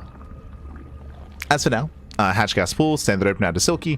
Likewise across the map, going for a gate expand from Maples. Again, Maples, he's typically a more aggressive and more cheesy player. Last time we saw him against Warren, at Maples, he went for Void Ray into Glaive Adepts, and then he went Void Ray into Charge, into a Mass Zealot all-in with a gold expansion. So we expect something cheeky out of Maples in the mid-game. We expect to see like a Stargate opener into a Void Ray, then into some crazy tech of choice. We'll see what tech is going to be. We'll see where that leads us. And we'll see if Silky can keep up.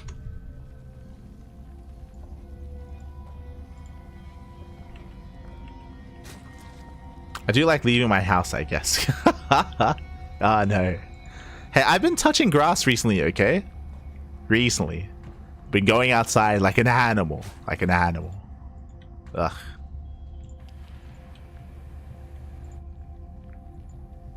That's why I've been casting a little bit less. A little bit less. But yeah, you know, NA events, they don't happen all the time, especially in the current era of StarCraft. So whenever they come around, it's worth, you know, heading out, interacting with the scene, with the community,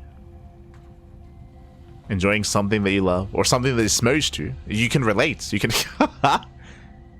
you can bond over all the smudge. True. So now we do have a Stargate open out of Maples. We'll see if we open Void Ray. Stargate is done. Yep, Void Ray is on the way. As we mentioned, every game so far, when it comes to PvZs from Maples, he has gone for a Void Ray opener. The goal here is to hunt down the Overlord, to deny vision, deny scouting, and then high tech behind it. We can go for a Twilight Council, Fleet Beacon, second Stargate, or even a standard game. He has potential, and we see what it is. Twilight Council before third. So based on this Twilight Council timing, this does look like Glaive Adepts. It does look like Glaives as a follow-up. And we'll have to confirm. We'll have to confirm here. Yeah, 3 more gates on the way. That's going to be a 4-gate setup, so 4-gate Glaives.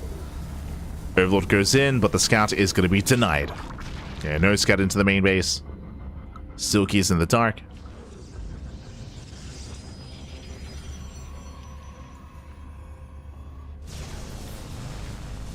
Oh. Glaives have begun. That's catching the Adept. And Silky so far working with incomplete information. Does go for a safety Roach Horn here at around 410. So safety Roach Horn timing. Roaches will be out in time to defend. And meanwhile, Lings a poke in. It confirms no third expansion yet. That is a sign. That is a tell. Something is wrong. Something is amiss. As we mentioned before, though, Silky in the back of his mind, it could be another Stargate. It could be a Fleet Beacon. Could be Adepts. Still isn't fully aware. Nice snipe on the probe. Nice snipe. He has seen additional adepts warp in, but so far this is nothing too crazy. This is still of the norm. What is abnormal is the extra weight behind this, which is so far not revealed. Maples, you can see, is keeping this back. Lings, they attempt to scout, but the adepts are a little bit too far back to confirm. Lair is on the way. Silky is droning. Silky is droning up. Silky has not begun roach production. That is a concern. He needs roaches. Here come the adepts. Adepts move out. Ling does get eyes on this. Roach production has now begun, but this is late. A late reaction here by Silky. Silky likewise, he's supply blocked. He's at Overlord. He's fully walling up. He's trying to fully wall off. Adepts are moving in. And Maples, he gets on top of the queens. Oh my god. Does get one. One queen goes down. Adepts take him into the shade. They get surrounded. Nice pickoffs here, and a bit of a mistake from Maples. Does slip up. But he's got more adepts. Oh, and he can fight the roaches. Yeah, he can fight the roaches. Gets one. Picks off one roach so far. Silky is amassing his army. Slowly building up that roach count. And has not really sustained much economic damage. Yeah, nice full wall. Whew. Does fully wall in time. And Maples, it's not good enough. So far, he's killed one drone, right? Not even. Yeah, 0 drones have gone down. Roach speed has begun. Catching out more adepts. Now, on the one hand, economically, Maples is looking good. Maples, he's on 55 workers, he's on 3 bases, his economy is solid. That is true. The scary thing here is the counterattack. Roach speed, right? The roach speed time. Oh, never mind. I was going to say the roach speed timing. Silky can move out with Roach Ravager, but the answer is no. Silky, he's droning, he's teching into Hydras instead. So we're taking up.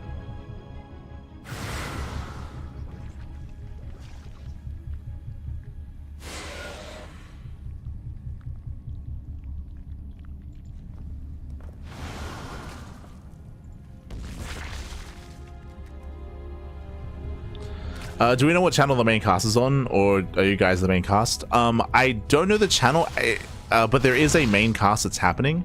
I think that's happening over on the SC Historians channel, the StarCraft Historian. But from my understanding, they're only casting one more game of SC2, and then they're switching to Brood War. Because there's 3 events happening at once. So for those who don't know, StarCraft for All, it's 3 different events happening at once. It's a Brood War, StarCraft 2, and StarCraft 64. And from my understanding, they're gonna have one more StarCraft 2 match on the mainstream, and then they're switching to StarCraft 64. Like because there's only one stream, like they do switch back and forth between StarCraft 2, Brood War, and 64 as well. Because there's 3 tournaments happening at once. Ooh, was it episode 2 breakthrough? Okay. Maple so persistent.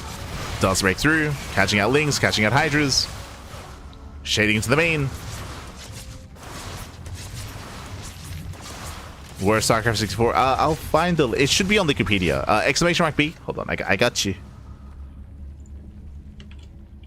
Exclamation mark B in the chat. It should be at the bottom of the Wikipedia page. You should see all the streams.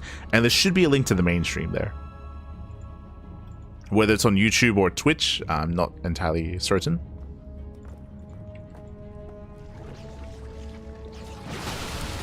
What is StarCraft 64? It is StarCraft on the Nintendo 64. Yes, for those that are curious, there is a tournament that's happening at this event, which has to be played on the Nintendo 64. They've got they have their CRT TVs. They've got the setup. And because it's so like novel, like that's what they're going to be focusing on, like the mainstream. That's why they're going to be casting that instead of like the group stage. It's understandable. Like when was the last time you saw a tournament with StarCraft 64? Like it's a big selling point. People they want to see.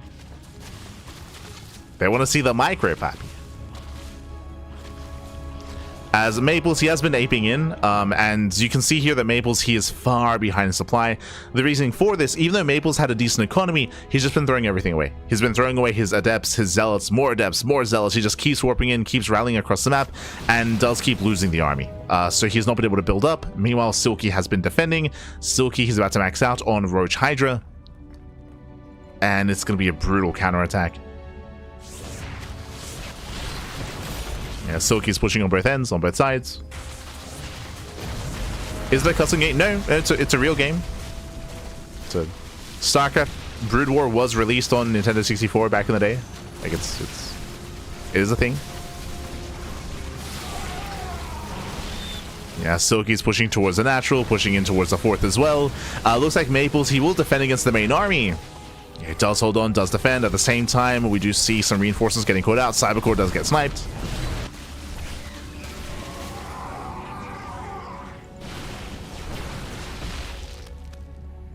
Maples is holding. And Maples, he's holding, he's surviving, but again, taking some rough losses here. Ay, ay, ay.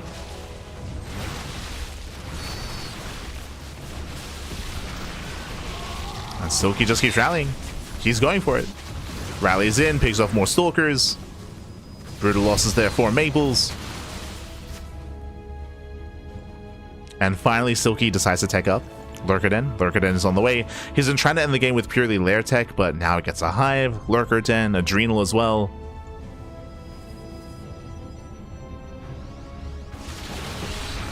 And again, Maples just doesn't really have a comparable army. And he shouldn't have a... I mean, he shouldn't. Not anymore. Not after all those losses early on. The Zelts have potential. Did we come in for the harass? Oh, the base though. Yeah, the Nexus is going to fall. Down goes the fourth. Ay, ay, ay. Fourth base goes down. Zelt run by Zelwith. We get the warp in into the main. But Maples, he has no money. He can't really afford many warp ins. Does pick up some drones though. A couple of drones are going down. 9 drones, not bad. Maples is pushing. The lurkers aren't yet ready.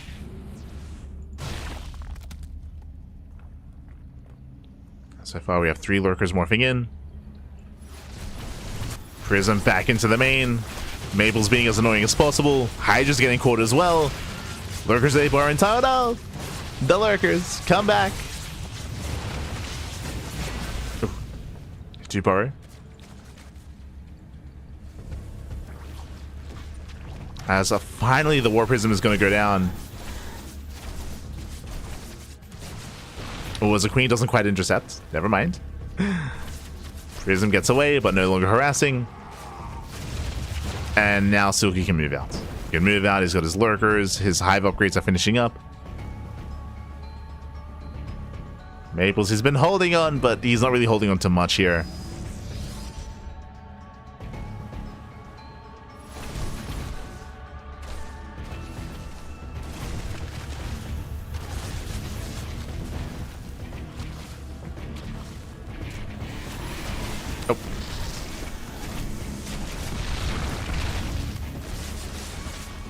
Oh my god, I didn't know. Yeah, it was a bit of a meme just because I would imagine that it didn't really control well. I mean, there have been RTSs released on console in the past, like Halo Wars and Battle for Middle Earth and a couple of others. But GG gets called, Command and Conquer.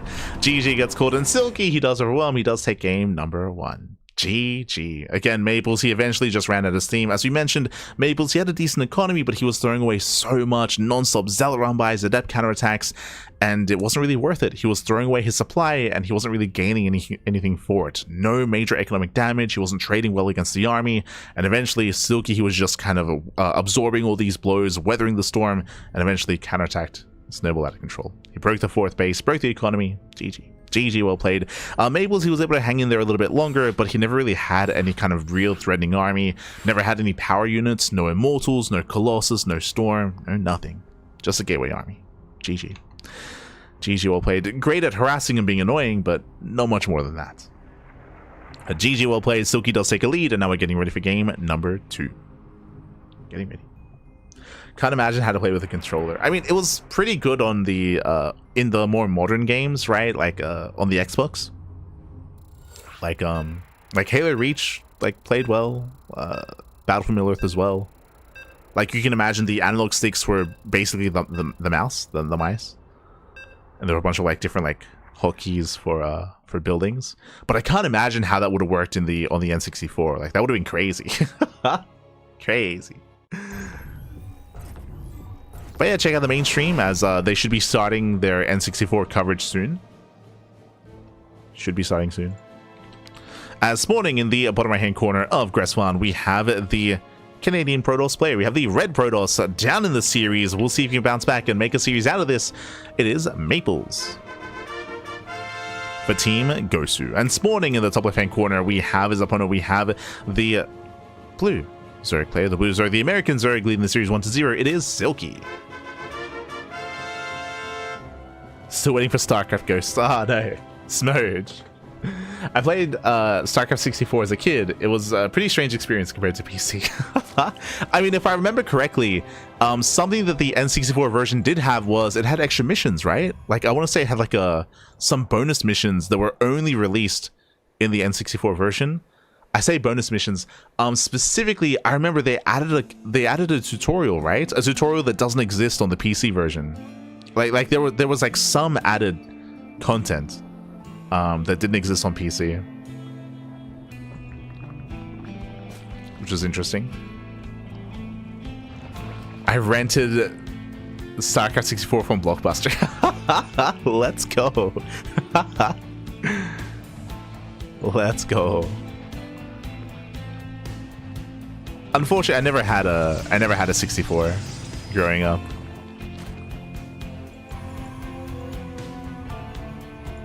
Smurge, Pappy Smurge.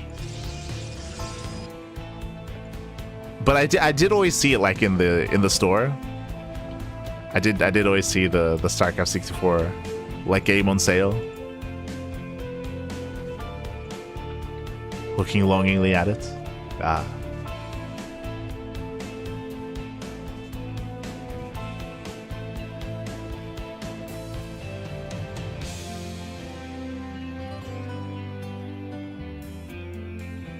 Read there were 2 tutorials instead of just 1. Oh, there you go. There you go.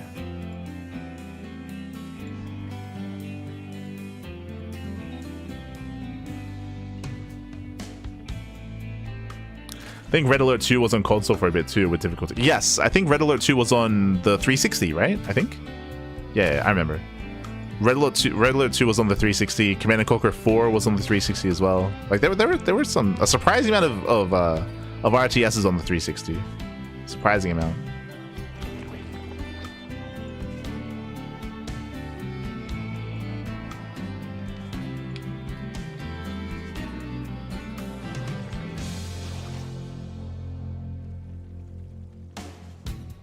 But now we're calming down. Once again, a Stargate opener out of Maples. Now, every game so far, we've seen Stargate into Void Ray into Hidden Tech. Do we follow that trend? Ooh, no Void Ray this time, going for an Oracle opener. Maples, are we going to play Standard? No shot.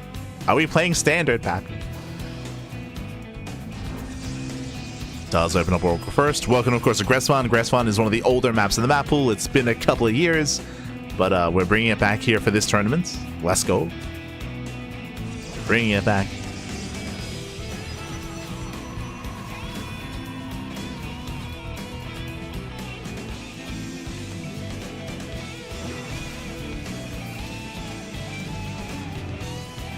You know what's the most sad for me is I loved Battlefield Middle-earth, but for those who are unaware, that's a Lord of the Rings RTS that came out like in the early 2000s, and then it had a sequel in like the 2010s. But I want to say that EA lost the license to it, and now you can't get it anywhere, right? Like it's just not sold anywhere. Not like online, I mean. Like it's not like on GOG or Steam or like any of the like service platforms. It's just gone. you just can't get it, except for pirating, of course. But Smurge. I loved Battlefield Middle-earth.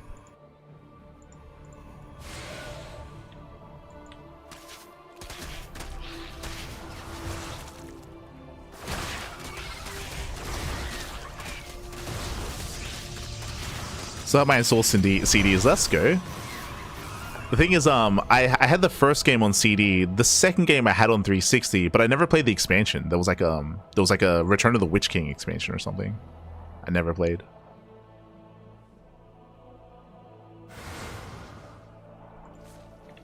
That's marriage, baby's marriage. Meanwhile, as we're getting into our game, once again, Twilight Council. Twilight Council into Early Forge, +1 and Blink on the way. Okay, so standard follow-up here out of Maples. So Oracle into a third base into +1 and Blink. Maples is playing for the first time. Let's go. For the first time. Maples. He's not aping it up. He's crazy. Likewise, Silky getting into the early Evo chamber into +1 melee, getting up to 3 base saturation, building up into the mid game. So we have a much more standard ZVP here.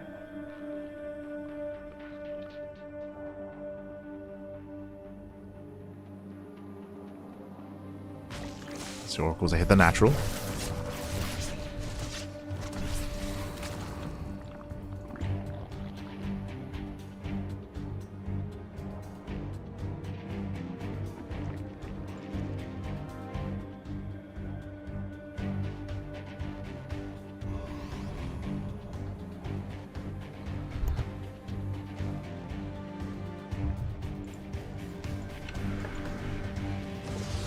As Maples does pull away, Silky, it's his turn to be a little bit cheeky here. Maples is going to be moving out, and the goal here should be to apply pressure and to potentially break the fourth base. So Maples, he is moving out. Does have his Oracles to support. Now, as this is happening, we do see Silky going for the faster Spire. So hidden Spire in the main base. The pressure is going to be on Maples to scout to confirm what's going on. Unscouted mutas can be devastating in this matchup.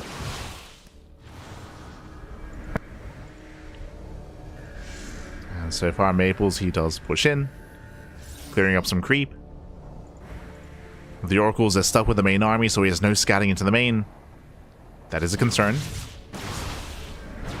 That's a queen.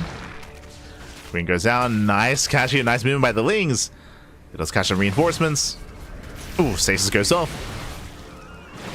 And Silky's defending with the bare minimum. Remember, no roaches. No roach production, just purely Ling because he's saving all of his gas for the mutas. Silky is vulnerable. Maples, he could go for the kill. Oh. Maples is being a little bit slow here. He's being more tentative. He's poking in. As this entire time, he could have been much more assertive. He didn't know.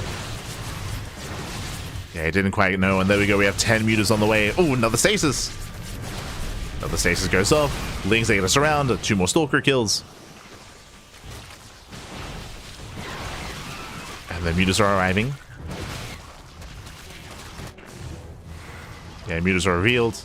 At least they're revealed defensively, so Maples, he has time to react. He has time.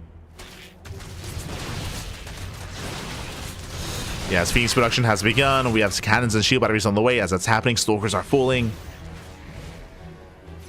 And the mutas are moving out. How many? 12. Soon to be 15. Soon to be 15 mutas. Maples, he does have some side defense. He's racing back home. There are Archons at the third base. The natural is looking much more exposed, though. Yeah, mutas, they move in. There are some Phoenixes, though.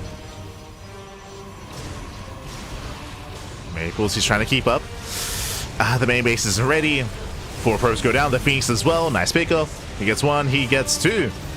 Takes down both Phoenixes. Phoenix kind of gets resets. Does bounce back and forth between the main, the third, the natural. And behind this, we do see Silky remaxing with roaches. He's got roaches on the way. He's building up his ground army. Cutting workers at 66. Oh! Gets caught out. Nice pick off by Maples. Gets 3 mutas. And Silky, he wants Maples to react. He wants him to overreact and get a fleet beacon, get into Phoenix range. We can see that the Maples, he's focusing on mainly a Stalker-based army. He's not overreacting, and he shuts us down. And again, this is a big investment here from Silky. And he will lose every single muta, or most of them, I should say. Silky behind this is maxing out on Link Bane Roach.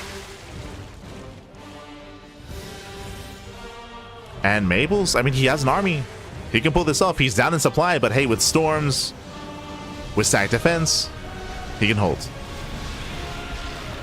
Can hold on. Silky, he's still waiting for Baneling speed. Gets a couple of probes, okay. 9 more probe kills. Not bad.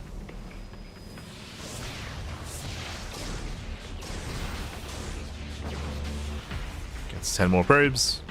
Baneling speed is almost done. Here comes Silky. Uh-oh.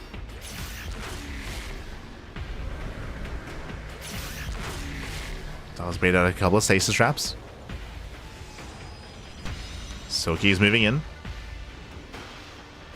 Moving in. The Templar! No! The Templar! Yeah, there's 4 Templar. 3 of them get surrounded. Massive pickups getting every single Templar. Ay, ay, ay. 1 Templar survives. Not like this, Pappy. Not like this. Maples, he could have defended back at home on top of the ramp, but he gets caught out in the open. Yeah, he gets caught out in the open here. Best case scenario for Silky. Forced to recall. He lost everything. The Archons, the Immortals, the High Templar. Down to purely Stalker. Ay, ay, ay.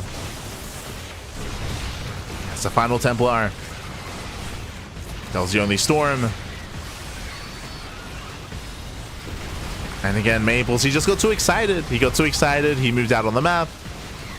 GG gets called, and Silky, he will take the series 2-0. He will take down Maples and end up at the top of his group. GG. GG, well played, Silky. He will take the 2-0 here. Again, Maples, he was able to keep up and shut down the mutas for the most part. They did find some damage towards the end of the game.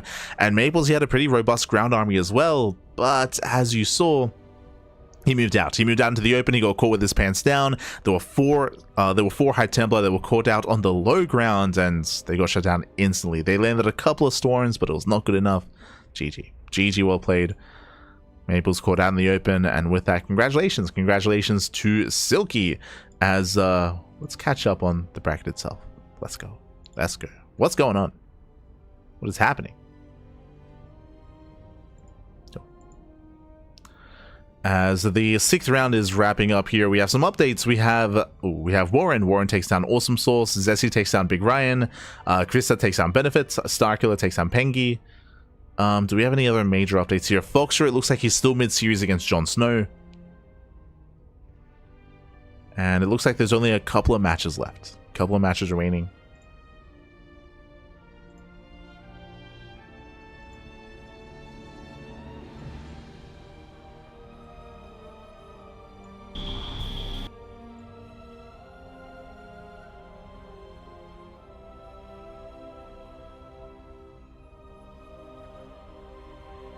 So I'm just trying to catch up with what's happening with the main feed. Yeah. But yeah, for the most part, we are wrapping up the Swiss stage. Finally! Wait, we're almost there, Pappy, almost there. To confirm the top 8 players to join the other players in the groups. And now might be a good time to go over the groups themselves. One momento here.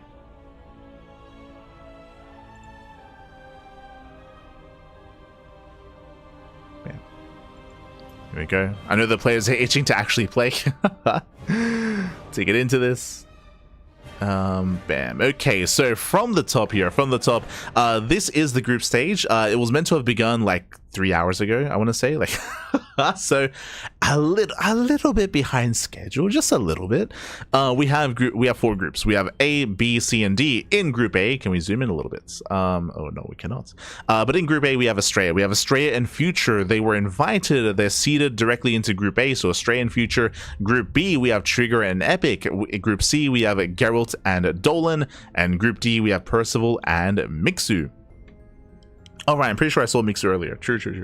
Did see him earlier. So again, we have Geralt, Dolan, Percival, Mixu, Astrea, Future, Trigger, and Epic. And they've been waiting. We've seen them for the past couple of hours. Like, they've been on camera. They've been pacing around. They were like, hey, Pappy, when can we play? It's like, oh, no. The Swiss stage took forever.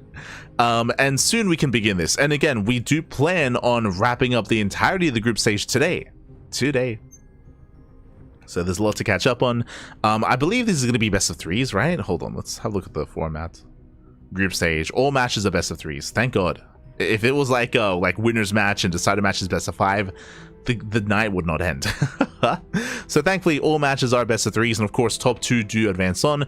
We still have to seed the players. Once this round finishes, we can then see the players enter their respective groups. I'm still on the fence on what we want to cover here. Of course, Dolan, he's an ex-CranKy Duckling, so you know, I got a lot of love for Dolan, for example. Likewise, of course, we have Percival, who, I mean, I will say he's going to be a dominant force in this group. I'm going to try to avoid groups that look a little bit more one-sided. I would love to cover some more closer groups instead, but we'll see. We'll see how this all does unfold. But we might jump onto Group C or maybe one of the other groups as well. Trigger, of course, is going to be one of the heavy hitters.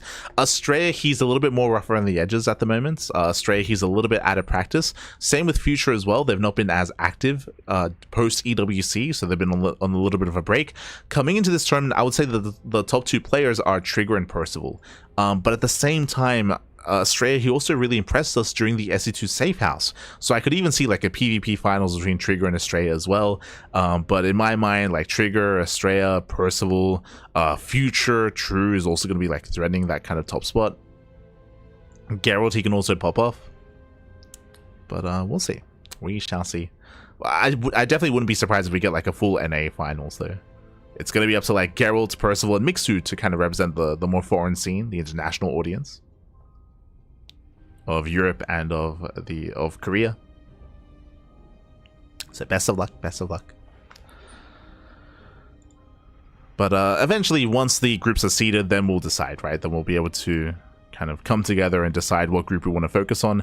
All these groups are going to be happening at the same time, so you can only pick one, and the way that we do things here on the CranKy Ducklings, most likely we will just pick one group and stick with it. Like, we could try to bounce around and be like, you know, we'll cast like one series in Group A, and then we'll jump to Group B, and then we'll jump to Group D, and then we could do that, but that's not really what I'm interested in. Typically, when we cover a group, like, we stick with it, and we stick with it until it finishes, to its entirety. Just so there's a little bit more cohesion to things, so the group we decide, it's gonna be important. It's gonna be gonna be important, Bobby.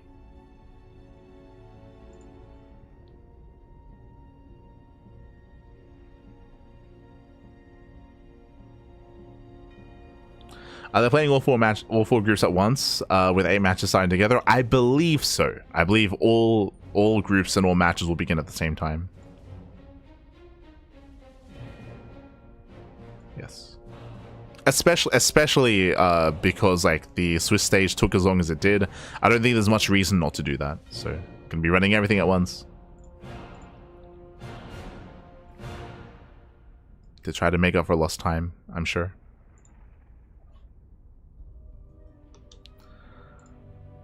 Otherwise, it looks like we're still waiting for a couple of matches to be reported.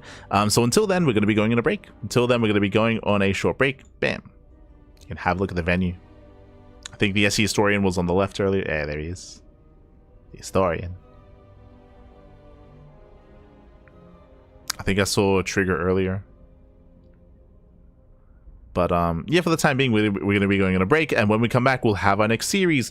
We'll have some more I mean, it's going to be an extended break, I believe, and eventually we'll be back with the group stage. We'll probably come back, and then we'll try to come up with a rationale as to, you know, what group we're going for and what we're going to commit to. Remember, there are some other streams out there as well. Steadfast is also casting, Rotterdam's also casting, and of course is the mainstream. I mentioned it earlier, but I believe the mainstream are done with StarCraft 2. Like, I think they're going to be focusing on Brood War after this.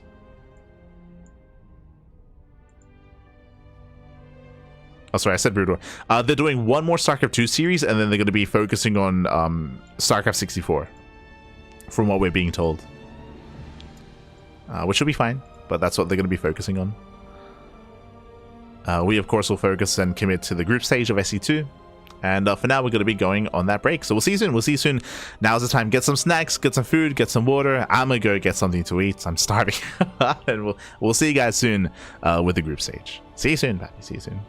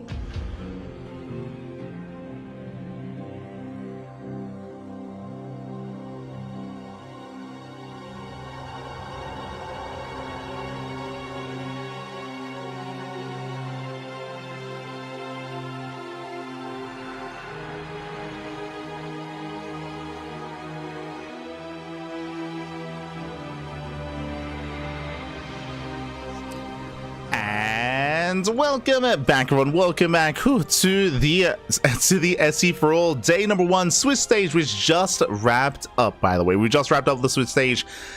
Whew. And now we returned with something a little bit different, something special. Hope you had a great break. By the way, it was quite some time. I think it was like 20 minutes. Jesus, 30 minutes. I don't know. I went. I made some food. I ate my food. I was able to just clean the house. Did my taxes, just did everything. It was crazy. But now we are back. The Switch stage has concluded. The group stage will soon be updated. Before then, though, it is time to delve into what we're all here for. It's time for the StarCraft 64 match. The hell are we watching, mate? What are we... Hold on, here we go.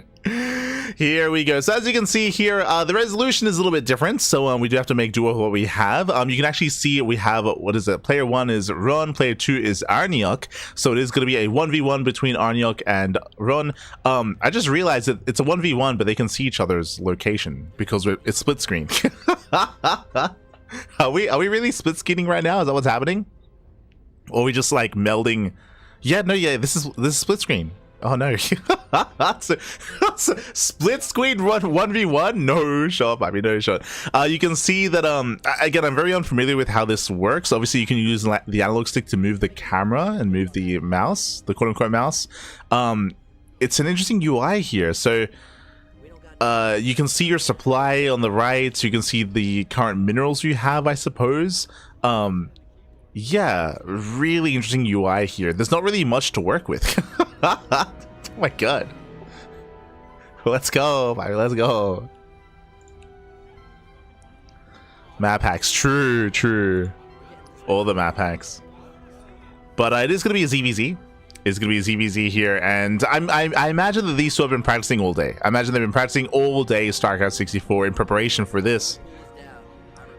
For this moment. Yeah, the mainstream, they're covering this event as well. After this event, then we have the group stage. After the StarCraft 64 show match. As Jesus, you have to, yeah. I mean, yeah, you don't have any. I don't think you have any hotkeys, right? Do you have hotkeys? Like, sorry, I say hotkeys. Do you have control groups? Oh my god. I can't imagine you do.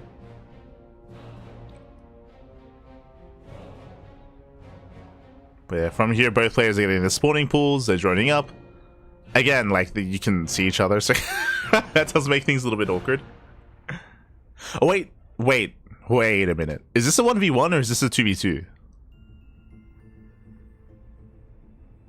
Because they keep panning to each other.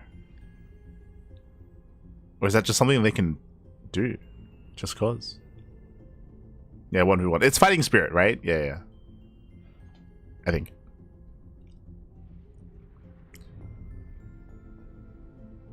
God. I mean, I remember back in the day we used to have to play split screen like Halo, right? Split screen Call of Duty. Like a split screen RTS is crazy because you're being fed so much information, and this is like an information-based game, right?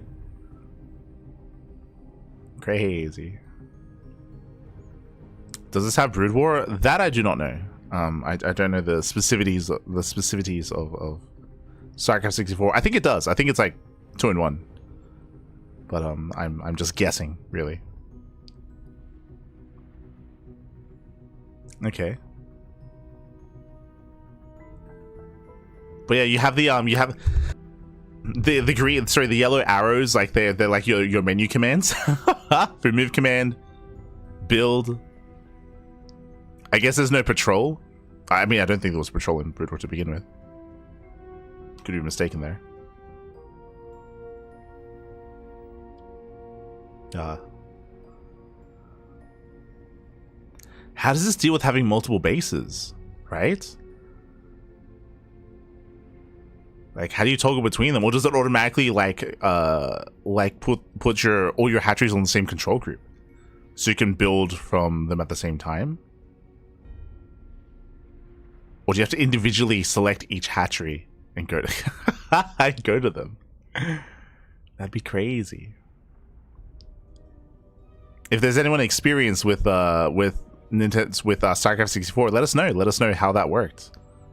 Do you have to go to each building manually to make things, including like your own respective hatcheries? Okay, 4 units selected. We got the 4-link hit squad from Run. Yeah. See, is this map hacking? Yeah. So you can see the ticker on top of the screen. So this is split screen. Yeah. So I was curious about that, but it is split screen. So they can just see each other. Is this map hacking? It does include Brood War. There you go.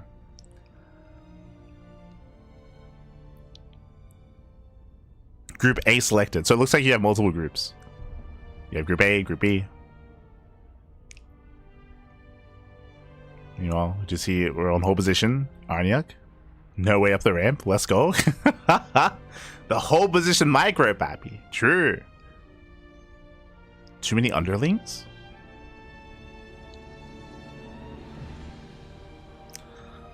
Are we just gonna mass ling each other? Are we not? Yo, we're banking some gas. Arniak. Go spend that tech. What are they? I like how so a couple of things are happening here. Top player Ron, he's pulled out of gas and he's going for an all-in, it looks like. But the problem is that Arniak knows that. Like, he knows he's going for the all-in, and now he pulls back to macro, so now he's getting his Evo chamber, now he's working his upgrades. Lair is now on the way for both players.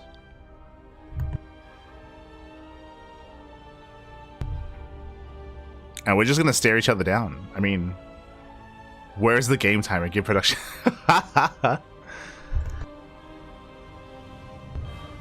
Whoever's handling the production is having fun with the Tigger on the top. They're having fun. Where's the supply? I mean, we can see the supply tab, kind of. Like, we can see how much supply they have, at least.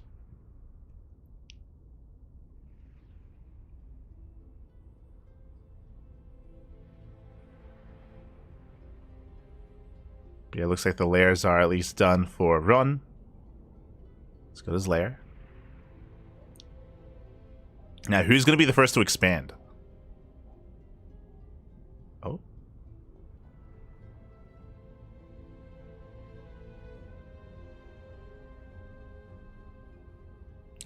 You can set map locations, it seems. Okay.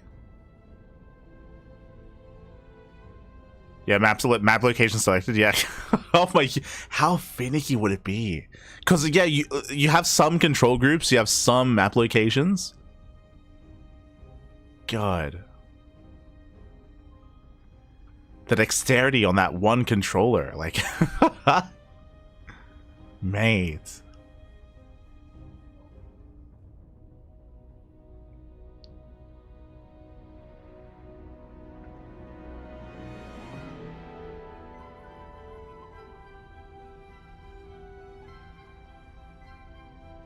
How's it still massing up lings? At least 20 lings. Yeah, 20 lings from Ron.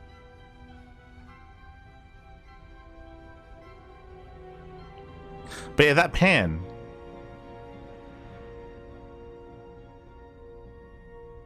He was panning down to his opposing base, right? Doesn't have 2 hatcheries.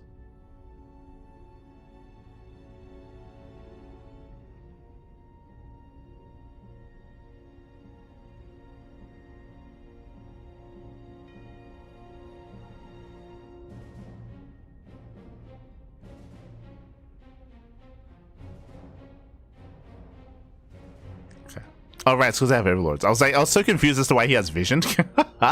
It's just they're just overlords chilling, that's why. Okay.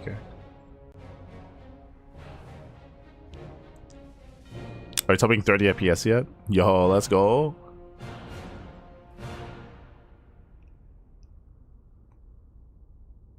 What we really need is an APM counter. That's what we need. Yo, how many actions are we making right now?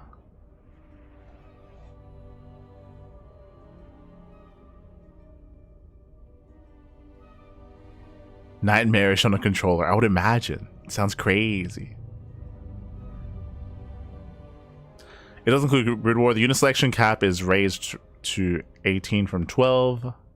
Nice. Worker units will automatically begin mining upon creation. Yo, Nintendo 64, they were ahead of their time. Brutal players would have loved this.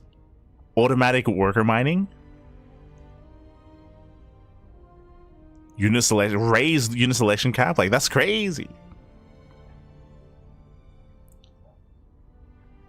It's OP. This was the superior game, clearly. Like, that was Brood War 64. Oh. So do you try to commit? I don't know what the upgrades are. I do know that ENIAC actually has mutas. Yeah, went for the layer, went for muta play. Oh, sorry, that's run. Yo, no shot ENIAC had no idea, right? No shot, he was like, wait, what? When did you do that? I wasn't looking.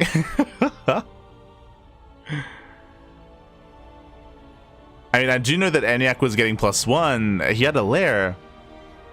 Okay, spores done. Let's go to spores. What's he doing with this lair? Does he have a hydrogen? I mean, hydrogen is hatch tech. He has 1,000 gas. ENIAC.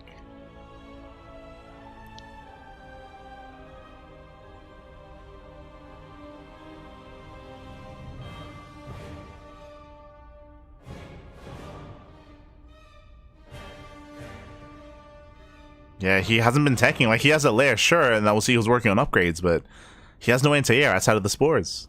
I think that's just game. I think Mutas may just end the game here.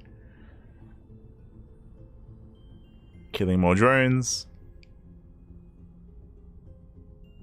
Yo, the Muta micro. Trying to focus on the tumor. Sorry, the colony. He gets it. I think. Yeah. Oh. Wait, Ron is cracked. He's crazy. He's winning the game with 4 mutas.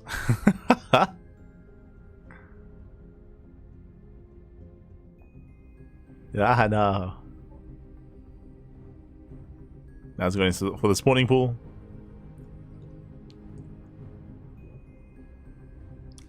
You can check your opponent's supply at any moment. You're not wrong. Yeah, true. Like, there was no online play in StarCraft 64. This is the only way to play competitive games in StarCraft 64 is with split screen, of course. There's no like system link or anything like that. It's the only way.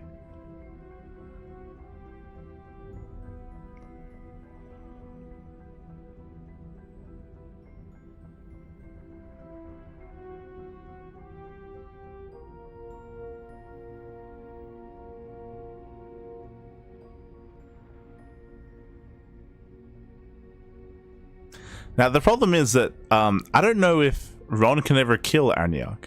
Like it's like, again, trying to force himself up this ramp it's almost impossible.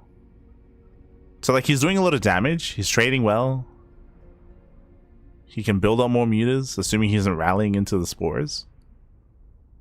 But like, killing Arniok is going to be a challenge.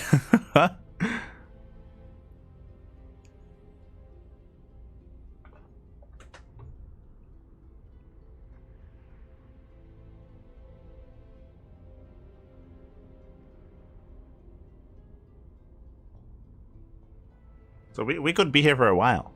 We could The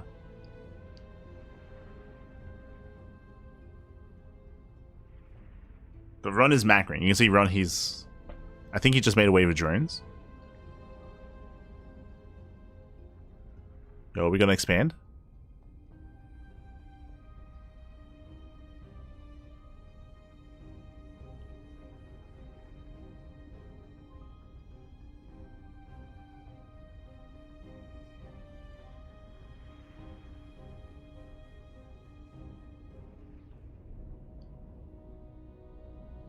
You can see the slow drags of the mice to like issue commands.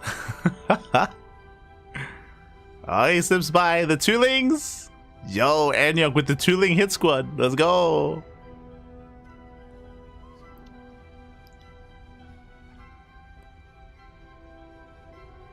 You got Toolings on the way.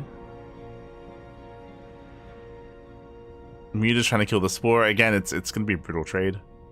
Yo, do we micro? Do we micro back the weakened Muta? Do we micro? Do we micro? No! Does keep it alive there, okay. Muta actually survived. How do you type GG in this game? You don't. Yeah, true. How do you concede? There's gotta be a way.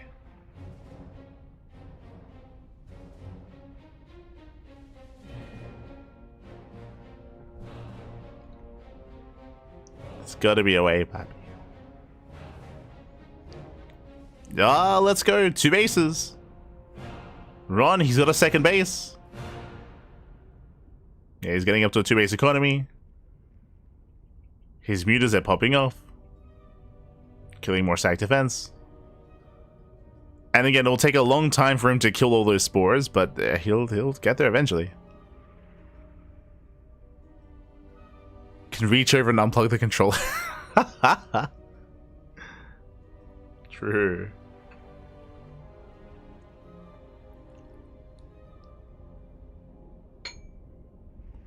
They've got Broodwar players, like, in the building. They should have gotten, like, Artosis and, like, Striker or something. They should...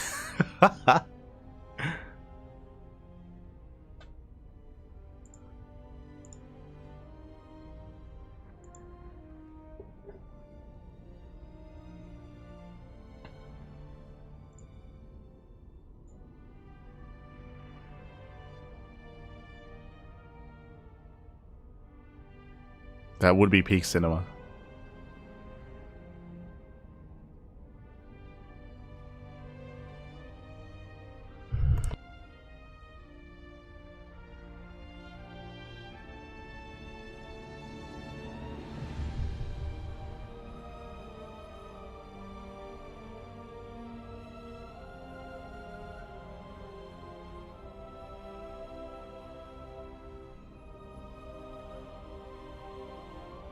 And Nick, he's down to 1 base. He's down to 1 base. 1 hatchery, I should emphasize. He's got, like, what, like 4 spores surrounding his base? Ah, no. See, this is where you go for the mass Ling switch, right? As I don't think there are any sunken colonies, only spore colonies.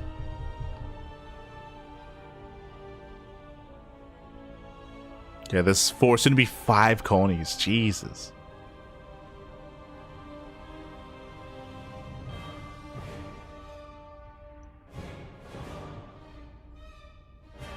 Now we could just chill here, wait until we get a hive, get a greater spire, and then morph in guardians. That's how that's how we kill him. We wait for guardians. And again, Run is droning, by the way. Run is droning up.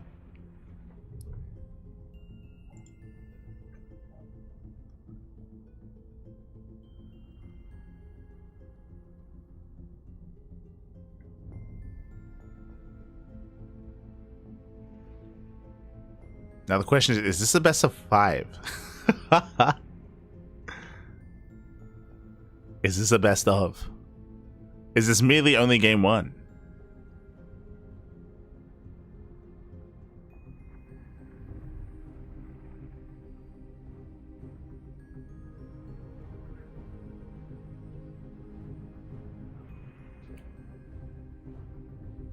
The thing is, I would love to see more of StarCraft 64, specifically like from like pro players. we got to get the big boys in here. As I say, pro players that like the problem is that no one does this. I was gonna say players that like dedicate their time to like being good with the N64 controller. So it's not like a finicky for them, like they have a lot of practice with it. The problem is that a person like that doesn't exist, right? Like no shot. There's someone out there that grinded the hell out of StarCraft 64 when they were kids, and like they have like amazing micro with the controller. Maybe someone like that exists. That's what I want to see.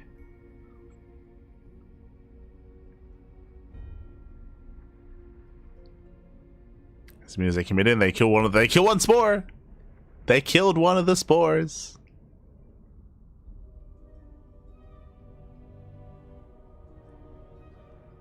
I think the game condition has to be met. Are you saying you have to kill all the buildings?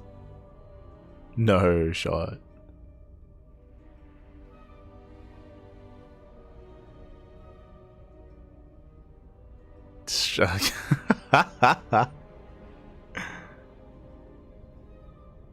No shot.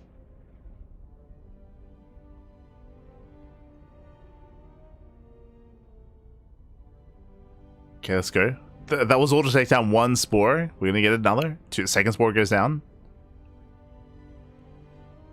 He gets 2.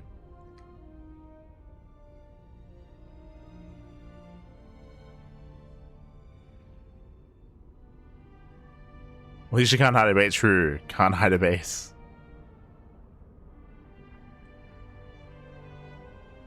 God, you can see how slow the mutas move because of the FPS. Look at them flap their wings. It's a slideshow. The muta flying animation. Oh my god. There it is. Oh, GG! GG, well played. Run takes it. GG. Nothing sticks to Teflon Run.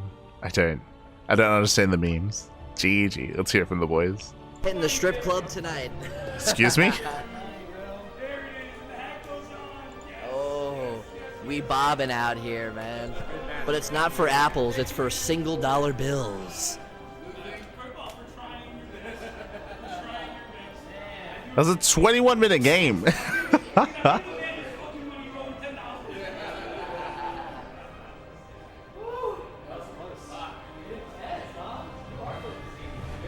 The coffers expand. One on the link really makes a huge difference. Oh yeah, how slick.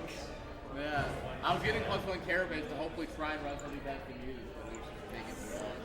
Dude, holy shit, man, your scores are up at perfect time. Oh yeah. I was a little worried that my man was When gonna I had run the it time to all the actually way think back with the wings. He had +1 attack. He was working on +1 carapace. Yeah. He got the faster evo chamber. 18 lings straight back into his base with no sunkens at home.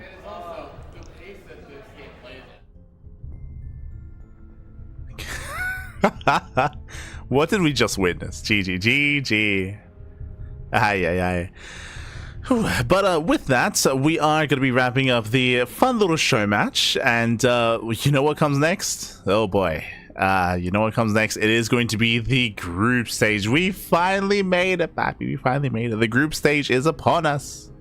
Let's go. Now, the groups have been finalized, so I do need a moment here to set up. Un momento.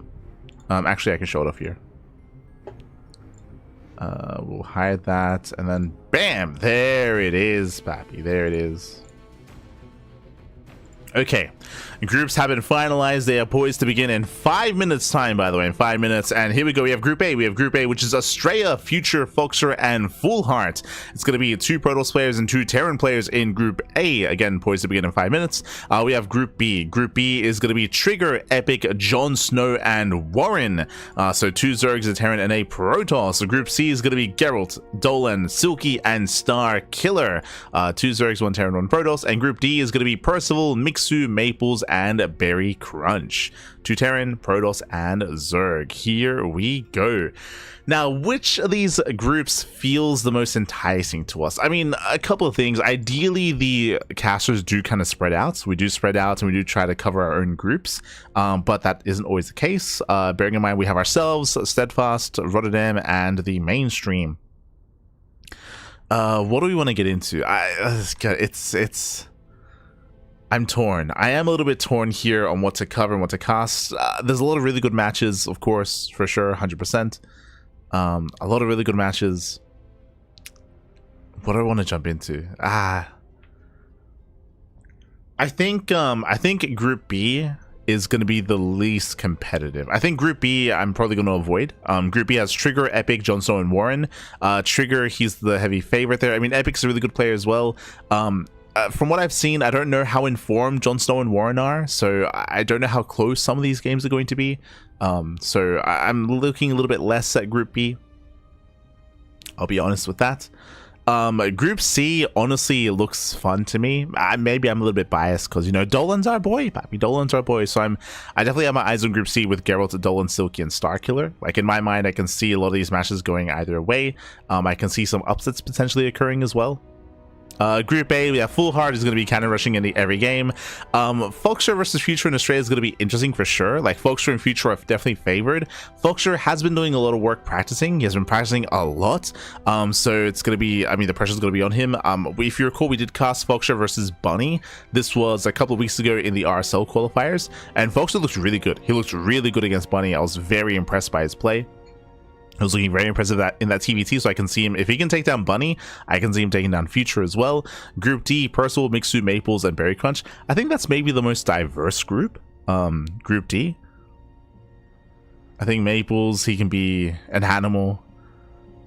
Likewise, Mixu, he can always be a wild card as well. Percival is favored, of course. Berry Crunch, I don't really know how he plays a lot of these matchups. I don't know if he plays Mech or Bio. So that's going to be an interesting one as well. So I'm a little bit torn. A little bit torn on what to cover.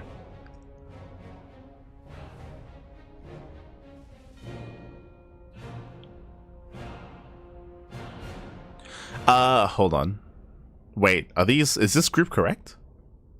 Look at the clean feed. They have different groups. They have Group A, Astrea, Future, Maples, and Berry Crunch. Wait. wait.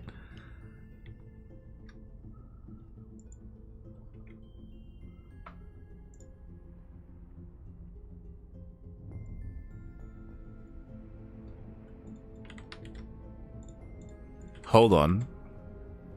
Is Wikipedia wrong? Oh, Wikipedia's wrong. Okay. Uh-oh. So what you're seeing here on screen is actually correct. Okay, so never mind. What are the groups then? Astrea, Future, Maples, Berry Crunch. Interesting. We have Trigger, Epic, Silky, and Starkiller. Oh, they switched the Zergs. Silky and Starkiller, they were in Group C before, and they switched them out with Jon Snow and Warren. And they switched out Maples and Berry Crunch with Folksure and Full Heart. Oh, so they've rotated. Okay. Interesting. Now I'm torn. Now Group B is going to be closer. Uh-oh.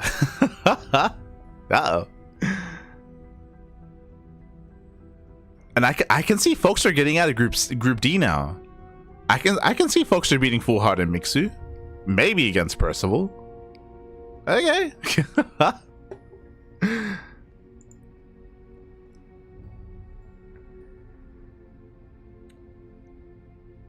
What is showing different group? Yeah. The groups they changed. The groups changed.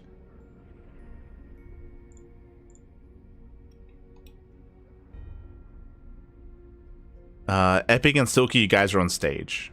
Okay. So Epic and Silky's group is going to be on the main stream. That is Group B. Okay, so Group B is going to be on the main stream.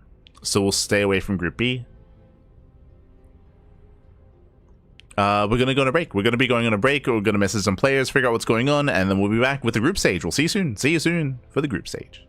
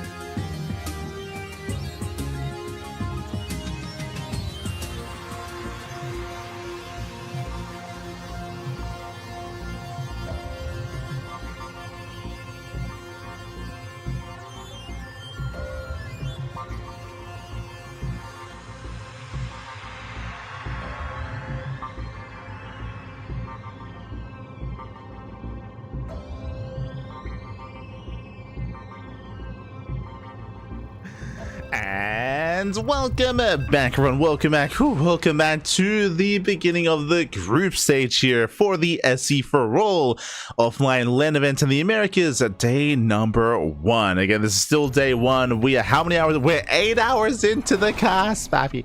God. We're 8 hours in, and we only just now began the group stage. Oh boy. Let's go. Spawning in the top left hand corner of Persephone, we have the American Terran player. We have the orange Terran representing Detonate. It is Dolan. And spawning in the bottom left hand corner of Persephone, we have the American Zerg player. We have the blue Zerg for Psystorm Gaming. It is Jon Snow. And if you're in the chat, predictions are open. Place your bets on who you think will claim the series. Best of luck in the chat as we get into our initial ZVT matchup. Let's go, baby. Let's go. As we open up 2x Reaper. Here we go. The second Rax is going to be on the way, so we do have a much more aggressive start here by Dolan. We'll keep an eye on him because I'm assuming 2x Reaper, but there is a build that he goes for where he actually does delays gases, where he goes into 2x Marine and then builds up towards an earlier stim timing instead. And as you can see, no gases. No gases are being taken, so our eyes are on Dolan here, going for a Marine-based opener instead. Meanwhile, Jon Snow, hatch gas pool, standard opener out of our Zerg player. I believe initially with these early Marines, Dolan's goal is going to be to catch out the first Overlord and ideally supply block Jon Snow. Let's go. Let us go. And again, if you're in the chat, predict while you can. While you can.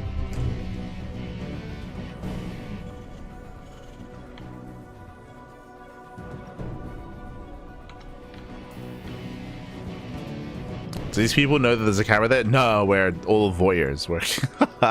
We're spying on everyone, Pat. Spying on everyone. As the Marines are building up.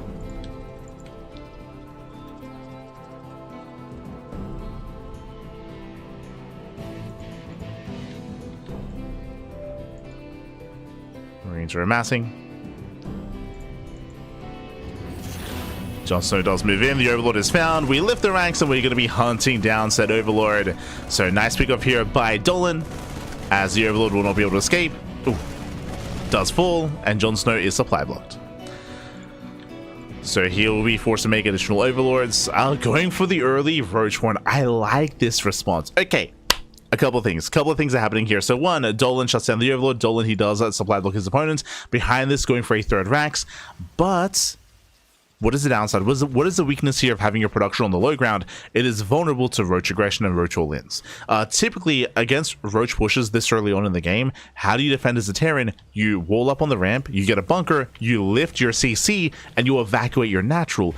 But when you go for a build like this, your production is stuck on the low ground, your production is vulnerable here to aggression, you won't be able to pull away as easily, as quickly, and you're more exposed against something like a Roach push. So Roaches are amassing as we speak. Behind this, no factory, no tank, no cyclone. He's going for Rax Mass Marine. Bunker here on top of the ramp, or sorry, on top of the wall off. Dolan, he does pull away, doesn't quite check the natural, but he does confirm no third. Yeah, he confirms no third expansion. He sees there's no third base, and he reads this well. This is a correct response here. You get your bunkers in front of the tech lab to protect, but you will have to pull the boys. You have to pull the boys to repair. If you don't pull the boys, then the bunker will still fall. Roaches are moving out, Ravagers as well. And does he pre-pull? Does he pre-pull the boys? Dolan, he has no vision, he has no scouting. Stim is halfway done. There's going to be one SCV moving out to scout to give himself a bit of a heads up. But here comes Jon Snow. Roaches revealed. Roaches revealed. We have to pull the boys. We have Marines further in the back. There we go, the boys are being pulled. Marines, they come together. And can he save that bunker? He barely can. Yeah, he barely can. Does repair, does hold. So far, so good. Dolan being very meticulous here with his SCVs. Stim is almost done. Stim is almost complete. Oh my god. As the bunker will finish, and Dolan, he does defend. So again, a very nice reaction here from Dolan. Very nice response. Once he saw there was no third base, he did throw down the bunker instantly. He was able to react in time, was able to pull the boys once the roaches were revealed, and with that, Dolan, he defends. He defends, and now there's going to be a very powerful stim timing. That's a lot of Marines already, and Jon Snow falls behind. Jon Snow, he invested quite heavily here into this roach push.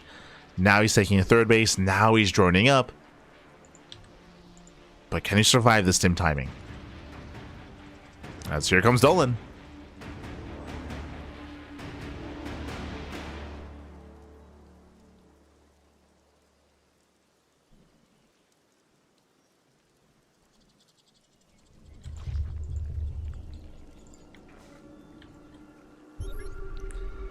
As we have to hold on to that stim. There it is. So yeah, does stim in. Does take down 1, 2 Ravagers. 1 Ravager left. And he wants it. Oh, doesn't quite get it. Yeah, nice pull away by Jon Snow. And Jon Snow, he holds. Yeah, he does hold, does defend. Did bleed out the Ravagers, did bleed out the Queens. But does hold, does survive. And the game will continue. From here, Dolan's getting to a very buy-heavy composition, going into 4 racks into his 4-1-1 setup. Stim is on the way. Tank production has begun as well. Meanwhile, from Jon Snow, he has a lot of droning to do. He's still making more workers, 7 more drones on the way. Jon Snow, he is recovering. He is catching back up. Whew. Oh yeah, let's go. Making use of the healing pad. True. Dolan pulls away. It's going to be a 6-minute lair here from Jon Snow.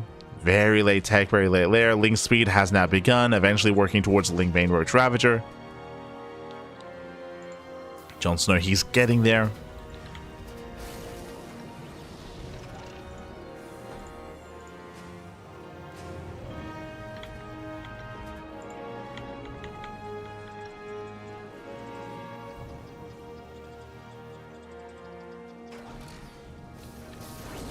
He's getting there. Here we go. Here comes the first set of medevacs. Now Dolan can move out. He's got all his bio he has all of his bio upgrades. Couple of Marauders in the mix as well. What is it to defend? We have 16 Marines. I believe these are vanilla roaches. Yeah, no roach speed, no upgrades, not yet. +1 carapace. It looks like it will finish up in time for the push. Jon Snow does barely maybe get a glimpse.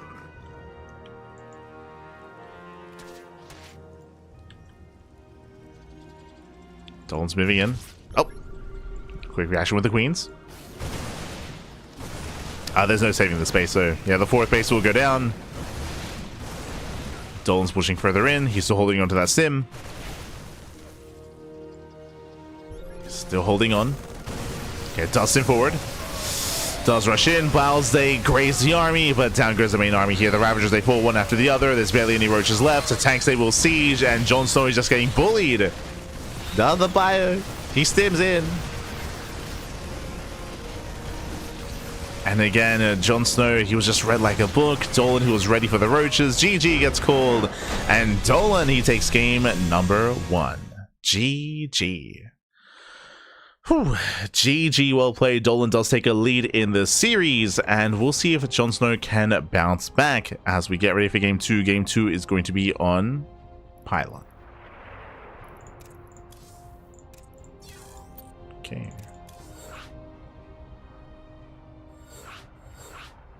Oh. Game 2 is going to be on Pylon as we do get things ready. But again, winding it back, Dolan had a cheeky start going for his initial 2 racks Marine production. Oh. Going 2 racks Marine, able to shut down the initial Overlord. He was able to scout, confirm there was no 3rd base. That's why he reacted with the bunker. He reacted well. He was able to pull the boys, repair the bunker. The roaches, they did set Jon Snow behind as he didn't really achieve anything with the roaches. And GG. GG, well played. And now we're getting into game 2. It's going to be on Pylon. Is going to be on Pylon here. One of the smaller maps in the map pool. So this is a map where aggression is favored. It goes both ways. It is much more difficult to be defensive here. And we'll see who's going to be the aggressor. Do we actually open 2 ranks Reaper this time? Let's go. Let's find out. Yo, shout out to Disrespect in the chat. Este Disrespect. Who was there last Cheeseadelphia, but unfortunately not here for this SC4ALL. Hopefully though, you know, you're having a great time, a great weekend. And if there's a future SC4ALL, I hope you're there. Hope you're there, Pappy. Hope you're there. As we are getting into game 2 and this morning in the top left-hand corner of Pylon, we have the American Terran player. We have the orange Terran representing Detonate, leading the series 1-0. It is Dolan. And spawning in the bottom right-hand corner, we have as opponent, we have the red Zerg player. We have the American Zerg representing Psystorm. It is Jon Snow. Here we go.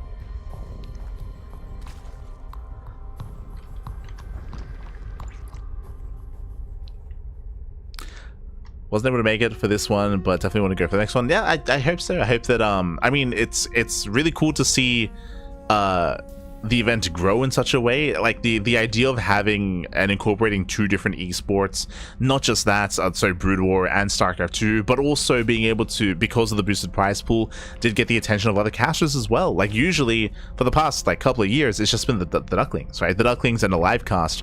But for this event, because of the boosted prize pool, because of players traveling from abroad as well, like Steadfast is also casting, Rotterdam is also casting. There's a lot more attention, a lot more eyes on the event. It's grown really nicely here, and I hope that I hope it's successful, and I hope that we get another one. I hope it becomes an annual event every year, Pappy, every year.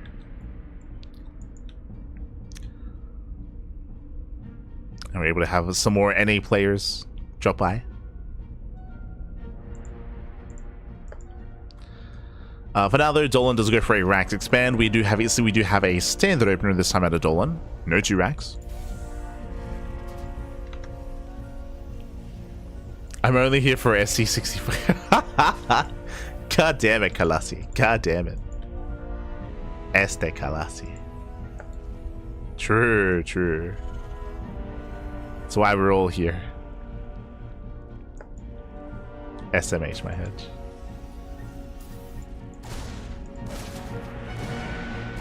As Dolan does dip in. In, does get a couple of Ling kills, so 1 Ling does go down. He wants the drone. Oh, the Queens do pop. Dolan has to get the hell out of here. Does pull out, does pull away. 3rd base is being taken. Jon Snow, he can just stabilize, settle into his own 3 base economy. Oh no! Oh, Reaper does overextend for a moment, but does pull away in time. It barely pulls out. Oh no! Jesus. Yeah, he doubles back around and will avoid the Queen. He avoids the Queen. Behind this, you said, I see 1-1-1. Straight up 1-1-1. No 3rd command center. Hyper aggression out of Dolan. Dolan, he's going to be in the face of Jon Snow. And with this, we can go into earlier Banshee play. We can go into something more committed here with extra Hellions, into maybe an Armory, into Hellbats. Show us what you got.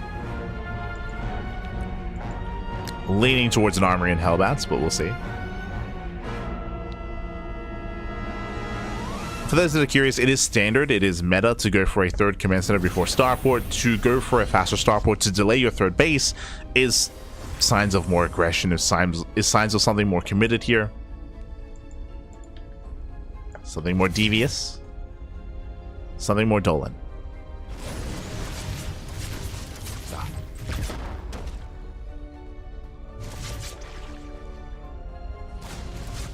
And there it is. Now, I assumed it was going to be an Armory for Hellbats. It's going to be a Fusion Core for Battle Cruisers. So BC opener out of Dolan.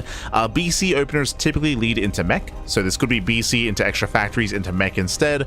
Overlord Scout is attempted, and there's only 1 Marine to scout, to deny the scout, I should say. And the Overlord does confirm the 1-1-1, does get eyes on the tech lab on the starport, and this does look suspicious. Does spot the initial Banshee. The Banshee is spotted. Now we have the 3rd CC afterwards as a follow-up.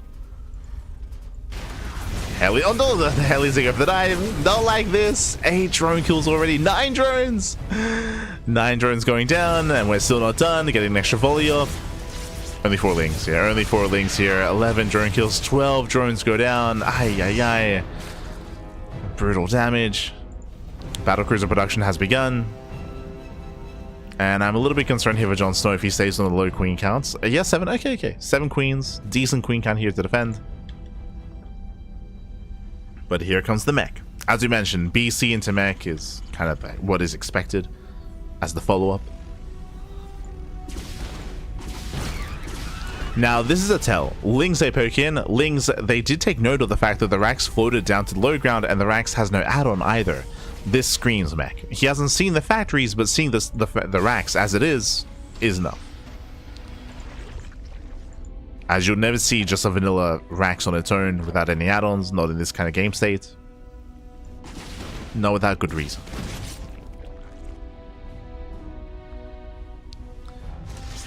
So Jon Snow should be aware. He is going for a safety Baneling nest. Interesting. Banelings won't be too useful in this kind of situation. BC gets into the main. Does target fire. Gets 1, 2, 3, 4, 5 drone kills. Oh god. This is getting out of hand. 8, 9 drones going down. The BC can just waddle away. Can hunt more overlords. And Jon Snow, he's in a rough position here. He's looking brutal.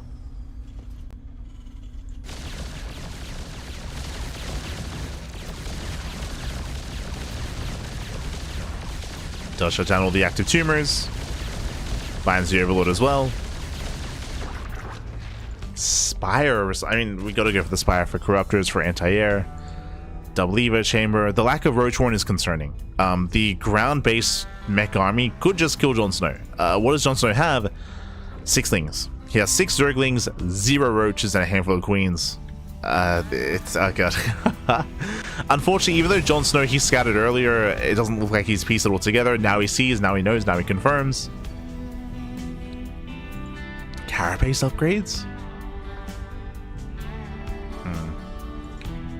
I mean, he saw the Hellions. He saw the Mass Hellion. Should have an idea.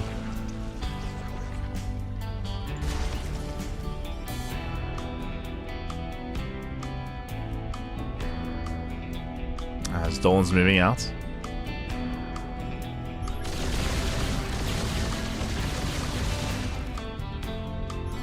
Now we have the Roach Horn, but it's so delayed. It's such a late Warren. We'll see when Dolan decides to move out. He's waiting for his Cyclones.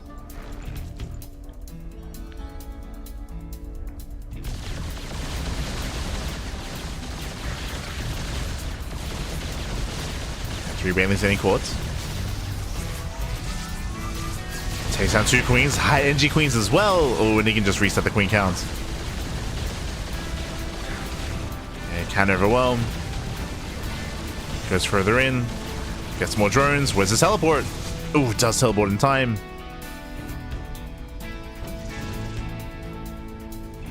And again, Jon Snow, he's kind of been stumbling his way into this game. Losing 26 drones already. Aye. It's over a mineral line worth of workers. That is insane damage.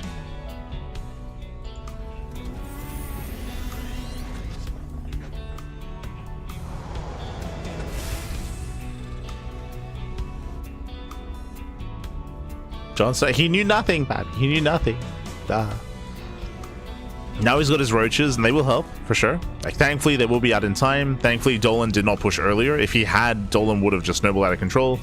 But he's going for a later move out instead. And there will be defensive roaches. Now, Dolan still has the advantage. If he pushed with everything, he could end the game, but he's only moving out with his Hellions and with his BCs. The Cyclones being left back at home, the tanks as well.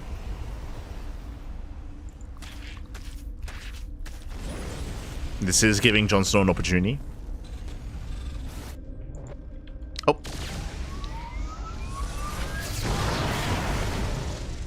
Catching out 2 Corruptors.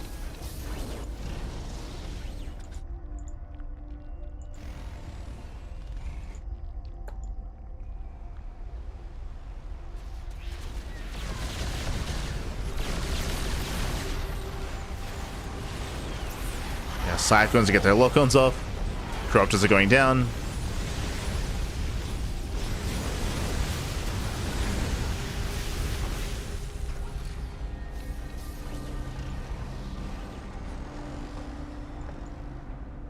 And Dolan's maxed. He's maxed out with mech. And from here, he can just snowball out control. He's moving out. Lock-ons on the roaches.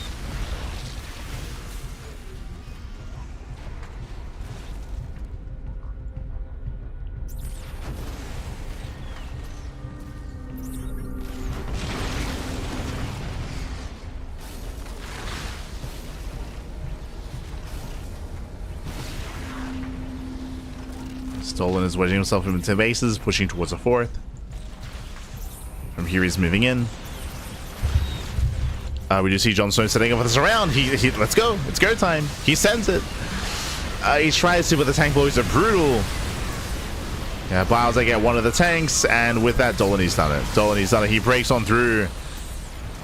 Lock one of the Ravagers. Baileys, they didn't trade well. Cyclones, they can tank it. They can tank it. And with that, Dolan, he will break the expansion and he can just keep pushing. He can just keep on going. He can unsiege all of his tanks, rally across the map. There's not much to stop him. Again, it was just a very rough start for Jon Snow. Remember, he lost 26 drones. He lost 26 workers. It was also a late scout, a late realization as to what was happening. As he did fall far behind. And it's led into this. Dolan is still maxed. He's still maxed out. The insta remax. He will lose his battle cruisers. But okay. But it's fine. It's got plenty of mech. Plenty on the ground. You can hear the sadness in Light's voice when he says he's maxed out with mech. Ah, no. Yes. It's over.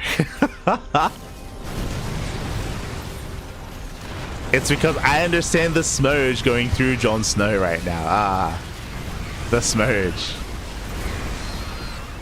It's like I'm laddering all over again. It's like, ay.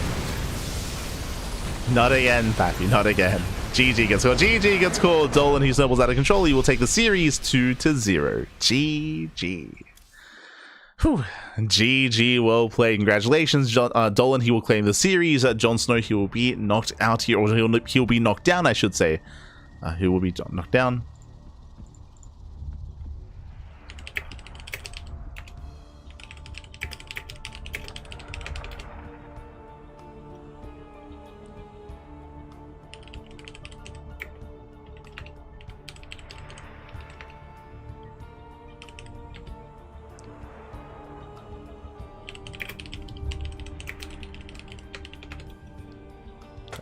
Here we go. GG will play Dolan, he will claim the series, and with that, we're most likely going to be following Dolan into the next round. Let's catch up on the bracket. Let's figure out what the hell is going on. Where are we, Pappy? Where are we? So let's quickly refresh that Wikipedia page. I'm sure it's been updated, right? By now?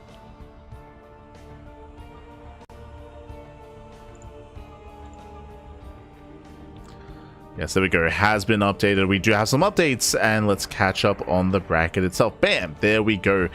So we do have all the groups going underway. We have Astrea versus Berry Crunch. We have Maples versus Future. They are currently mid-series, currently ongoing. Trigger just took down Starkiller 2-0. We have Epic mid-series against Silky. Meanwhile, Geralt took down Warren. Dolan just took down Jon Snow, and we're going to be casting Geralt versus Dolan in the next round in the winners match in a best of 3. Likewise, Group D is also still ongoing as well.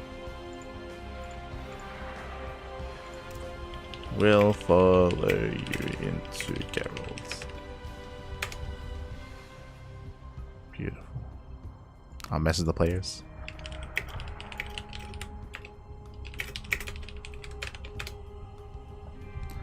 As it looks like El Chanchito, looks like Pig did just wake up. Just woke up. So it looks like he's going to be jumping on and casting a little bit of the matches as well. Also be casting.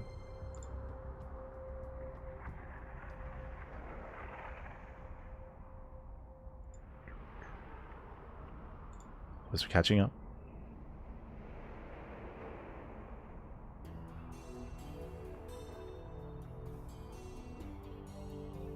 There's no one casting them. Astrea versus Berry Crunch. I'm not too certain. I don't know where the other casters are. Looks like Steadfast is casting Mixu versus Foxer, and Rotterdam, I don't know where Roddy is. I know the mainstream was casting Epic, and looks like Rotterdam is also casting Mixu versus Foxer. Okay. So, for whatever reason, both Rotterdam and Steadfast are in the same series. SMH my head. Ideally, we do want to spread out. We want to spread out and we want to cover our own matches. Thankfully, we got our own series, but looks like Steadfast and Rotterdam are doubled up.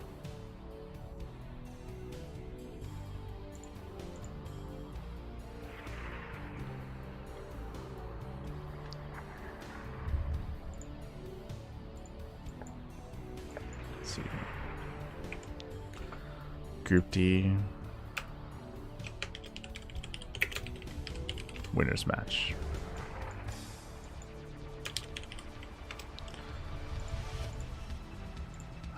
Geralt and Dolan. Beautiful. For now, it looks like we're going to be going on a very short break. When we come back, we'll have Dolan and Geralt in the winners match of Group C, I think. Yeah, we'll have the winners match of Group C. It'll be underway.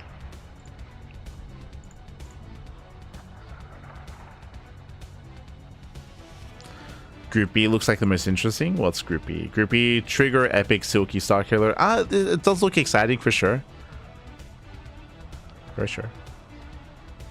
It'll be interesting to see how Silky compares to some of the others. Otherwise, Trigger is the heavy favorite for sure. But best of luck nonetheless. Best of luck. For now, we're going to be going on a short break. When we come back, we'll have a next series. We'll see you soon. See you soon. See you soon.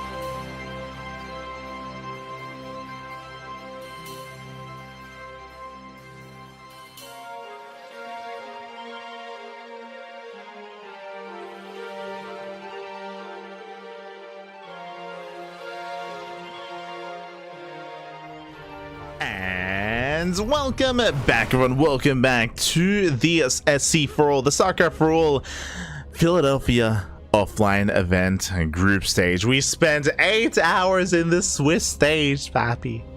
8 hours.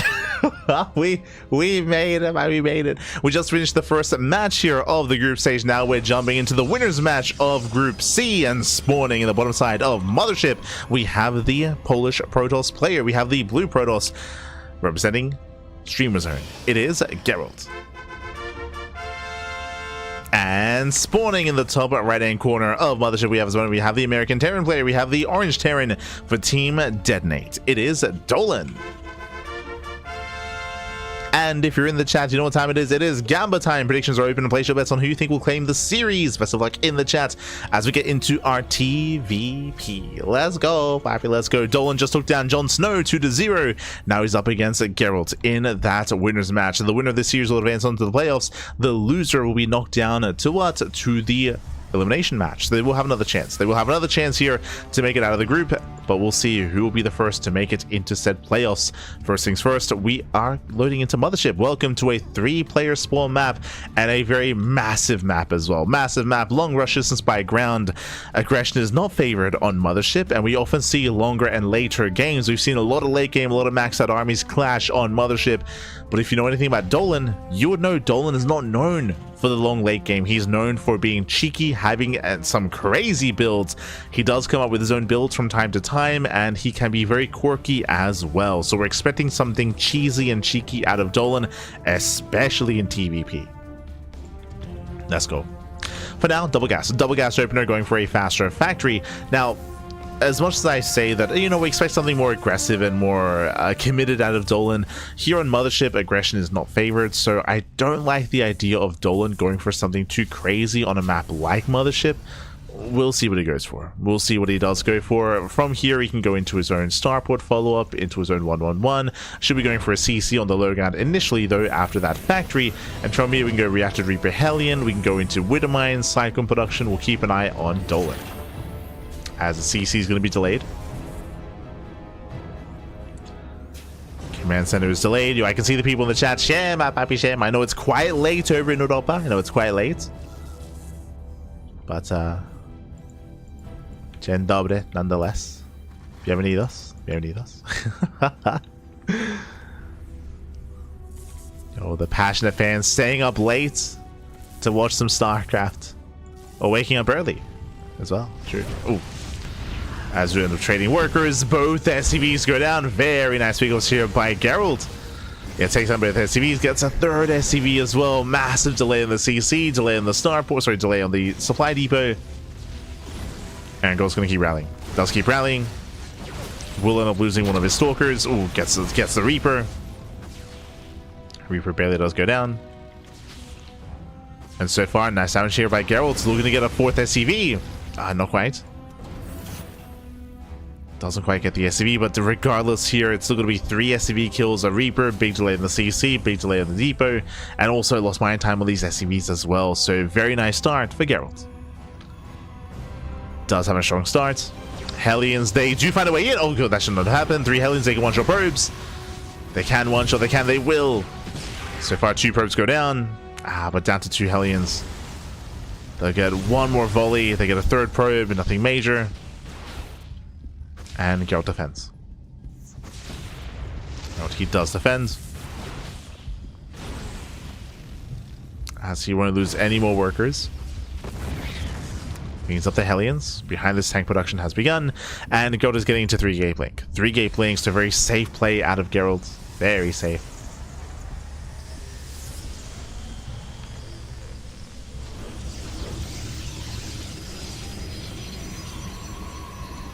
Get crazy, Daddy Dolan.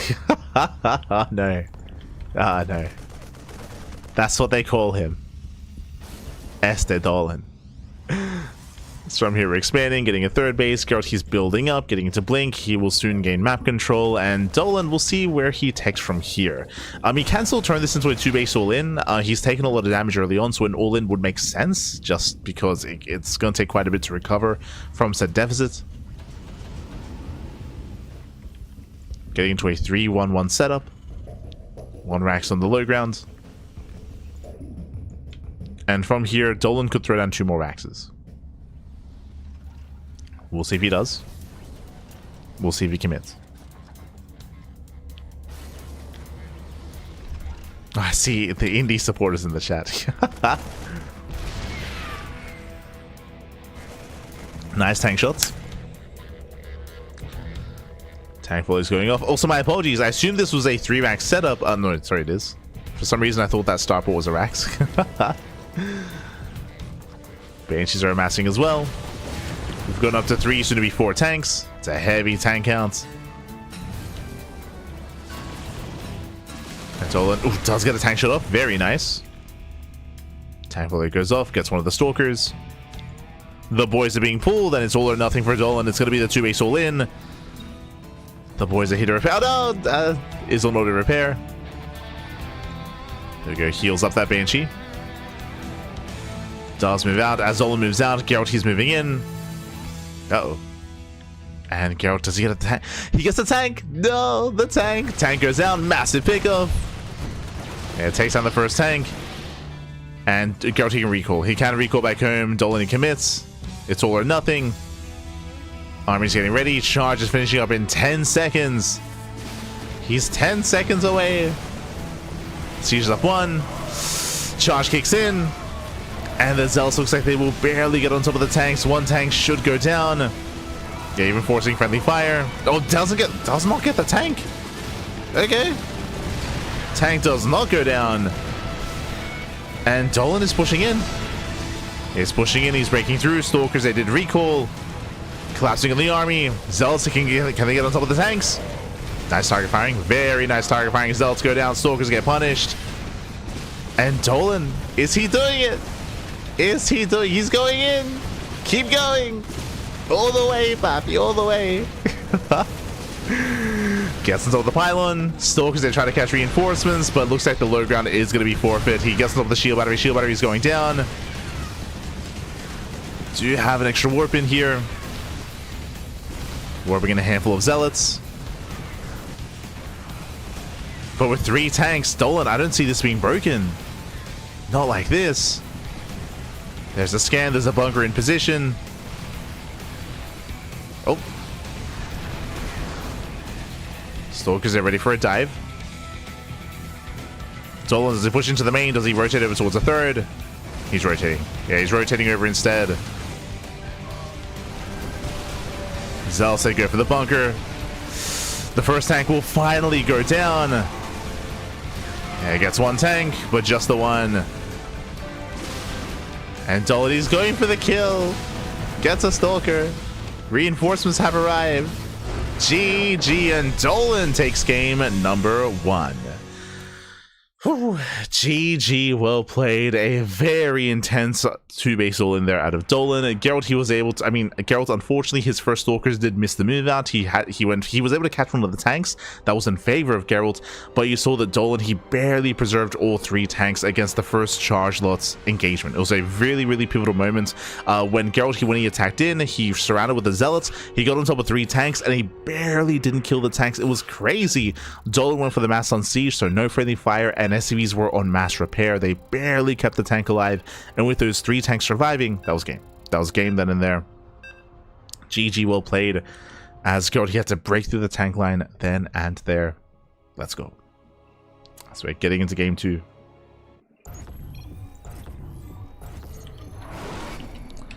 And spawning in the top left-hand corner of Gressman, we have the Polish Protoss player. We have the blue Protoss representing Streamer Zone down in the series. We'll see if he can bounce back and make a series out of this. It is Geralt. And spawning in the bottom right hand corner, we have his opponent. We have the orange Terran player. We have the American Terran representing Detonate. It is Dolan.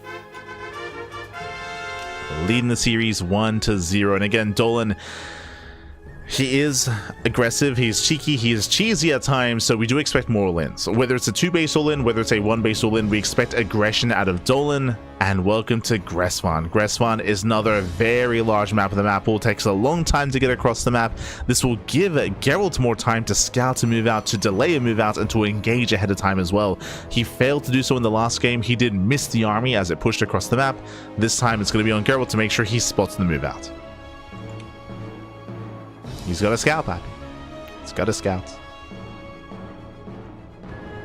This time, Rax expands. Economic opener out of Dolan. Does open up with a single gas geyser.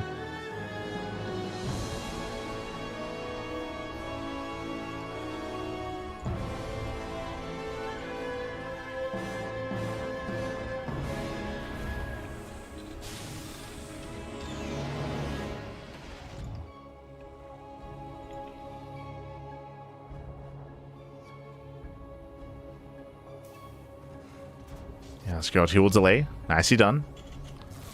Delays the CC. And we'll see if we can kill the SCV again. Remember, Geralt, he had a very strong start last game. He killed 3 SCVs. That's why he forced the all-in out of Dolan. One of the reasons why Dolan went for an all-in. It's possible he was going to go for one anyway.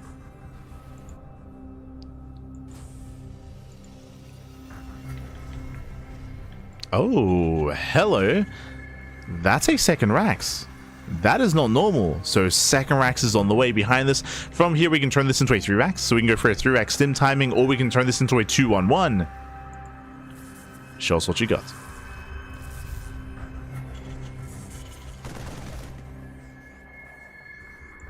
Do we go for the factory or for the 3rd Rax? We have the answer, 3 Rax. Okay, so 3 Rax stim timing here out of Dolan. Going for the early add-ons, going for the early upgrades. Into Mass Marine, into Mass Stim. Now this is going to be ideal against something like a Stargate opener, but it's going to be Twilight Council out of Geralt should be a safe start into into Blink. How many gateways exactly? We'll see. Now Dolan wants Geralt to go for a low gateway count, but the hallucination moves out, and Geralt, he will confirm the 3 Racks. He will confirm. He should at least. Oracle goes in, confirms the production, sees all 3 Raxes, is fully aware. And now Geralt knows to play safe. Now he knows to get a safety Robo before 3rd, into safety mortar production. Reapers, they get in, wants a sentry. Sentry does get picked up. A nice pick up here by Dolan. Sentry goes down, gets one of the probes, gets 1, gets 2 workers. Ay, ay, ay. 3? Okay, just 2. 3 probes go down.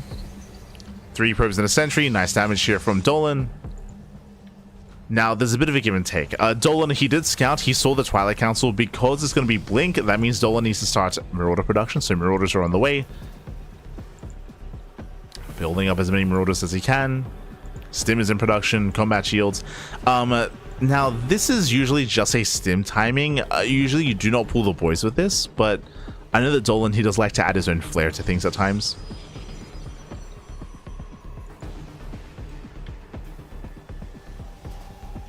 So we'll see how he brings it all together.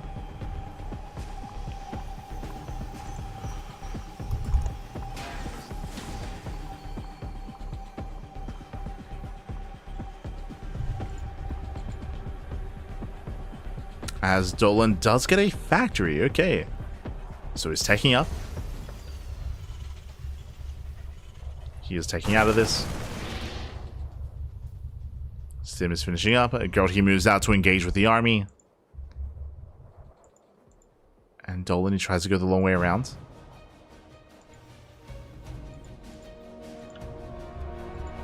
Geralt, he decides to pull back.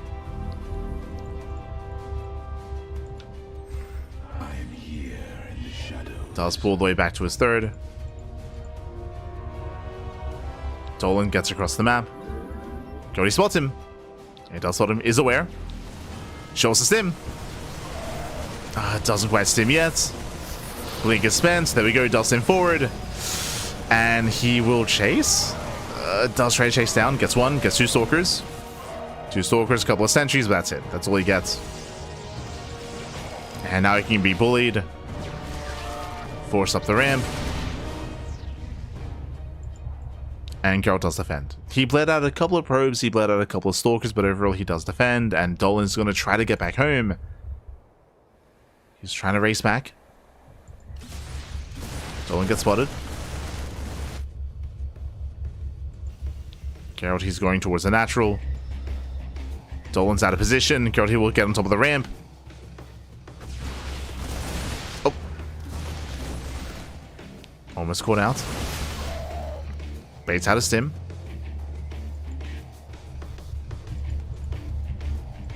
And Dolan survives. Dolan, he retains the army. Medevacs are on the way, third TC as well. We're building up into the mid game. Still very tense. But overall, I do favor Geralt. Geralt, he didn't really lose too much at his third base. He's taking up in towards Storm. Geralt, he's looking comfortable. At least if the army stays at home. Geralt, he needs a little bit more time. He needs time to get into his splash damage. There is a window where Dolan can strike before Storm is done. Uh-oh.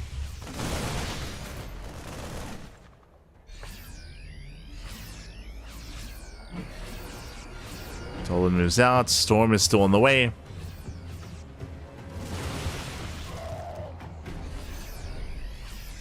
There's the recall. Charge is complete. There's the scan. Yeah, Dolan, he cannot break this. There's too many charge slots.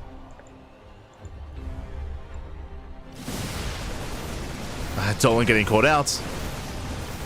And he's going to bleed out a lot of Marauders here. Yeah, brutal losses for Dolan. He has to retreat. That was losing 4 Marauders. And Storm will finish. Storm will finish. Go to the 4th base. He has survived. Geralt, he's made it to Storm. He's made it.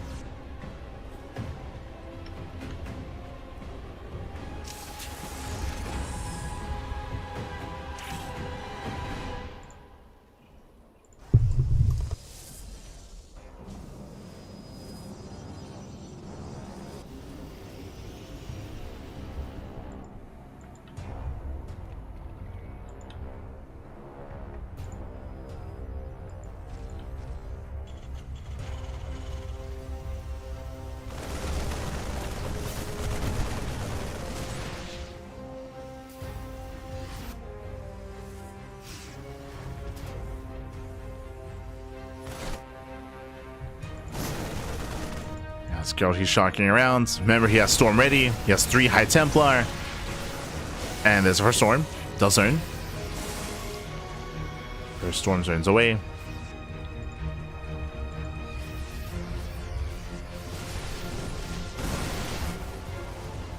There's 2 more Storms left. Loving the movement here from Geralt. He does have a flanking Storm available. So if Dolan pushes, then we can flank with the High Templar.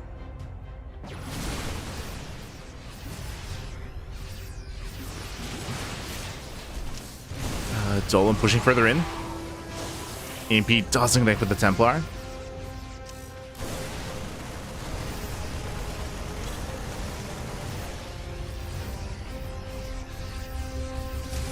Dolan trying to break through. Once again, has to respect the Templar. Oh, Gorosei lead the charge. Oh, does land 1 EMP. Lands 1, but 2 ghosts go down. Brutal losses. Nice spread here from Geralt. Flanking Storm. Does barely pull away though. Yeah, it does pull away through the minefield. Dolan's gonna tank the stars. Oh god! It does run through. Massive damage. The army is deep in the red. He has to pick up. He has to get the hell out of here.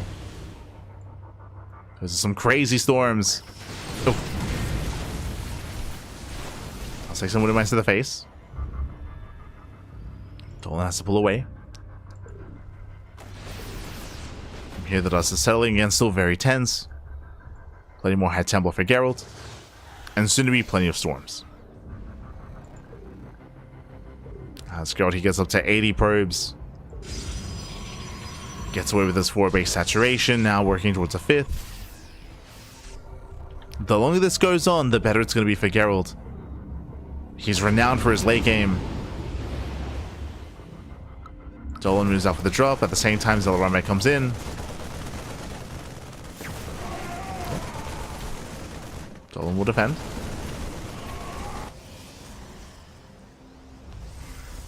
Oh, Fulminarik is going to go down. Oh, my, barely gets away. Jesus. Barely gets away, barely unloads.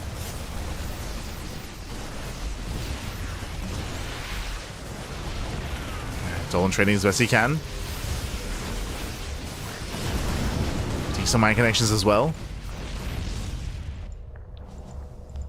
Here he'll force a cancel. Oh. Sniping one of the Templar. Yeah, still more storms are coming in. Last time of the Prism. And Dolan, he has to get away. He's been so careful with his engagements, so careful with his fights. I thought I was going crazy. I was like, I swear he killed the War Prism. He did. There were 2. There were 2 War Prisms. One got sniped. Geralt taking the northern bases.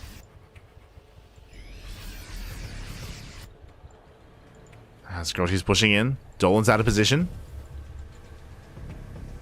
But who reacts? Who pulls away? Highland will notify Geralt. There's a recall back home. Boys are being pulled. Decent EMPs, but the storms are coming in.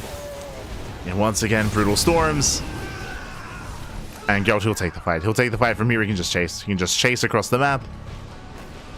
He's committing.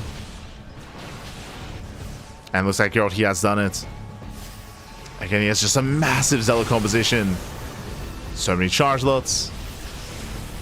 Oh, God. Orbital goes down. And Geralt snowballing out of control, collapsing on the main army. Again, this is such an aggressive game out of Dolan, and he almost broke through multiple times, but almost was not good enough. Not good enough. As Geralt, he breaks into the natural. SimCity working heavily against Geralt. Some up fights, nice EMP. Dolan trading as best he can. Okay. Catching up the Archon. Zoning back the Gateway Army.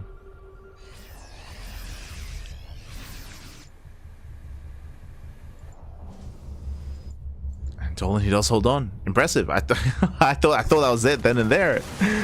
With the girl pushing into the natural, but no, the SimCity was good enough. Dolan, he pulled away, got some massive EMPs.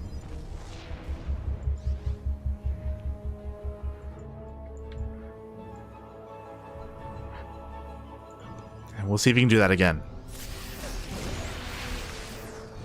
EMP goes off. High Templar that's still in the prism. Oh.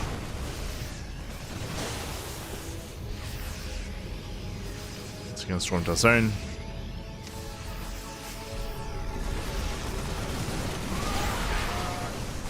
High Templar to move in. Nice mine shots. Brutal mine connections. Oh, as he does tank the storm.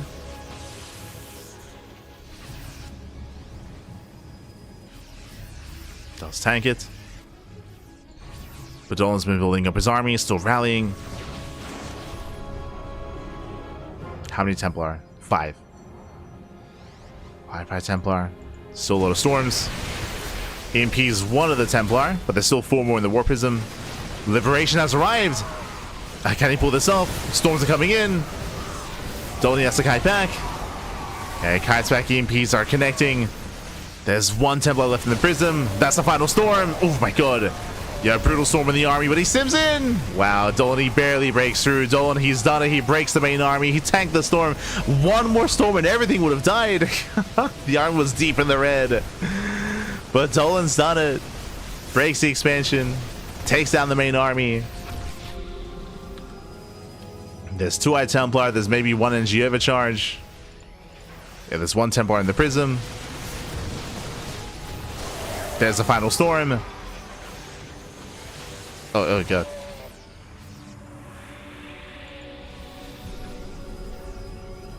And again, Dolan, he has done it. He has so much momentum. Took down one base, now going for the fourth. Fourth will go down. Oh, nice movement out of Geralt. He gets one, he gets 2 Liberators. 3, just 2. 2 Libs go down. That does weaken this position.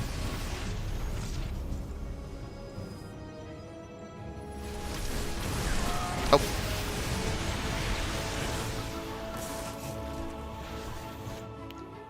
And once again, Dolan, he's scanning. He's scanning, checking for bases. He goes for a big rotation.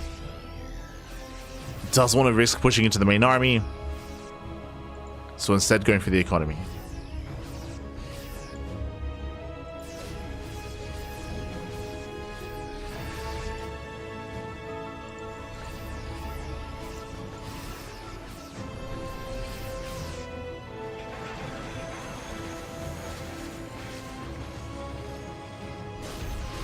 Does move in, does catch the mineral line. Oof. Probes are going down. There's still a couple more storms. Storm does crazy army, flanking storms coming in. Oh, one lands. Just the one. Yeah, one lands, the other barely does connect as well. Massive storm. Once again, the army's heavily bruised here. Deep in the red. Yeah, expensive losses here from Dolan. And Dolan, he will lose far too much. Marines, Ghosts. Again, that was just a brutal storm towards the end. And they may have just won Geralt the game. That one storm. You can see how low the army is. And Dolan, he almost broke through. He almost broke through. The storms were just too much. Dolan was so close.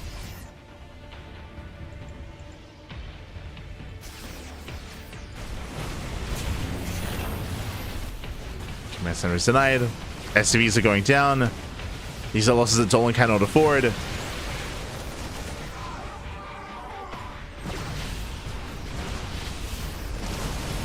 And again, Dolan, he was playing his heart out up until that fight, right? Like up until that fight, up until those storms. One bad fight.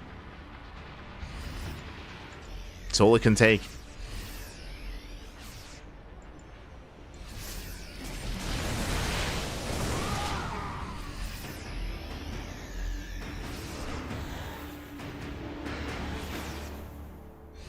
Sometimes all it takes. What I meant to say. Oh. Nice storm in the main army. Oof. The storms, Jesus, the storms are brutal. The storms are crazy. And Geralt, he's done it. He's done it. We're going to the ace match. We're going all the way to game 3. There's a world where this could have been a 2-0, but Geralt, he brought it back. He brought it back. Took a better fight, better engaged, landed those storms.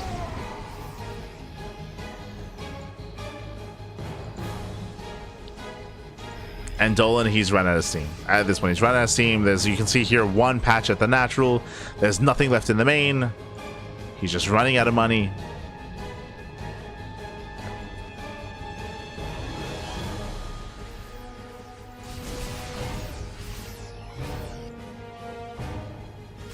There's been almost GG like 3 or 4 times already. It's been very intense, very intense.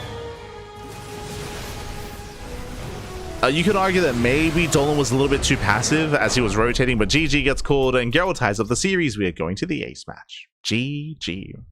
But after winning certain engagements and certain fights, you could definitely argue that Dolan could have kept pushing into the natural or into the third, and he chose not to. Remember, he was specifically killing the 5th and the 4th bases. Like, he chose not to keep pushing in. He chose to rotate to knock down the fringe expansions instead, which would give Geralt time to warp in. Time to warp in, time to stabilize, time to get ready for those rotations.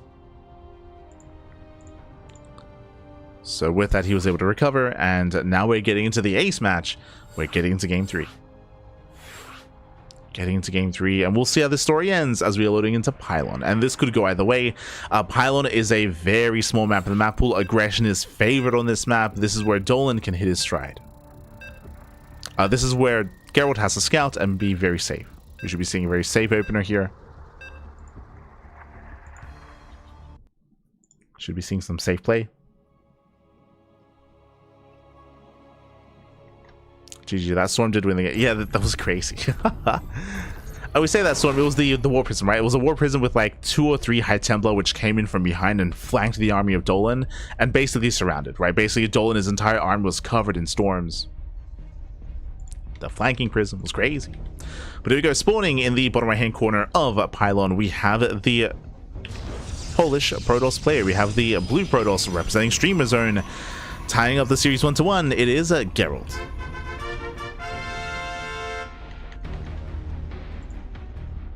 And spawning in the top left-hand corner, we have his opponents. We have the orange Terran player, the American Terran for detonates. It is Dolan. Here we go. Whew. As we found ourselves in the ace match, and the pressure is on. Again, Geralt, he's favored to make it into the playoffs here, to make it out of his group, but Dolan has proven himself to pose a threat. Does have it in him to bring down Geralt, but he has to be at his best. He has to bring his A game. So far, double gas opener, faster factory.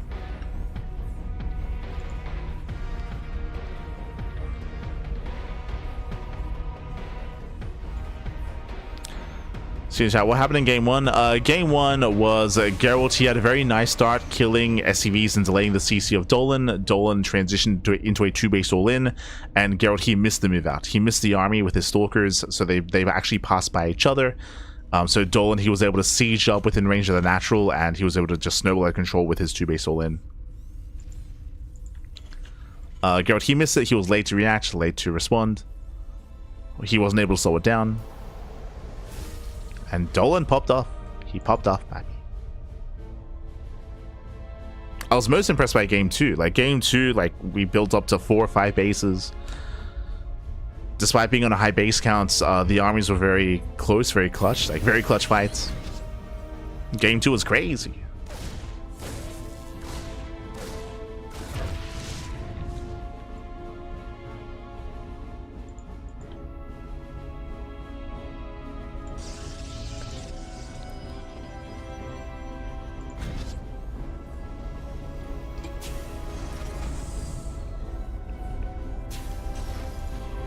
So now Twilight counts are open out of Geralt. Getting into Blink. And we're expecting at least 3 gateways, right? 3 gateways, Robo on 2 bases. You don't want to be cutting corners on Pylon.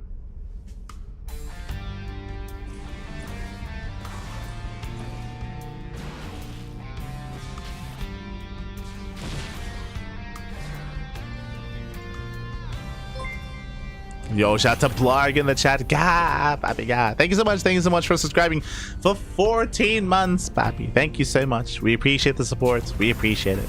Gracias, gracias. It's been a very long day of StarCraft. It's been 9 hours, Papi, 9 hours. And we should be going for at least one more. At least one more hour. As we wrap up this winner's match, and then we'll be going to the elimination match. That'll be the last series. Then it'll be bench time, and then we wake up and do it all again. we do it all again, Pappy. Let's go. Oh, that is a hidden second Rax further back. You have my attention. Second Rax is on the way. We're building up towards an early push.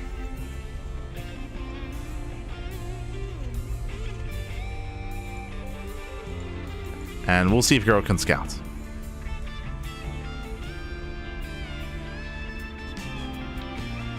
Hallucination goes in. Hallucination does not scout behind the main. Oof, scout is denied.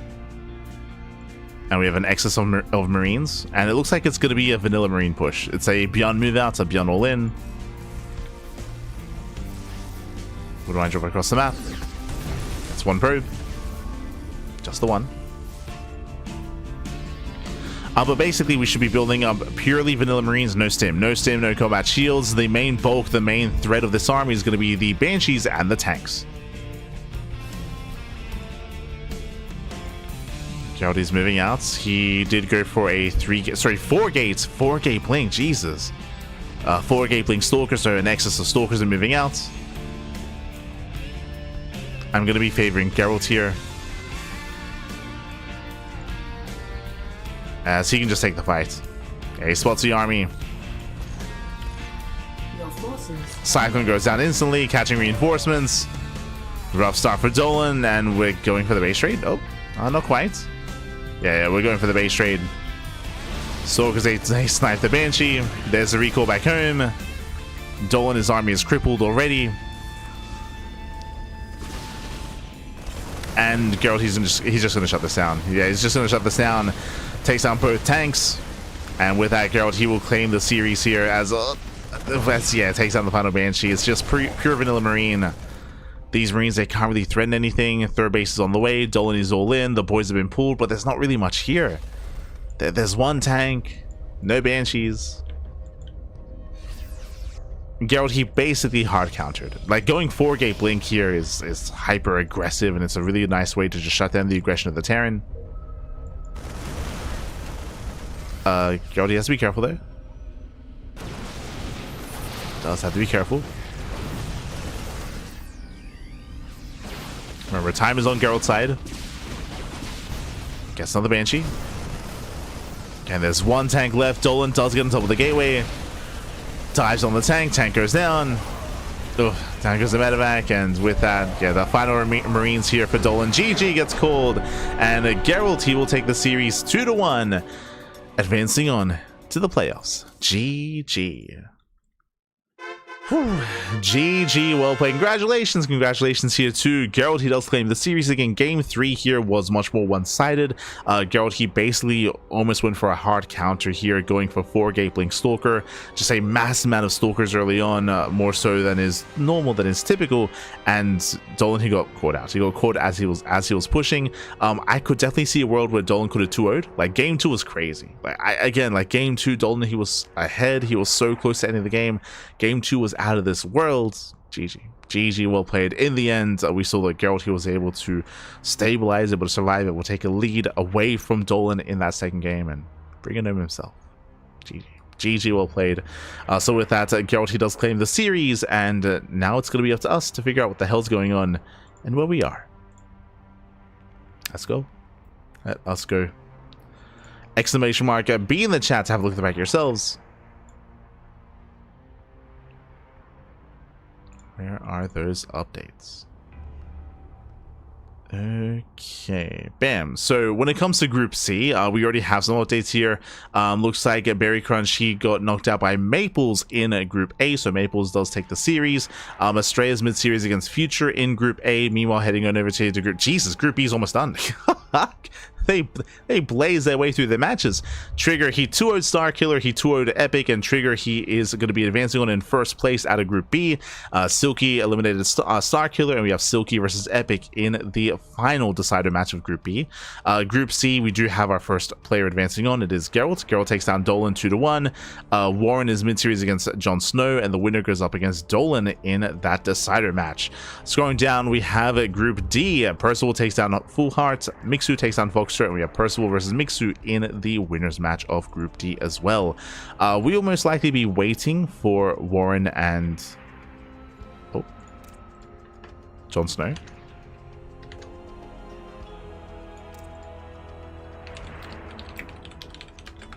They just got out of game. So Warren and Jon Snow, they just got out of game, and they might be done.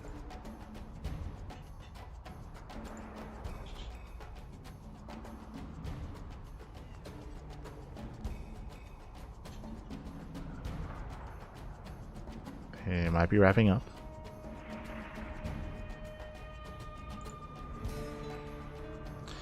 So we do need some time here to get those results. So we're going to be going in a short break. It looks like Jon Snow and Warren have finished their series, and so we're going to be following the winner of that into Dolan to wrap up the broadcast. Now, technically, I could cast Dolan versus the winner of the series, and if it's fast, we could jump into another one of these matches, but no shot. Like I said, I would like to get some sleep today.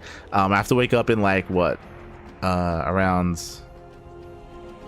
what, 8 hours from now, so we still have more casting to do, and then I have to get some sleep, get some rest, get some food ideally as well, before waking up for tomorrow's cast. So yeah, most likely once we wrap up Group C, then we'll probably end the stream there. We could maybe cast one more series. I guess it depends. We'll play it by ear.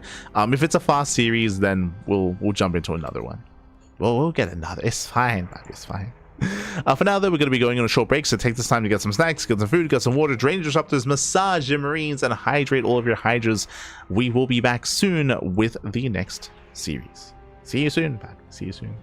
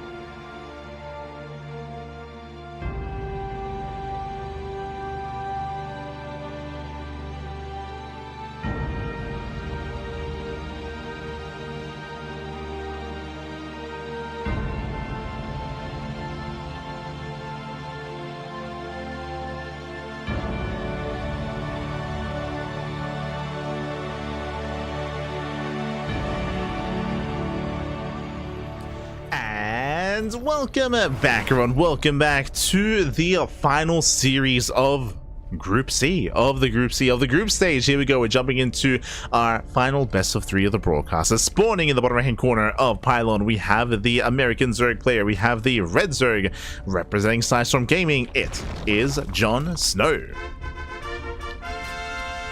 And spawning in the top left hand corner, we have his opponents. We have the Orange Terran player. We have the American Terran representing Detonates. It is a Dolan. And if you're in the chat, you know what time it is. It is a Gamba time. Predictions are open. Place your bets on who you think will claim the series. Best of luck in the chat as we get into our TVZ, and we are opening up with the proxy. We have not just one, not just two, three SCVs across the map. It is going to be proxy 3 racks. Mass Marine. Let's go. Let us go here. So the proxy 3 racks is upon us.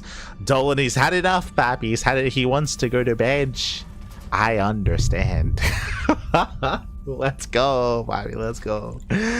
Jon Snow back at home. He does go hatch gas pool. Standard opener out of Jon Snow, and we'll see if we can get a read on what's going on. He is sending his second overlord here towards the left hand side, and the overlord will scout and will confirm the location. Eventually, the overlord will spot the proxy. And based on its rally here, he may see all 3 axes as well. So again, a nice rally here from Jon Snow.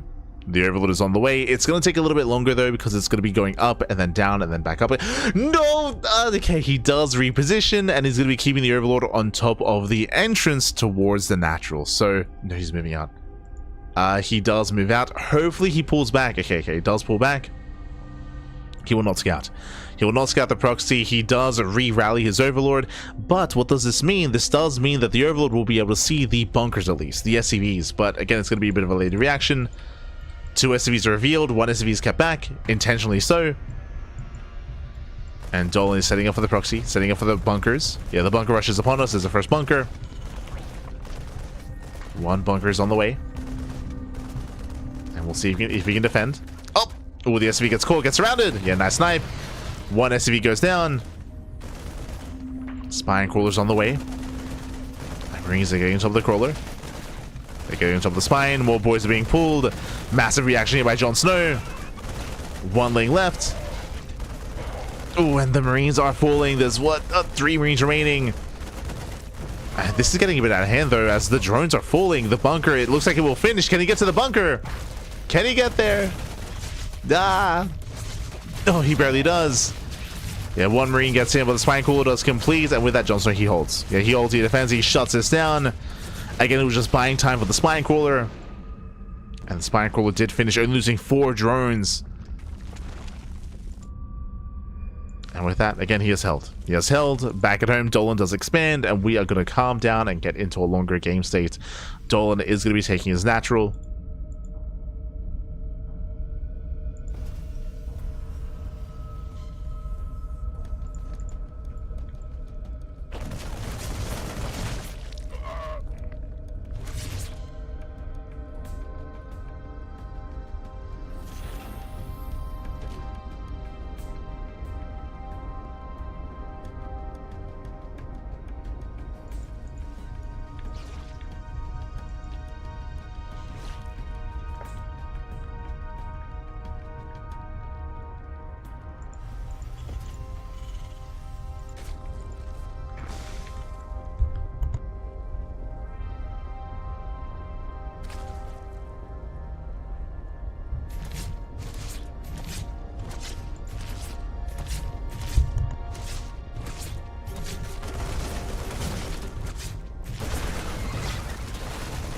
As the infect kicks in, Dolan should be cleaned up. Sorry, I was just... My mind was elsewhere for a moment. Was elsewhere. But the Marines are cleaned up, and with that, Jon Snow is stumbling out of control. He's rushing across the map, and it's going to be so difficult for Dolan to expand. He's stuck on 1 base. Again, he was so committed here to the proxy. What did not pay off. Lings poke in. There's nothing to defend. The boys are being pulled. He has to buy time for the Hellion. And Dolan, he cannot recover. Not like this. Not like this, Pappy. Hellion's almost out. And the Hellion will defend.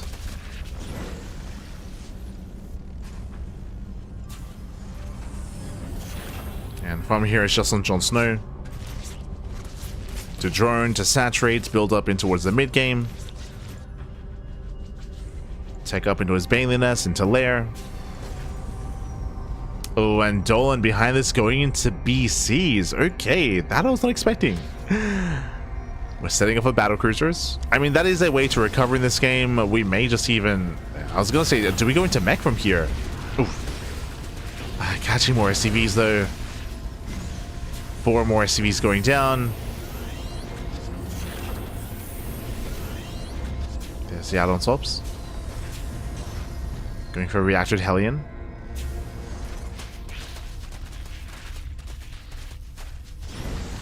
Oh. Barely not surrounded. Clutch moves out of Dolan. Does have some clutch moves. Oh. Cleans up the Lings. BC production. Oh, BCs can now begin. Oh, he cancelled. Oh god, the Overlord. The Overlord sees everything. He sees the fusion core. No shot. Jon Snow, the Lair is on the way into Spire. We're getting into triple starport, triple BC production. There's a cancellation once again. Again, the Overlord, it sees everything. He knows. And we're going triple Banshee. Okay. Sure. Triple Banshee. The Spire will shut this down though. Spire's on the way. Whether it's Mutas, whether it's Corruptors, I mean, either one would work well. Scan doesn't see much. And it's going to be a rocky road here for Dolan. It's not going to be easy.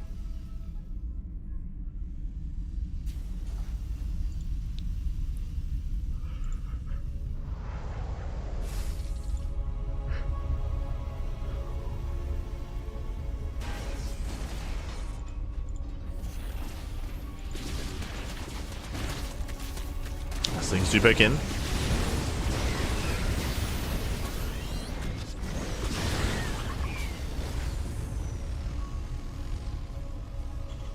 Things perk in. Again, we have Speed Banshees on the way. Cloak is already done. And again, Mass Banshee would be ideal against Roaches. The problem here is that we have a Spire.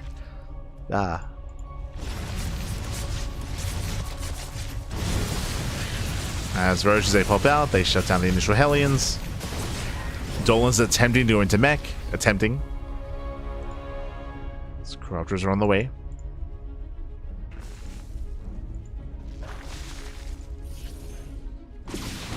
Banshees, they hit the main. There are 2 spores in the main base. Spire is spotted.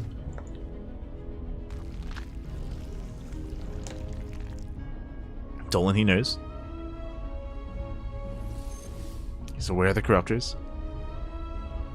We have Mass Factory on the way, but we can't really afford this much production here. So many factories.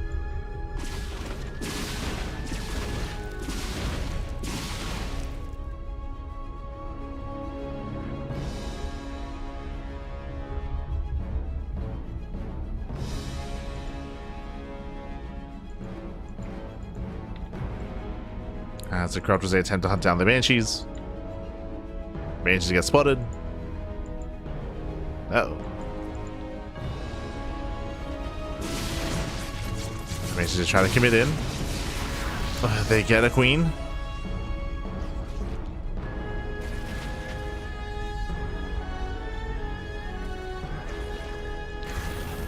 Queen goes down. Cyclone production has begun. We're still a ways away.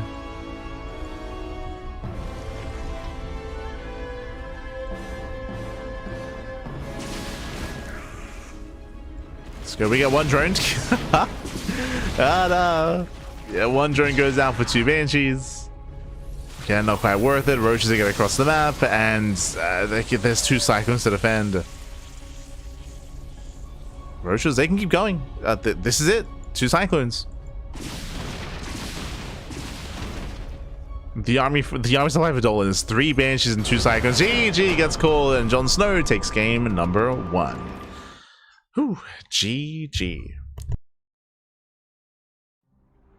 Jon Snow does take a lead in the series. Again, Dolan, he did put it all on the line initially with the proxy 3 max, and it fell on its face. Right, the proxy 3 max just did no damage. It was able to get 4 drone kills, 4 drones, and a couple of Zerglings, and that was basically it. Oh. And with that, GG.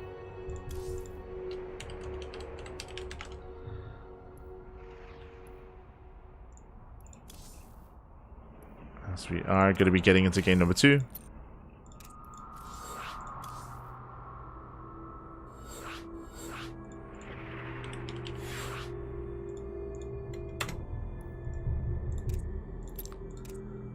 And here we go. Game 2 is going to be on Habitation Station. Let's go.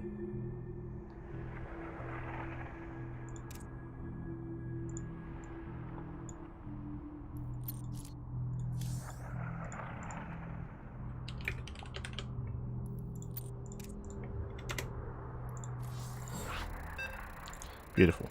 Sorry, just making the lobby. Just making the lobby. Game 2 is going to be on Habitation Station. A crazy map as well. A map that is rarely seen nowadays. We got to see it once earlier today, and now we get to see it again. Again, it's a very old school map from the beginning of Legacy, from the end of Heart of the Swarm. Is renowned, has a legacy behind it. But in modern StarCraft, maybe not the most balanced of maps. Regardless, let's go. Let's go. Let's jump on in. As spawning in the top right-hand corner of Habitation Station, we have the red Zerg player, the American Zerg for Sidestorm Gaming. It is Jon Snow. Leading the series 1-0, and spawning in the top left-hand corner, we have the blue Terran player, the American Terran for Detonate. It is Dolan. Here we go as Dolan does open up with what looks to be 2-Rax Marine on top of the ramp. I'm sure tempted to lift and land, but will not be going for the gold. Not yet. And again, welcome one all to Habitation Station. As we did mention, this map was in the map pool back in Heart of the Swarm, and also in very early Legacy of the Void as well. Has a very short rush distance by air. Likewise, has gold bases here in the center of the map as well, so you can try to rush into the golds. But now we have Dolan going for his initial 2-Rax, and as we mentioned before, this looks like 2-Rax Marine. We saw this in Game 1 against Jon Snow in their previous series.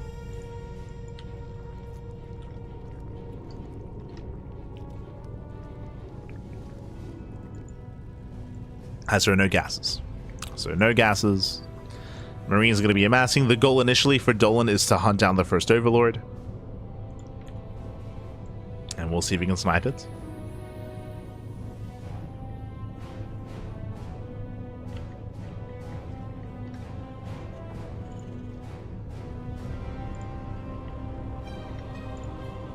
We'll see if he can be brought down.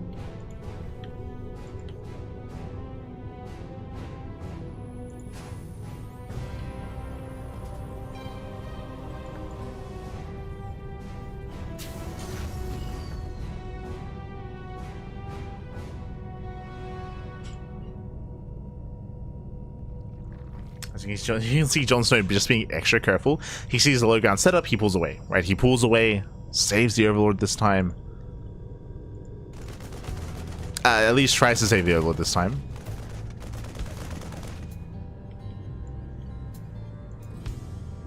Yeah, there we go. The Overlord will survive. Dolan is expanding. Now, previously we saw Dolan go into a heavy bio timing, a heavy stim timing. From here, reactors are finishing up into tech labs, into, yeah, there we go, 3rd Rax behind this is going into Mass Marine. Now, previously, Jon Snow's reaction to this was to go into a Roach Rush. This time, Link Speed is on the way. We are not pulling back into gas. Looks like this time Jon Snow is playing it out standard. Getting into Ling Bane.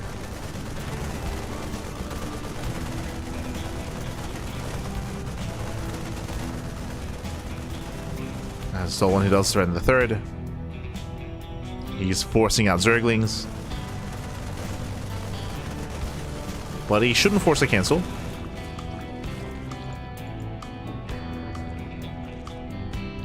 And we'll see if Dolan can make it back home. He's on his way back. Overlord scan to the main base, does confirm the 4 Raxes, 2 on the low ground, 2 on the main. Jon Snow, he knows.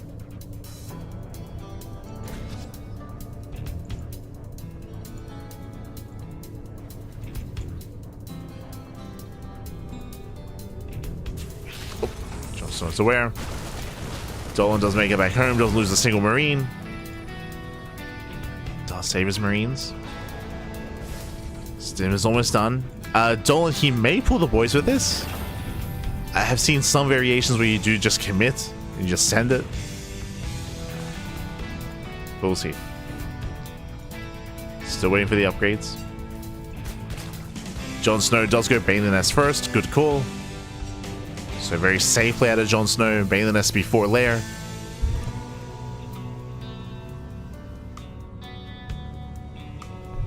And Dolan's taking up. He's taking up. Factories on the way. Starport follow up into Medivacs. Building up into the mid game. Just curious to see when Dolan does push. As he has 25 Marines. Dolan moves out. Now, defending without roaches here is going to be difficult. Slow Bane should never connect. They still may, but they shouldn't.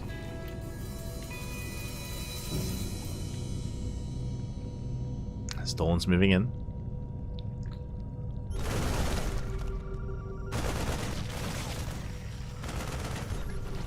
As he steps up towards the third base, there's a first stim. And the hatchery is going to go down. Oh, never mind, trading with the army. Very nice target firing. One Bailey almost connects. And with that, Jon Snow, he will hold. He will hold, he will defend, he will zone this away. Jon Snow, he saves his third base. No shot. He deflects the Marines, saves the third base. Dolan, he did trade well. 18 Marines for 35 Lings. But Jon Snow, he holds on to his economy. Oh.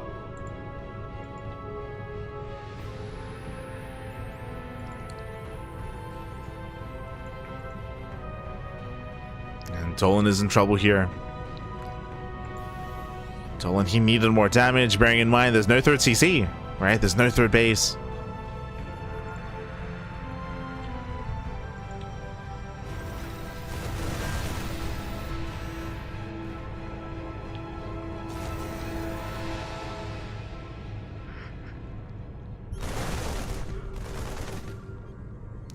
Does move out. Scans, sees the army, sees the setup. Bathing speed is almost done. And Dolan, he's all in. At this point, he's completely 2-base all in. Either he ends the game with his next push, or he dies trying. Looks like it will hit with +1. Now he expands. Okay, a couple of things here. Dolan is all in, but this is the gold. True, there's a gold base, so Dolan, he can recover, he can try to keep himself going with that gold. That will help make up for his late expansion. True. That will help.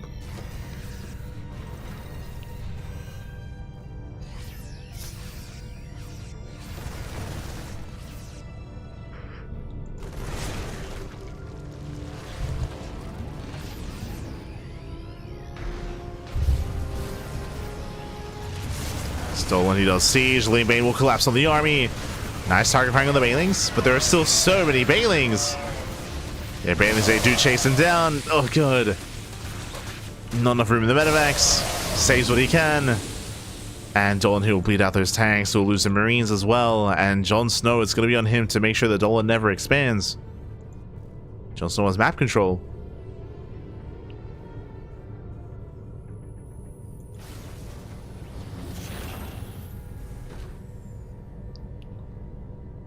He has control of the map. Building up more Ling Bane.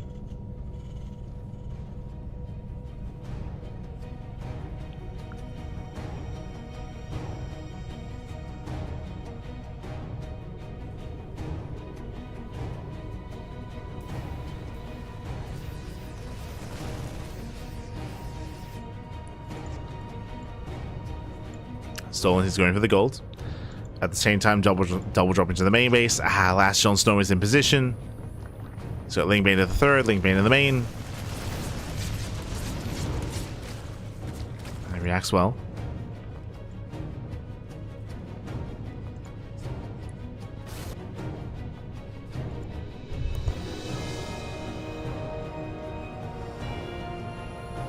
So far, Jon Snow is keeping up, going for his own gold.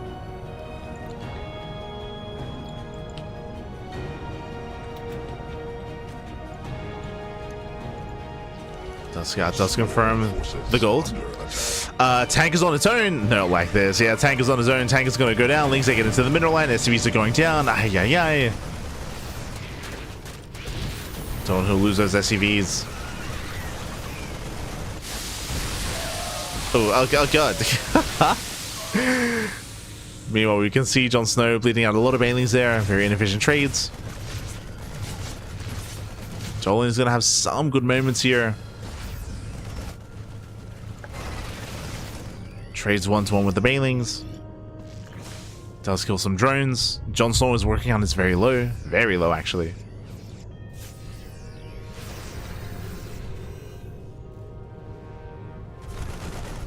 Economically, Jon Snow is hurting.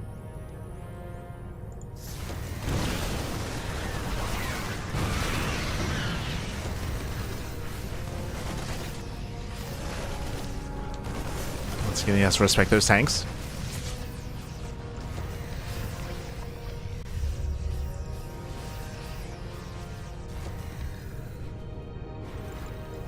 Jon Snow pulls away. We can see Dolan setting up here on the low ground, getting within range of the mineral line.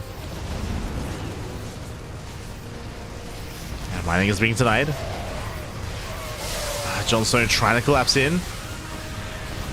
We'll take down at least 2 tanks. And 2 tanks go down. At the same time, another Ling run by once again gets into the mineral line. Once again, losses that Dolan can't afford. Not like this. 12 more SCV kills.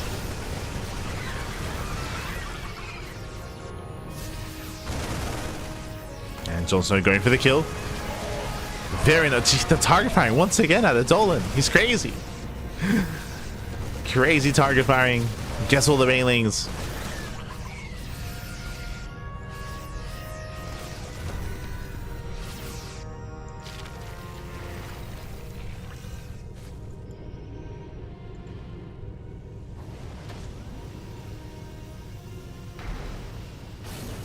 Once again, Dolan setting up on the high ground. No banelings here to work with for Jon Snow. Lack of banelings means not the best trade here for the Zerg. Marines, they do take the fight. Dolan stems back. Oh, Jesus. As Dolan, he's in a dire position, but he's microing his heart out right now. Microing his heart out. Outtrades the Ling Hydra, does focus out the banelings. He's doing the best he can. And he's hanging in there. He resaturates the gold base. Let's go.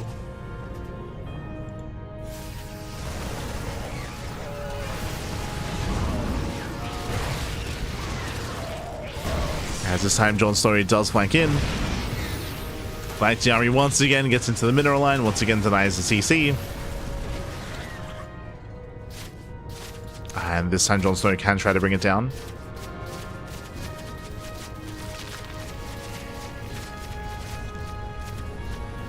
The Odal does catch fire. Does catch fire. Liberator's getting caught out. And Dolan, he can't keep up. Not like this. Not anymore, Pappy. Not anymore.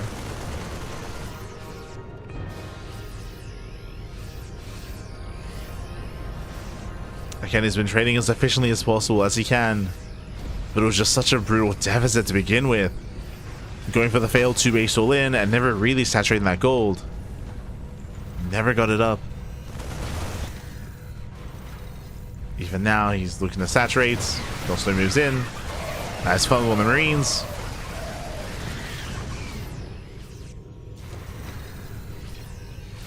And GG gets called. The writing is on the wall. And Jon Snow, he will take the series 2-0. And Jon Snow, he'll win the rematch. He'll get his revenge. And he will advance on alongside Geralt into the playoffs. GG. Whew, GG, well played. Congratulations here. Congratulations to Jon Snow for claiming the series, for winning the rematch. Again, it did look like Dolan was maybe a little bit too overzealous and a little bit too overconfident. Specifically, what I'm referring to is game one. Game one, going for the committed proxy 3 racks. It did feel like Dolan, he was maybe overconfident and believed that he could just snowball out of control and just get an easy win after already winning in the first series. But I mean, as we saw, Jon Snow, he was able to react in time, he shut it down, he had a very clean response, and from there kind of set the tone for the series. So again, maybe Dolan a little bit too much overconfidence there. GG. GG, well played. And with that, that will conclude Group C. Group C does wrap up, and do we have any other groups already wrapping up as well? Let's go. Let's find out. Let us find out here. Okay, so exclamation mark, be in the chat to have a look at the back yourselves. Here we go. So we have Group A. Group A, we do have Astrea and Future still ongoing. Okay, looks like that might still be ongoing. Loser of that series plays against Maples in that decider match. Meanwhile, for Group B, it looks like Epic and Silky, they're facing off. Triggers the first player to make it through, and Epic and Silky, they're currently mid-series. They're mid-series as we speak. Heading on over Dolan and Jon Snow, that just finished. That did just finish. Jon Snow did take down Dolan 2-0. Scoring down to Group D. Mixu? No shot. Mixu of all players. I felt like Percival was a sure thing to come out in first place, but no, never mind. Mixu takes on Percival 2-1, and Percival, he's gonna have to wait for the winner of Full Heart and Foxer in that decider match. Okay, Mixu, calm down, Papi, calm down. I mean, he's traveling from Europe. I should not have overlooked Mixu here. Very nice, very impressive, very impressive. As Mixu does finish in first place in Group D. So it looks like, again, Group B, we have Epic and Silky. They are currently mid-series. I'm a little bit surprised that Astrea and Future, they should be done. I'm a little bit surprised that they are still ongoing.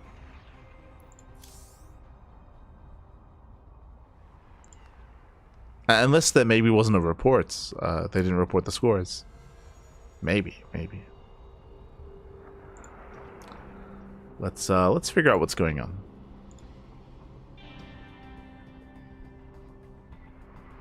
Yeah, Astrea and Future, they're still mid-series. Same with Epic and Silky.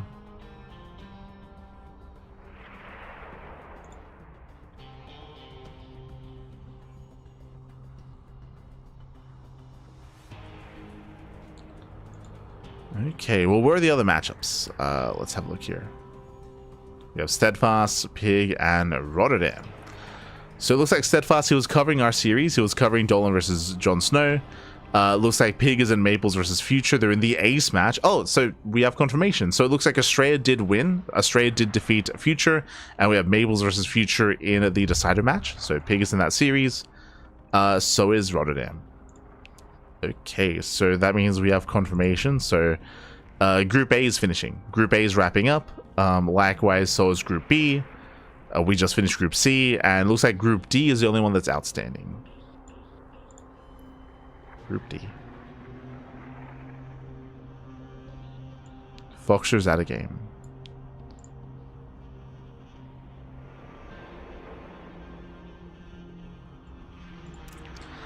Foxer's out of game. Percival's out of game as well.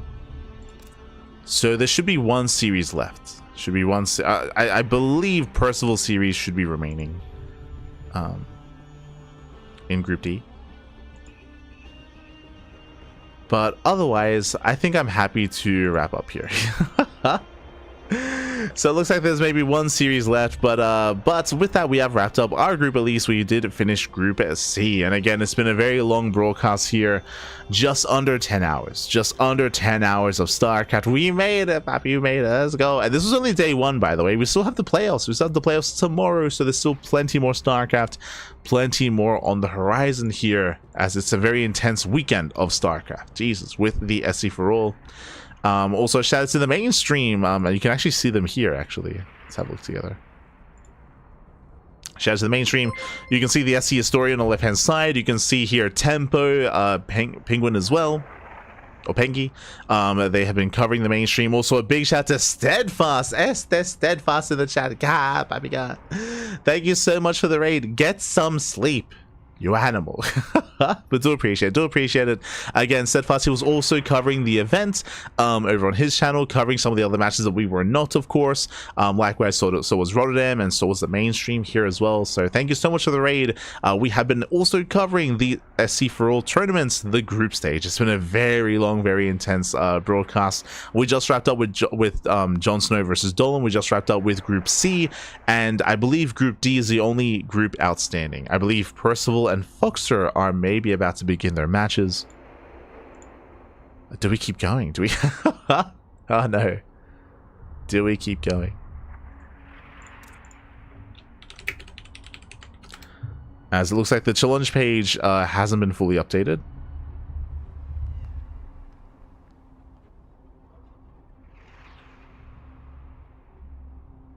Yeah, so Percival and Foxer, they're doing their vetoes. Epic just beat Silky, so Epic just toured Silky. Epic does advance on into the playoffs. Future versus Maples, they're in the ace match, and there is one series left in the tournament. That is Percival and Foxer. I mean, because I feel like we got to keep going now. Now that we got the raid, I was about to wrap up as well. Steadfast, I was about to wrap up. We now we got to commit. Okay.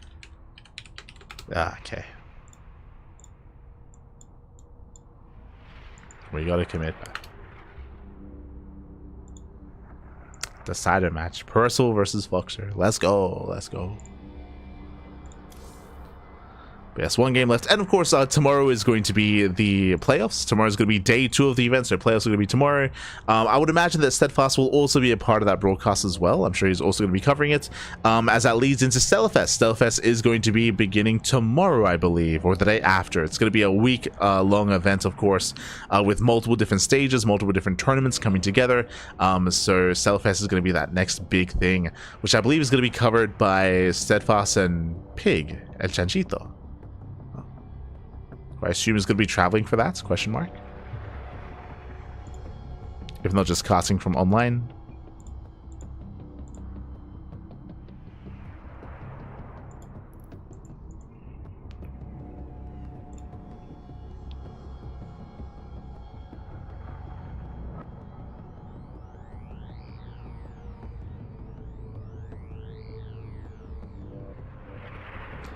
This is depressing to watch. The Zerg sees and is ready for absolutely everything, and Bo Dolan just can't get anything done. I see Macro calls him in the chat. If you missed out on the early to mid game, again, it was a failed all-in, or failed aggression out of, failed 2-base all-in out of Dolan. That's why the game was looking as dire as it was. That's why it was looking dire. As Dolan went for a committed 2-base all-in, and he went for a very late 3rd base, so I should say that Jon Snow had momentum. He was ahead, and Jon Snow, he was able to counterattack every single time, crippling the economy at the gold to make sure that Dolan could never really build up and could never really recover from his earlier losses.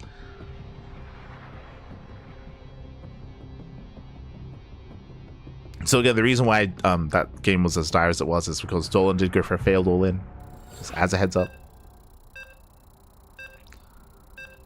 Don't understand how the Hydra could kill the tank on the high ground. I mean, it did have, I would assume it had high ground vision.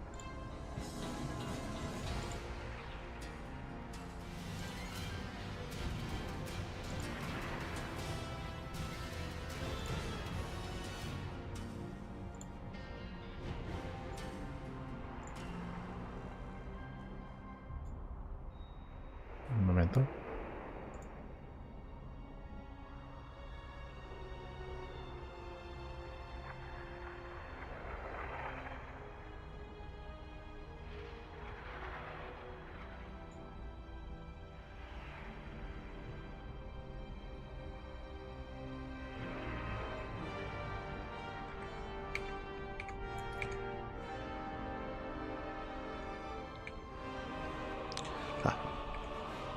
But looks like the videos are done. Game 1 is going to be on ley lines. Game 1 is going to be on ley lines. Oh, right. If you're referring to the tank that was at the gold base, the Zelnaga tower. Zelnaga does give vision. Assuming that's the tank you were referring to.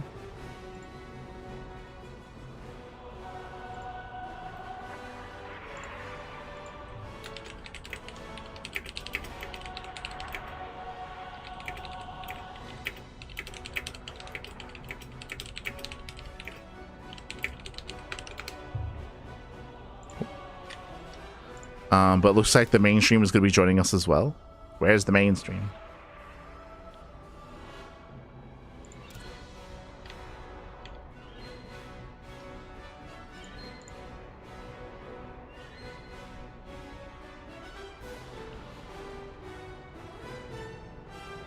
The only Korean in the tournament, you have to.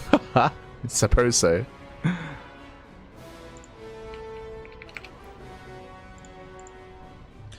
Coming into the series, it's going to be an interesting one. If we spoke about this previously as well, but Foxer, he had a very strong series against Bunny, I believe, during the RSL Americas qualifiers. If you missed them, I do recommend the VODs. But he had a crazy performance there, and honestly, Foxer, he should have beat Bunny. Foxer did look like nerves got to him, and he started making mistakes. Like Foxer, he had a massive lead, and he started making some little mistakes here and there, and eventually it got to him, and eventually Bunny recovered from a dire position. But if he can look that good against Bunny, then I believe Foxer can take it to Percival as well. I can see this going back and forth, but the pressure's on.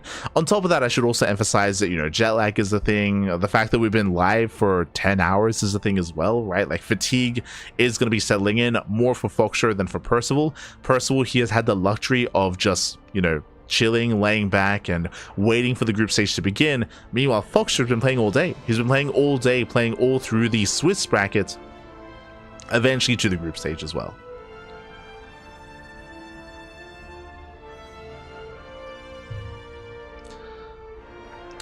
So stamina, fatigue, that's also a factor as well. That has to be overcome. So let's go. Let us go.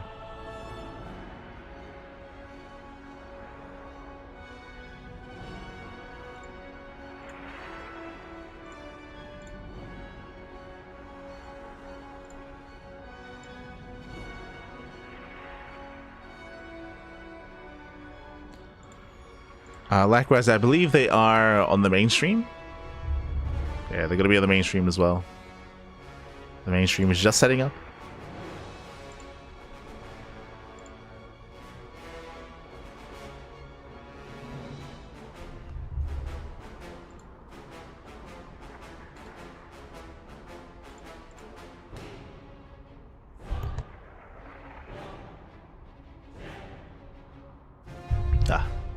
So getting into our TVT, hoping it's I mean, TVT does have potential to go for a little bit longer here.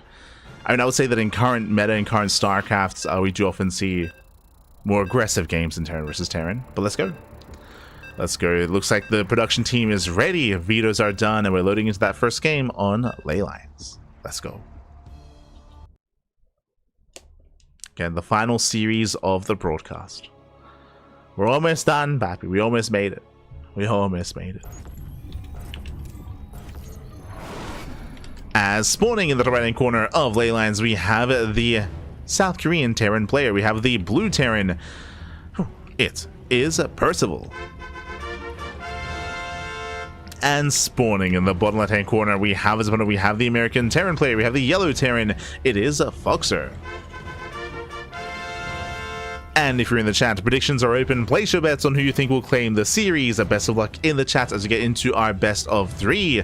Likewise, Percival, he is coming in as the favorite player to make it through. I say that he was favored to make it in first place, but he got knocked down by Mixu. Mixu had a crazy performance, pulled off a crazy upset, and was able to shut Percival down. Meanwhile, Foxer, as you mentioned, he has had some very impressive TVTs as of late, especially against Bunny. If he can take it to Bunny, he can take it to Percival as well. As we do open up with a proxy. So we have one Rax back at home, and what looks to be a Rax proxied across the map as well. So 2 Rax Reaper out of Foxer. Meanwhile, Percival opens up double gas into a faster factory, into a safer build overall, into a delayed CC. So Percival should be fine. He should be fine here. He will have the tools to defend. Comes down to the reaction, comes down to the positioning. We'll see what Fox can get done. Bearing in mind this is not an all-in. It is a proxy, that is true, but it's not too committed. This is not proxy 2 racks, for example. Only 1 racks is across the map, so very uncommitted when it comes to the aggression. Foxer can still expand behind this.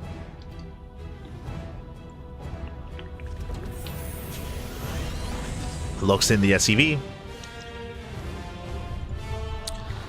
Percival is going for that factory, as we mentioned. Astrea factory.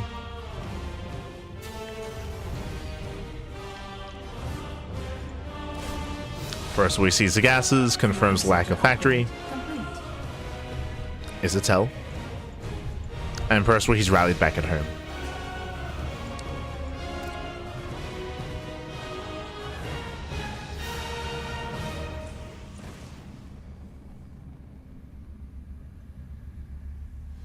Oh.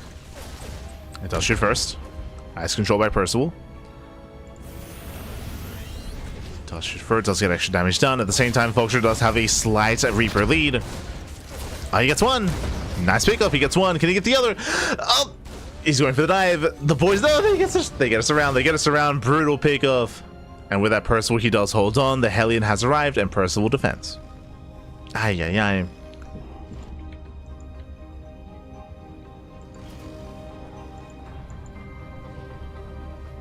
Again, Foxy was so close.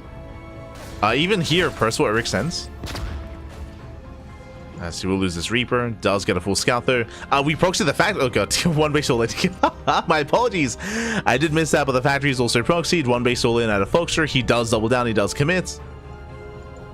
I just assumed that he'd be expanding behind this, and he is expanding behind this, but still, this is so committed here.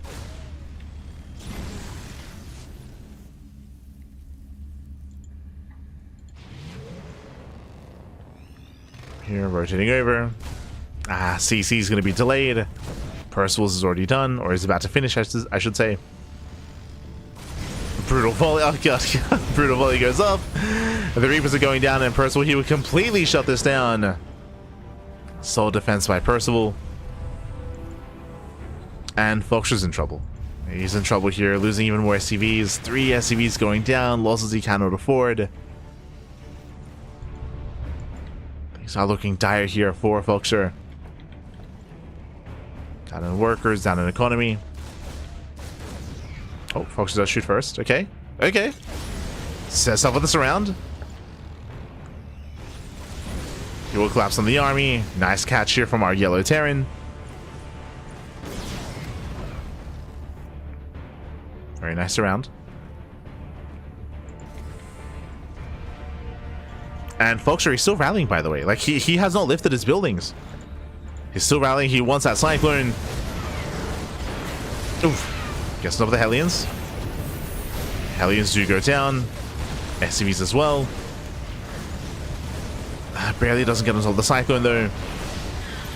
Cyclone does get away. Reapers, they go for the dive. Oh, he gets it. Massive pickup.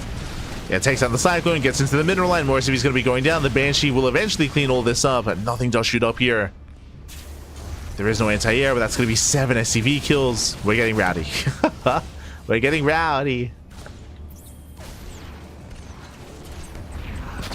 Este Foxer.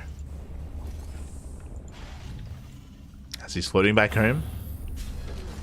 Should be going for the proxy Cyclone. Yeah, getting some anti-air.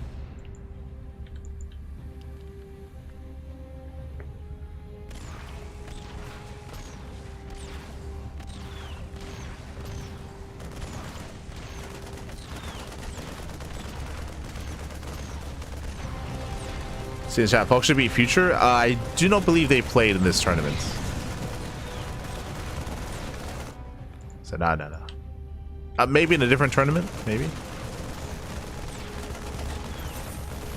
Not in this one.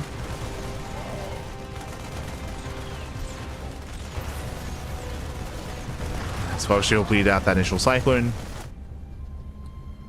Banshees, they get across the map. Where is the anti-air? What shoots up? There's a Viking. Let's go, 1 Viking. Oof.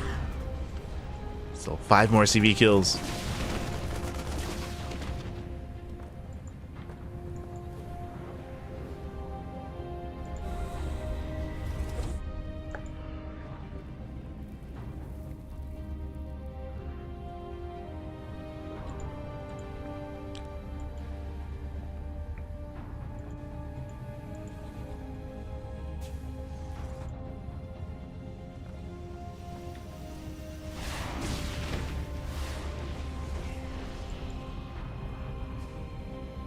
They don't quite find a way in. Behind this person, he has taken a worker lead. Third CC is almost done, and we have a second factory here for Foxer. Oh wait, no, sorry, his first one. He had to rebuild it. As the first one did go down.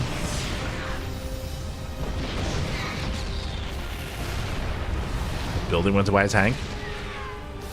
First was moving in, he's gaining ground, getting within range of the CC. He's within range. 0 tanks for Foxer. He has to pull the boys, has to commit. Tank boys on the SCVs. Now just retarget. And this is critical damage. It's just far too much. Percival is nobody at control. Takes out 18 SCV kills.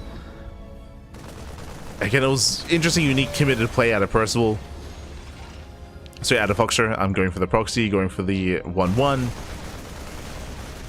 Was able to find some damage, but not enough.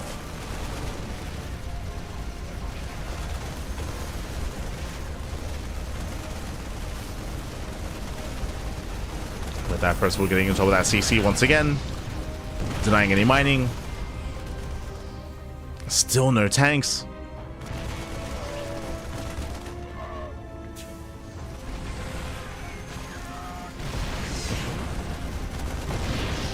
And this time it's going to be a kill. Massive pickup. Takes down the CC. The first tank has finally arrived, but Foxer is stuck on a 1-base setup. Stuck on 1 base.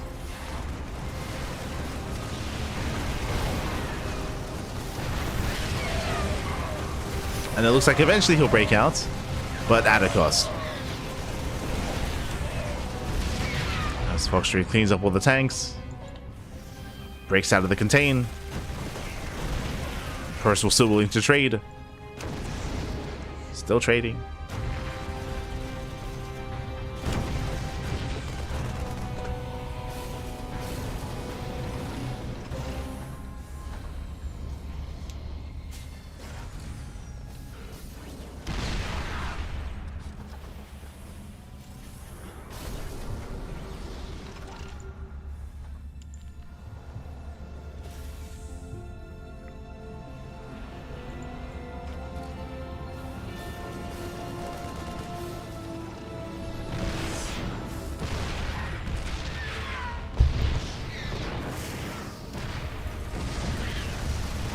And, oh, I was going to say Foxer is just going for the base trade. It's the best chance.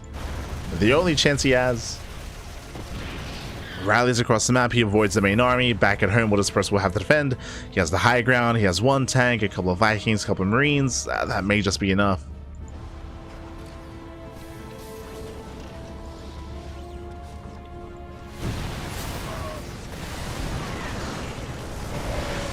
Okay. Foxer coming in from behind. Doesn't go across the map.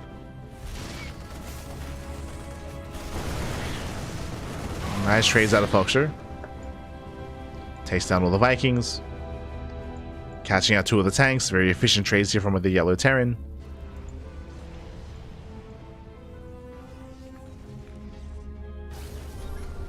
Oh. But Percival still has so much more going for him. He has double the worker counts. Getting a 4th CC, so double the base count as well. Crazy setup.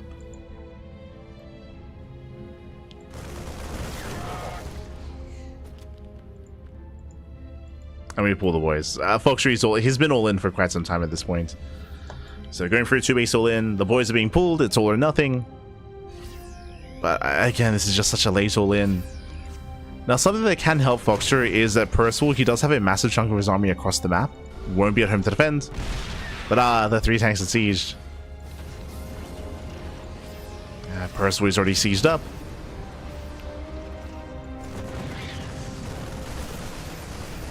Percival pushing into the production.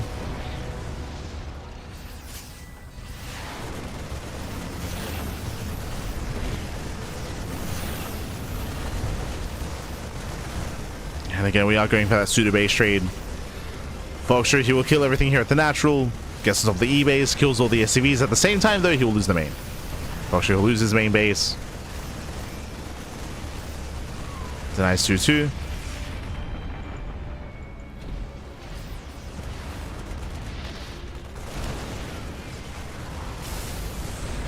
Trying to force his way up the ramp. But it's down to a handful of Marines, 2 tanks. He cannot move up that ramp. And now it's go time. Percival, he stims. He stims in. He stims and he wins. Takes out all the tanks. GG gets called, and Percival will take game number 1. GG. Whew, GG, well played. Again, we did have a very spicy build out of Foxer, going for the proxy racks into proxy factory as well. He was able to get some better trades. It was very impressive, but eventually he did overextend. He bled out too many Reapers, too many Hellions. He lost map control, and Percival did snowball from there. He was able to gain map control himself, snowball out of control. GG. GG, well played. We saw him achieve so much damage with his Banshee follow-up, with his main push as well. And it was just a shaky start for Foxer. Never quite did recover. And now we're getting to game number 2. Let's go. Could be loading into game 2. And we'll see if Foxer can bounce back. We'll see if Percival can take the series here and now.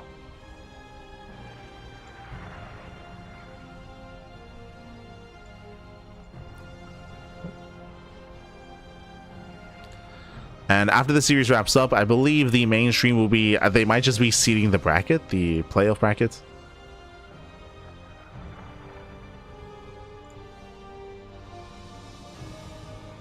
We'll be wrapping up.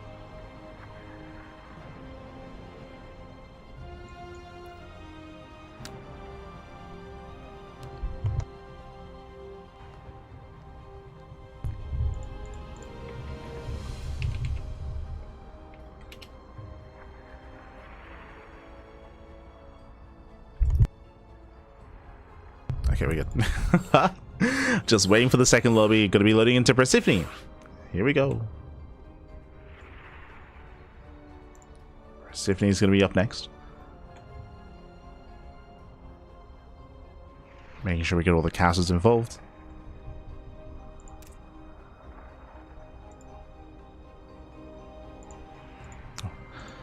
And again, it's been a long day, Pappies. It's been a very long day. Thankfully, the group stage was actually quite fast in comparison to the Swiss stage. It's much faster. Much faster paced, thankfully. When it comes to the playoff brackets, do we have any kind of special formats? I'm not too familiar. Single elimination, quarterfinals, semis are best of 5s, finals are best of 7s. Okay. So no best of 3s in the playoffs. At least best of 5s. Let's go. And again, I believe the finals of the Brood War event should also be tomorrow as well.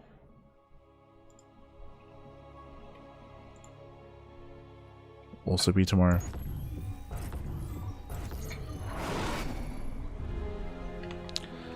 As here we go, we're getting into game number 2, and spawning in the bottom left hand corner of Persephone, we have the South Korean Terran player, we have the blue Terran. It is Percival. Leading the series 1-0, and spawning in the top left hand corner, we have his opponents going for a cheeky proxy in the last game. We'll see what he goes for this time. The American Terran player, it is Foxer. Here we go. And again, it was a spicy build, and it did have some mixed success in the first game, but in the end, it just was not quite enough. In the end, it overextend, was shut down, and we saw Percival was able to snowball from there. This time, we'll see if we go for a more standard opener instead, or even something more aggressive.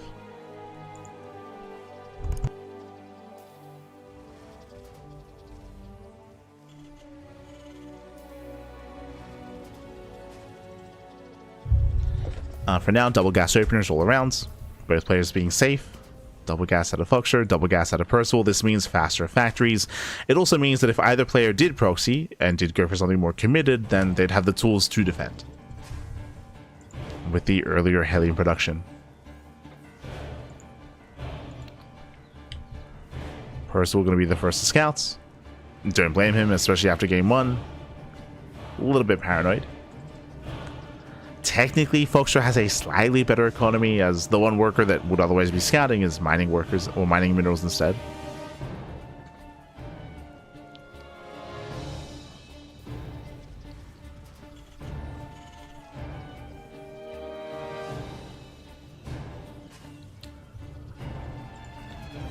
But outside of that, first of all, he confirms that there is no proxy. He sees the factory, is aware. We can calm down.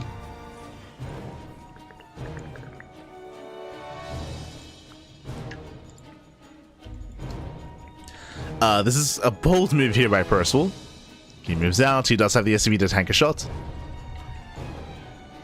Can he catch the first Reaper? Oh! He wants it. Yeah, he moves in. Goes to the SCV. SCV is going to get picked off. And nice pick off. Percival moves away. Does pull away. I think it's not turning around. Won't be able to. They trade 1-1, but that is a big delay here on the command center.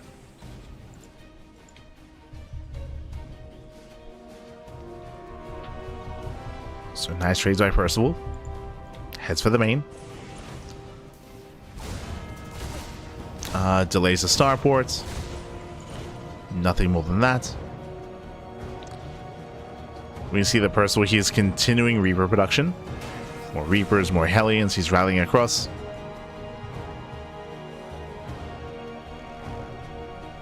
Does that position. Oh no! Yeah, does that position. And one Reaper goes down. He's going to get both Reapers. Massive pickoffs. Oh, was one Reaper. Does not get away. Doesn't get away. This is getting out of hand already. CC's going to be heavily delayed once again. And we just head into the main.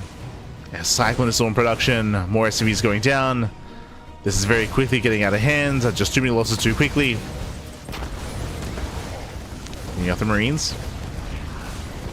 Getting 5 more SCVs. 5 more SCVs. Still no natural. Rallies the Hellion over. Oh, the mic kites back the weakened Reapers. Takes down the Hellion. And Percival gets away. He gets away. His own CC's, his orbital's already morphed in. So a massive lead for Percival. Remember, these were mirrored builds. These were mirrored openers, but Percival, he achieved so much damage early on. Just out positioning Foxer, catching out the Reapers, catching out the Hellions. Slipping into the bases. Crazy moves out of Percival. And he wants that Cyclone. He wants it. Gets a lock on. Cyclone goes down.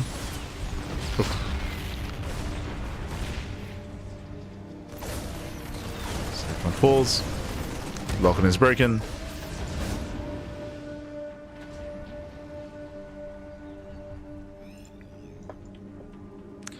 Now, these have been some nice little wins for Percival, and we'll see if he can capitalize on this even further, if he can just snowball. Is forced to throw in the auto turrets. Okay, better engage here by Foxer. Intercepts the Raven. Takes on one of the Cyclones. Oh.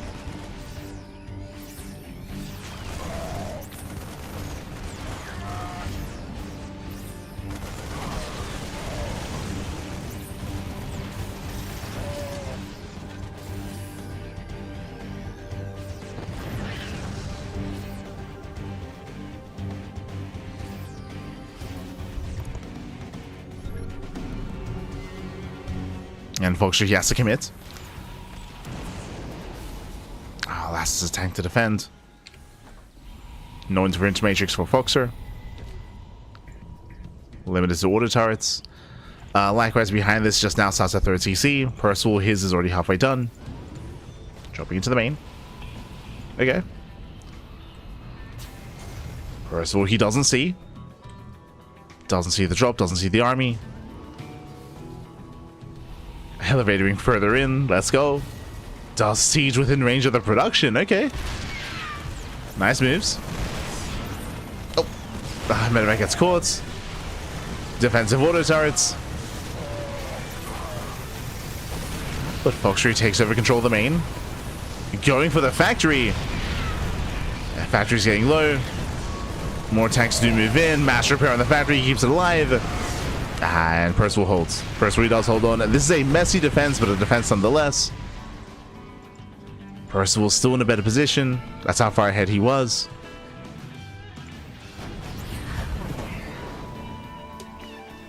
Yeah, Percival's still up in SCVs.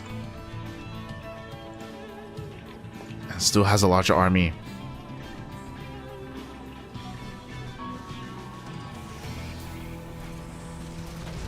Oh. Thankfully, it doesn't delay the command center. From here, snipes the Raven. So it's away.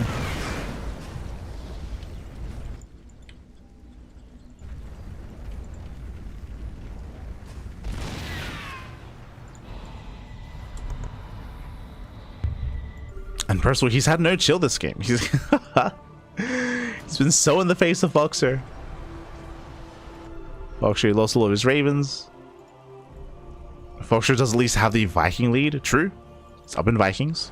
That's the one thing he has going for him. He has air control. So we can bully those Ravens. Landing is third. Last Percival's already on location. And we're calming down. From here, we're calming down. Again, we've had a lot of aggression so far, but we've also been bleeding out a lot of units as well. So we're backing off. We're building up. At least for a moment. Never mind.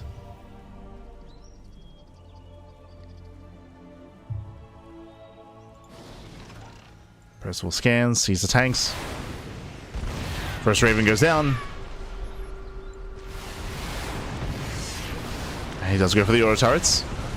Lands one. Gets one turret, denies the third base.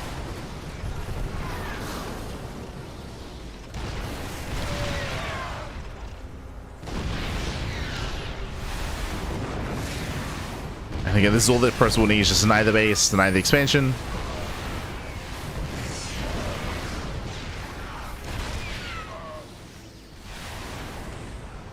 So once again, Foxtree forces the land. Does have more Vikings.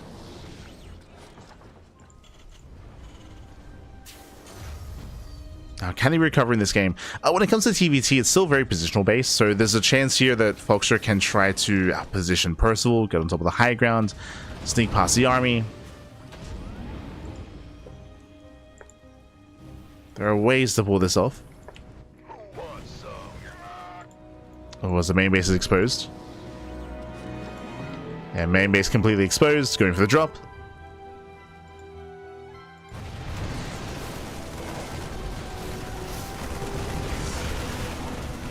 Vikings respond.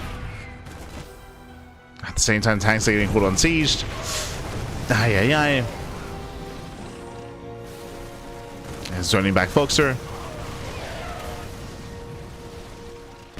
Does zone him away, getting towards the third CC. Vikings force to land onto Stim Marines. Oh god.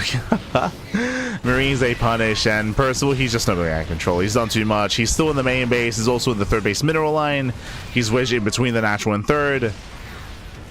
And Foxtree just cannot keep up. Again, Percival just exerting his frustrations in this series. As he was very confident and looking very informed, especially in Game 2. Game 1 was more back and forth. But here in Game 2, Percival was looking very comfortable with the Earthly Reaper aggression, with the Reaper Hellion. He had a crazy lead, a crazy advantage. And with that, Foxtree, he's out of an army. He has nothing left. Marines, they stim in. They will look to deny 1-1. And he barely does. 1-1 is denied. No upgrades finish. And GG gets called. Percival, he will claim the series 2-0, and Percival, he will be the final player to advance on to the playoffs. GG. Whew, GG, well played, congratulations, Percival. He makes it again. He had a rookie performance earlier against Mixu. Mixu had a crazy pop-off. He was able to bring down Percival and advance on in first place. But Percival, he does redeem himself here against Foxer. GG. GG, well played. With that, we have, oh my god. I mean, it's very late over in the Americas and the venue is clearing out, of course, but we do have our final lineup. We have our final players, I should say, advancing on out of the group stage. Bam, there we go. We have our final players. We have Astrea and Future. Astrea and Future, they make it out of Group A. We have Trigger and Epic out of Group B. We have Geralt and Jon Snow out of Group C. And of course, Mixu and Percival out of Group D. We do have the playoff bracket tomorrow. I believe as we speak, the brackets are being seeded and they will confirm the playoff brackets in preparation for tomorrow's event. We'll be there. We should be there tomorrow as well. Tomorrow is going to be another intense broadcast, hopefully ending a little bit earlier is what I will say. Hopefully. As it is going to be the quarterfinals. There's going to be 2 quarterfinal matches, then the semis, then there's going to be a break in the mainstream. There's going to be a break for the finals of the Brood War tournament, and then it'll be the finals of the StarCraft 2 tournament thereafter. And again, it's going to be purely best of 5s into a best of 7 grand finals. Oh boy. So with that, thanks for watching. Thanks for tuning in. I do apologize for being a little bit low energy towards the end and also misspeaking towards the end as well. It's been 10.5 hours. It is 11 a.m. in the morning. It's very early / late. Very tired. I'm gonna go to bed. I'm gonna go to bed.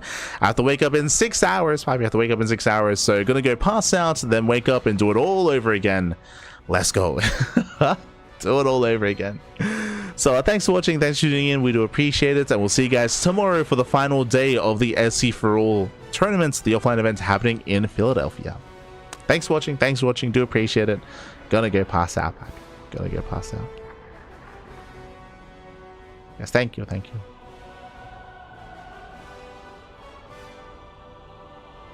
Stream still going? Of course, still going. Pappy, still going. Change your name to Nightlight. True. Ah, god. Gotta go to bed. Gonna go get breakfast, then go to bed. But yeah, thanks for watching, and we'll see you guys tomorrow. Otherwise, when it comes to the rest of our schedule, I don't know if we have one here. There we go. When it comes to the rest of our schedule here, this isn't fully updated, but we're going to be live throughout the course of the week with more StarCraft, with Wardy TV Monday, Pegasus Cups. We have the Crank Gatherers events. We're going to be wrapping that up later on in the week as well. We have Sparkling Tuna Cup, and of course much more StarCraft. We are live at least once a day every single day. Typically we're live twice a day every single day, so plenty of content. We cast more StarCraft than anyone else out there, more StarCraft than Wardy, more StarCraft than Steadfast. We have the content, we have the quantity, and we have a little bit of the quality as well. What do we sacrifice? We sacrifice sleep to do all the casting. So gonna go pass out. Thanks so much for watching, and we'll see you tomorrow for some more StarCraft for All. See you then. See you then.